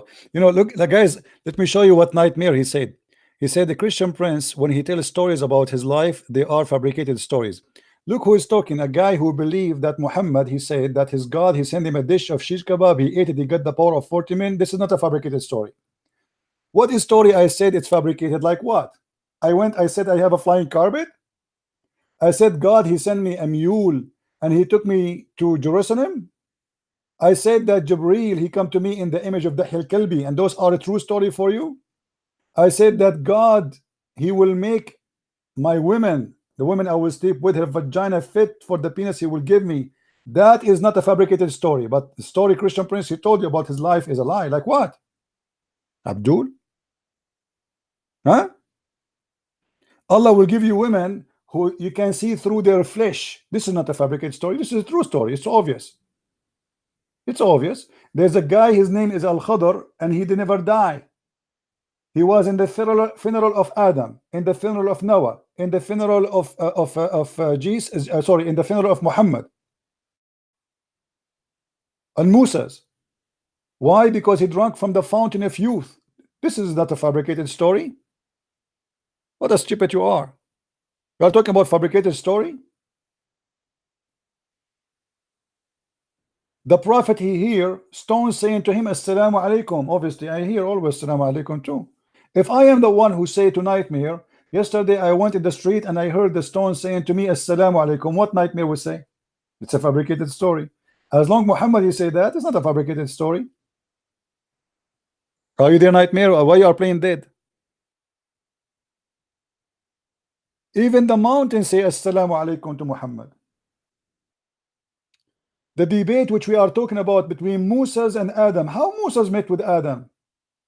Obviously it's not a fabricated story. Adam and Moses, they have a debate in a chat room where they met in the internet.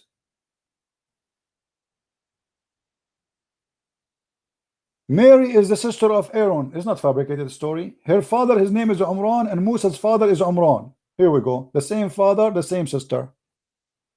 It's not a fabricated story. The woman, she have a sperm coming from her backbone. It's not a fabricated story. Right? I mean, obviously, the sun set in the murky water. Alexander the Great, he found people who have no shelter on them, near where the sun set. Not fabricated story. Right? And then they ask him, please, prophet, can you build a dam between us and between the people of Gog and Magog? Where we can find the people of Gog and Magog? According to Islam, there is a huge nation, big number. According to Muhammad, a person who is from Gog and Magog, before in his lifespan, he will have 1,000 baby, which means 1,000 son. So imagine if every one of them, before he die, he have 1,000. Then remember, in order to have such number of babies, that means you live long, right? So what about the babies of the babies now? So now we should have not only billions, we should have trillions of Gog and Magog. Where are they? The prophet of Allah, Allah told him to build a dam between them and Gog and Magog. And Muhammad claimed that before the judgment day, the people of Gog and Magog, they will make a hole and they will go through. This is not a fabricated story. Right? People of Gog and Magog. People of Gog and Magog, by the way, some of them, they have like different kind. But most of them, they sleep inside their ears. Obviously, this is a convincing story to nightmare. A guy, I mean, why we want to go in a tent? He have a tent with him. He's sleeping inside his ears. His right ear is very big. So anytime he wanna sleep, he wrap it around himself. Makes sense. His ear like big ear, right? Are you there, nightmare? You want to talk about fabricated stories? Hello?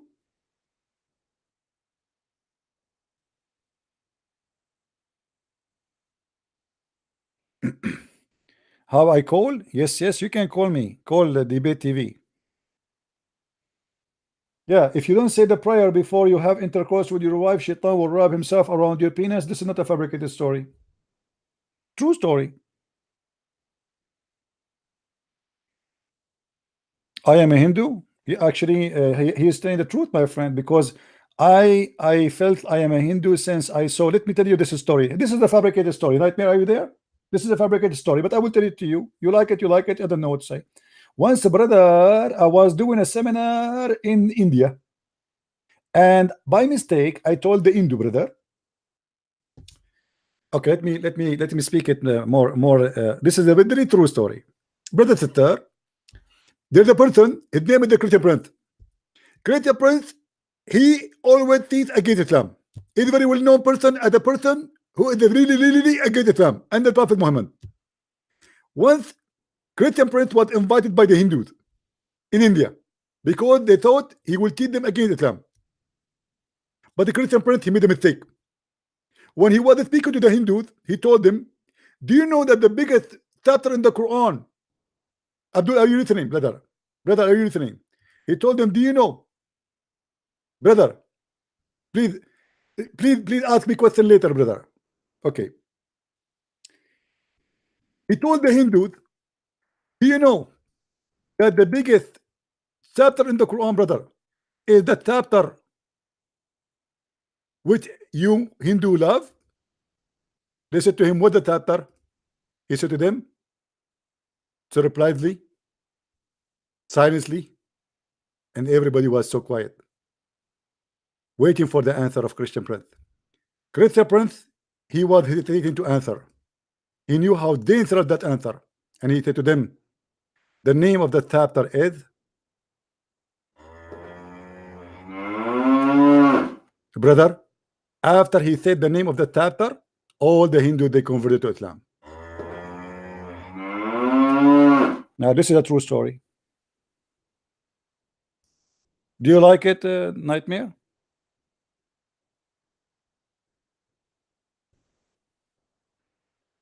Hello? The biggest chapter in the Quran is the cow chapter. Why do you call it cow chapter? Because the story, what? You see, Nightmare, he speak about fabricated story. Let us tell you a fabricated story I did myself. Brothers and sisters, there was a guy, he was killed violently. He was what? Killed violently. And the people, they want to know, brother, who killed him? So Allah told them, brother, I am going to let you find the one who killed him. How, brother? Let us see.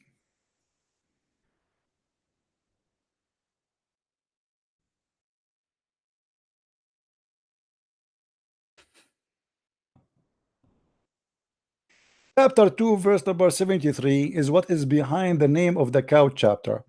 Muhammad, he claimed that there is a guy, he was killed, and in order to know who he killed him, Allah told his beloved Moses to bring some beef. Some they say the tail of the cow, some they say the tongue, some they say the testicles.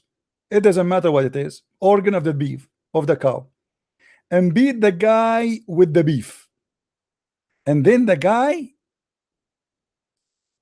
wake up and he said, the guy who killed me, his name is Zakir Naik, brother, and he died right away again. Is that a true story, Nightmare? We can bring somebody to life by beating him by beef. And this is why they call it the chapter of the cow. You want to correct my error? Okay, let me call you. Guys, Nightmare, he have a, you want to correct me?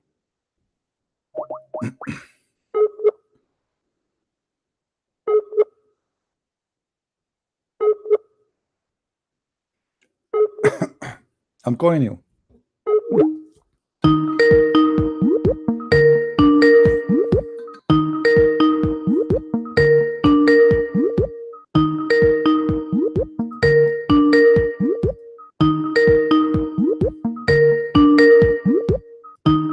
Answer, man.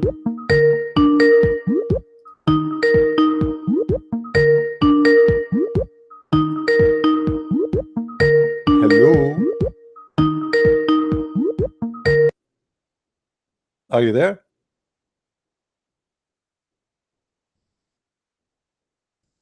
Hello? Hey, Nightmare. Hello. What happened? What happened? You want to correct my mistake? You said. What happened? Okay. I just like to correct your errors, just to show to the people that you have no education whatsoever. Absolutely. Go ahead. I'm listening. Okay. One of your debates, maybe a few days ago, you told them that Muhammad, he didn't have the Christian asked him for the debate, and he didn't have debate with him. He just told them, go and bring your kids and your wife, and let's pray. Okay. You remember the story? Yeah, I remember the story. Yeah, go ahead. Okay, let me show you that. Okay, guys, before you go, please, guys, invite your friends. Mr. Nightmare, he is going to show you an error, very important error. Go ahead, I'm listening. Okay, let me read in Arabic. في السنة العاشرة من الهجرة كتب النبي رسالة الأسقف نجران ودعا أهالي نجران إلى الإسلام. In the 10th year of migration, the Prophet wrote a letter to the Bishop of Najran. Okay. عندما وصل ممثل النبي الرسالة إلى الأسقف. Okay. When the representative of the Prophet brought the message to the Bishop of Najran. Okay. وهم عتبة بن غزوان. Okay. وعبد الله بن أبي أمية. I want to stop here. Stop. Okay. When always you tell to the people, Allah is the God, the moon God, blah, blah. Here you have a Christian, his name Abdullah. How do you explain that? This is the mistake. Okay, this is stop. Just to show you how stupid you are. Just to show you how. Oh no! You are the one. Okay. You see how stupid you are. Isn't it the father of Muhammad himself? His name is Abdullah. Yes, his name is Abdullah. Yes. Okay. So what if Allah is the moon God? How you explain to me how a Christian has a name Allah? Hold on. No, it shouldn't be. A Christian, his name is Allah. This is your story. This is the side of the story. Okay. Hold on. Did you hear of one of the Jews? Did you hear about a rabbi? His name Abdullah. Abdullah ibn Salam. Yes. He's a rabbi. Of course, he was rabbi. Okay. From Medina. He is from the Jew. He's from the Jew, right? Hold on. Ask you, okay. Your prophet father, his name is Abdullah, correct? Yes. Okay. He will go to hell. Why? Why he was I don't know if he's gonna go to, because the Quran says no, my friend, I can show you. Your prophet, he said, my father and your father will go to hell. Well, that's now you're gonna brought me to another. No, you are the one who mentioned the name of Abdullah. I'm trying to prove to you a point. My friend, those names are given to people after they converted to Islam. Those are names. People, they change their names. Let me ask you a question. Is it true that there is people they converted to Islam and they changed their names? Is that correct? Of course, some of them they change. Not all of them. Some of them. Any name which is rejected, like as an example, if your name is Abdul Masih, which means the slave of Al Masih, they change his name to make him Abdullah. If your name is a pagan, then yes. So no, see, okay, Muhammad himself, his name, and we spoke about me and you before. Omar, his name. Abu Bakr, he did not change his name. Uthman did not change his name. Because his name is not against Islam. But by the way, those are not real names. What Abu Bakr? Abu Bakr's name is Abu Bakr. Well, Omar, his name. Omar, that's his name. You see, Omar is have nothing to do with religion. It's just Omar have nothing to do with the name of God. But you told me. I'm saying if the name of the person, they change the name of the person from old name to a new name. Like if now I convert to Islam and my name is the slave of Jesus, is it okay for me to be called the slave of Jesus in Islam? No. So what they do, they change their names. So what you are talking about have nothing to do with the truth. Now continue. Go ahead. Okay. والهدير بن عبد الله وصهيب بن سنان وبعد قراءتها أنشأ مجلس متكون من شخصيات دينية وعلمانية يقابل النبي. علمانية Let me say, علمانية after reading it, they established a concept. Okay, you're reading what? You're reading what, Nightmare? What are you reading? I'm translating what after reading. From where? It, From where? You're reading from where? From where I'm reading. I can't remember exactly from where I got. Abdul, that. you tell me the reference. Don't tell me you want to correct me without reference. Which book you are reading from? No, I don't have it right now. So where you are reading from? Who are you to tell me? Where you are getting this from? I want to know. Why you don't tell me where this is coming from? I can find that for you if you want. No problem. Find it. Okay. Let me just read this. While you are talking, okay. So you are saying. Hold on. Did you see that? Did you just say? Let me read this. Yeah, I have it. I have it. Okay. So you are reading it, but you do not know where it's from. I said I got it from online, but I said. This guy he read an article online. You see that? You see the Abdul? You see the potato? He don't have a reference. He don't have a book. He's reading an article. Is that correct? It was an article. I have it from the guy. It doesn't matter. What is the reference? How in the world, you idiot? How in the world you accept an article without a proof of reference? Yourself. They have it here. They have where? You just said you are reading it right now, but you cannot give me the reference. What kind of article does not have any reference? They have, listen, let me talk, okay? They have number 6, which means 6 if you go down. Okay, go down. Give me the reference. Listen to me. You just, what do you want to do? You just want to waste my time. My friend, I want to read with you. I want to put it in the screen. I want to put the reference in the screen so everybody will read with us. Don't be stupid. Give us the reference, please. Well, it's going to take me time to get you the reference. Why is going to give you time? It's number 6. Just to go down, see number 6. No, listen. Get lost. I don't have, it's not. I don't have time for kids. If you are not willing even to give me the reference. Here we go. Look how we do it, Nightmare. This is Tafsir al-Jalalain. This is official Tafsir al-Jalalain, translated by the Abdul. And whoever from among the Christian dispute with you concerning him after knowledge, concerning him who? About Jesus. They want to debate about Jesus. Read with me carefully. Don't call me and be stupid. Speak like a man, as an adult. The Prophet had called upon Najran delegation to do this when they dispute with him about Jesus. Your Prophet did not have an answer for them. So he said to them, bring your women, I bring my women, bring your children, bring my children. So which means until now he did not give them the answer. What is stupid, you idiot? What mistake? What error? Until now your Prophet did not answer them.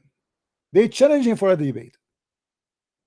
This is not my reference. I show in the screen. I don't do what you do. You go and read an article made by Osama Bumama Manama, an article made by a bunch of kids.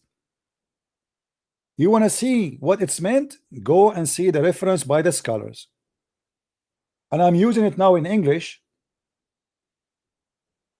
so you will not say this is my translation. This is the official government website of the Kingdom of Jordan.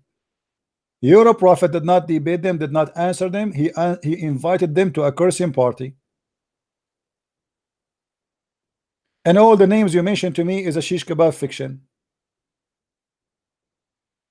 If we go here,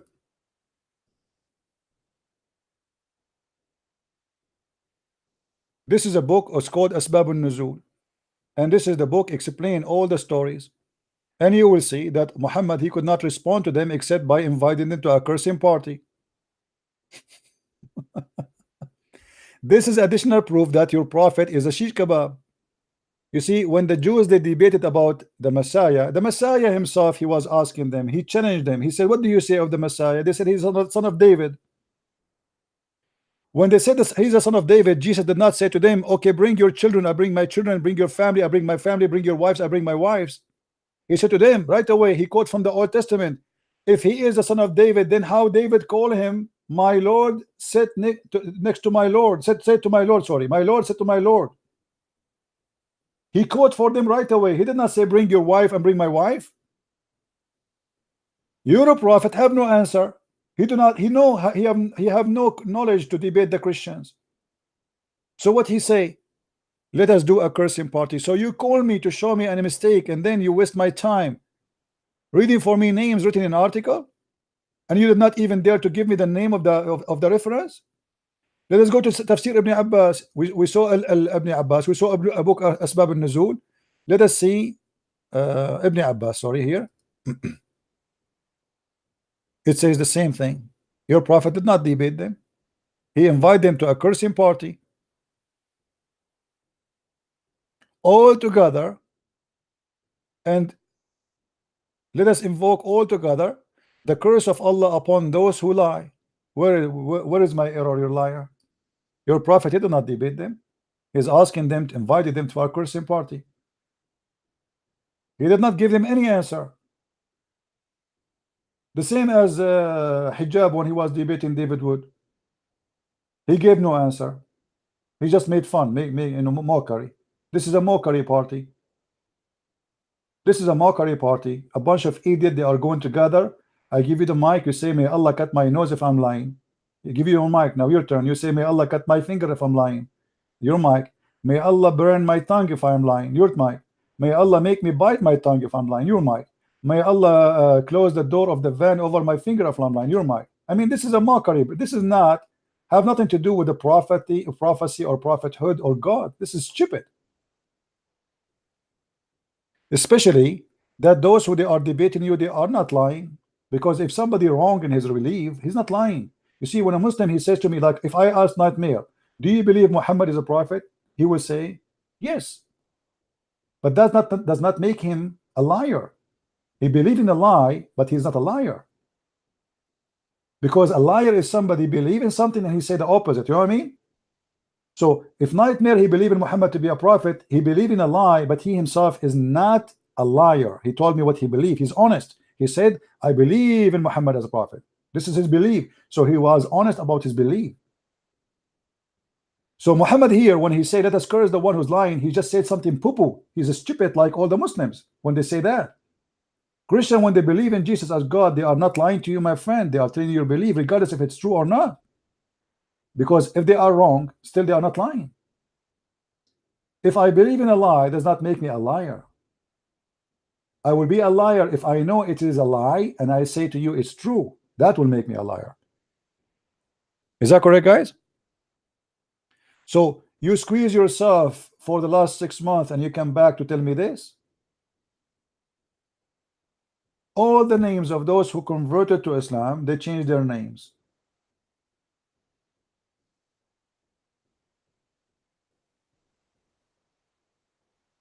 If we go and read right now all the names of Muhammad uncles, you will see the Muslims, they don't quote their names because they are ashamed of their names.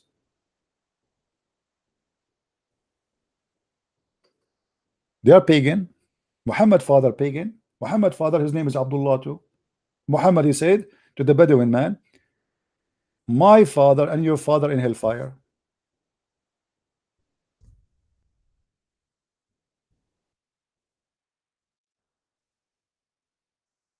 My father and your father in hellfire. Do you see it? Is the name of Muhammad father Abdullah? Guys, do you think really Muhammad father, his name is Abdullah? That cannot be true, because if Muhammad father, his real name is Abdullah, why he will go to hell? What happened after Muhammad, he claimed to be a prophet, they changed the name of Muhammad father. They start calling him Muhammad ibn Abdullah. But how his father will go to hell, but he is a slave of Allah? Because this is not his real name.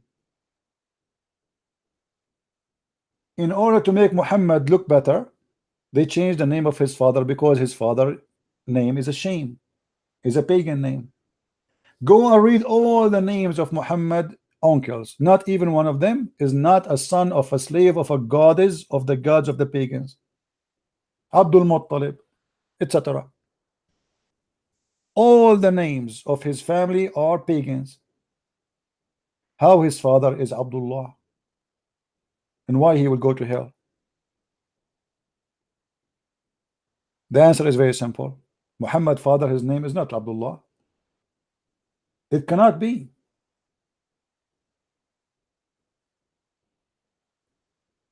And I believe mostly they don't even know who's his father.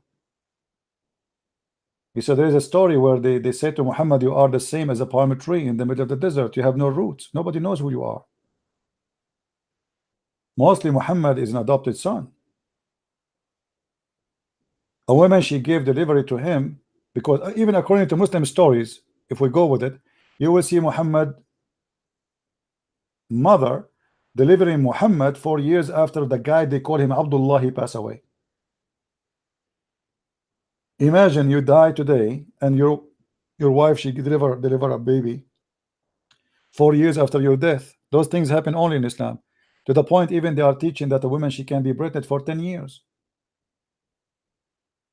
Even in the Islamic reference about Mary, they say that the sperm, Allah, he created the sperm inside Mary. You believe it?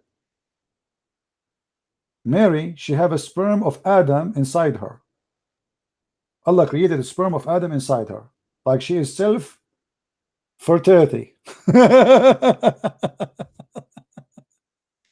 So when Allah, he breathed into her vagina, he made her horny, and that moved the sperm which Allah, he put inside her when he created her. Make logical. You see, Nightmare, he did not see that. He did not see anything not logical there. It must be true story. So she have a sperm inside her, exists since centuries, since Adam, since thousands of years. She have a sperm inside her. So when Allah, he blew in her, he made her horny, and that moved the sperm and made her pregnant. Makes sense. True story. Allah is making Mary horny. Right? And this guy is squeezing his ass for the last 2 hours to show me that I'm wrong. In what?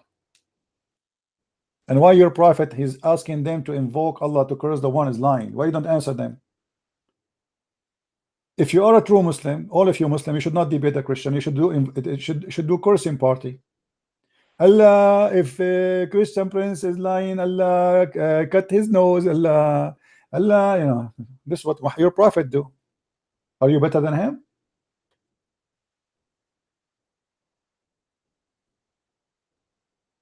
My father and your father in hellfire, but his name is Abdullah.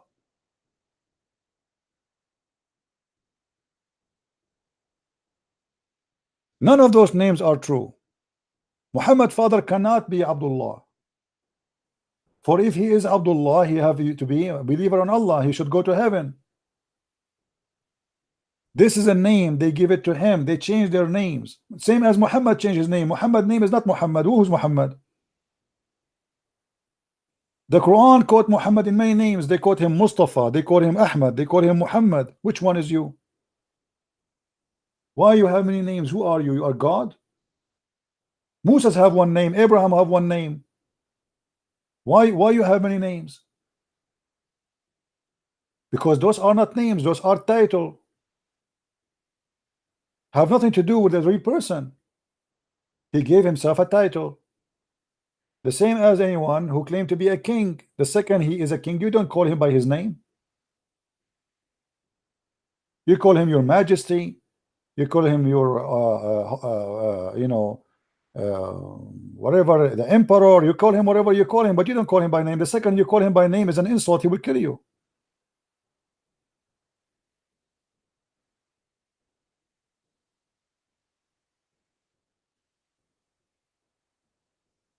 The Muslims, they are so confused. Anyway, I think we have enough for today, guys. Don't forget, please, to subscribe to this junior channel. We will do some broadcast in it for some time, and then we will go back to our base. The purpose of this is just to have many backup, to serve the purpose of always be able to be on the stage. And it's very easy to create an account, actually, just with a SIM card and boom, you have a new account. Very easy. Don't forget to subscribe to my account in minds.com/Christian Prince. You see it in the screen, minds.com. All right. Actually, I will put the link there in the info too, so you guys can find it. So I want to say thank you for being here. May the Lord bless you. And I'm glad that Mr. Nightmare is calling me. He's funny. And he is really a good entertainment for us, the same as the rest of the Muslims. But he's a kind of coward. You see who's the coward? Is the story is true that your prophet, he could not debate them? Yes. You know, Nightmare, how dare you? How dare you? I mean, people are laughing at you.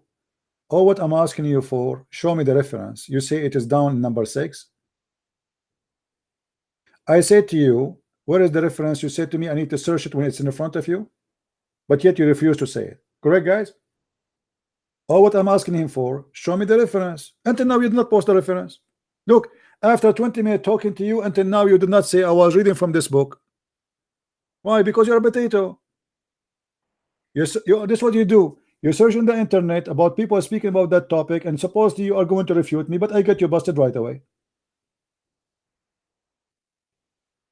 I will call you tomorrow. I will call you tomorrow. So you can get ready yourself ready.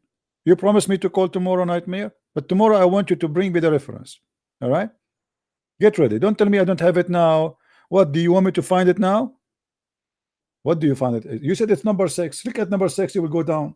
Click at number 6. What an idiot. Anyway, guys, thank you for being here. May the Lord, bless you. And I hope soon we will be back. If tomorrow we will be here, I will inform you. If not, maybe the day after. So I want to say, may the Lord bless all. And I hope the Muslims, they will be dreaming about the sexual heaven of Allah, which is full of Barbies. Women who they always will stay virgins. Obviously, you are not having sex with her. Obviously, it's a virtual thing. There's no way you are having sex with a woman, she stay virgin a minute after. Obviously, you did not touch her. It was a virtual dream. You Muslims are dreaming. You have a fantasy of sex, and nothing about your religion is true. Everything you have is nothing but a fantasy. Endless penis, endless vagina, big women, her ass is mile. That's a madness. It's a fantasy of madness. I hope you will wake up soon and you will stop your madness. Stupidity take you nowhere except to a stupid ending. Work for your salvation, my friend. God is not a pimp. God is holy. He don't promise vagina. God is not a vagina vendor. Neither he is a penis fixer or penis extender. God is holy. Your God is a scary fiction beast all about sex. He don't fit. He's not qualified to be even called close to be God. Maybe the God of the underworld, maybe, but he cannot be God. Thank you. May the Lord bless you, and until we see you soon again, maybe tomorrow. I hope so. My voice is tired, but I will try to do it tomorrow if I can. Until then, Christ is Lord, Islam is false, and see you soon again. Bye-bye. Take care.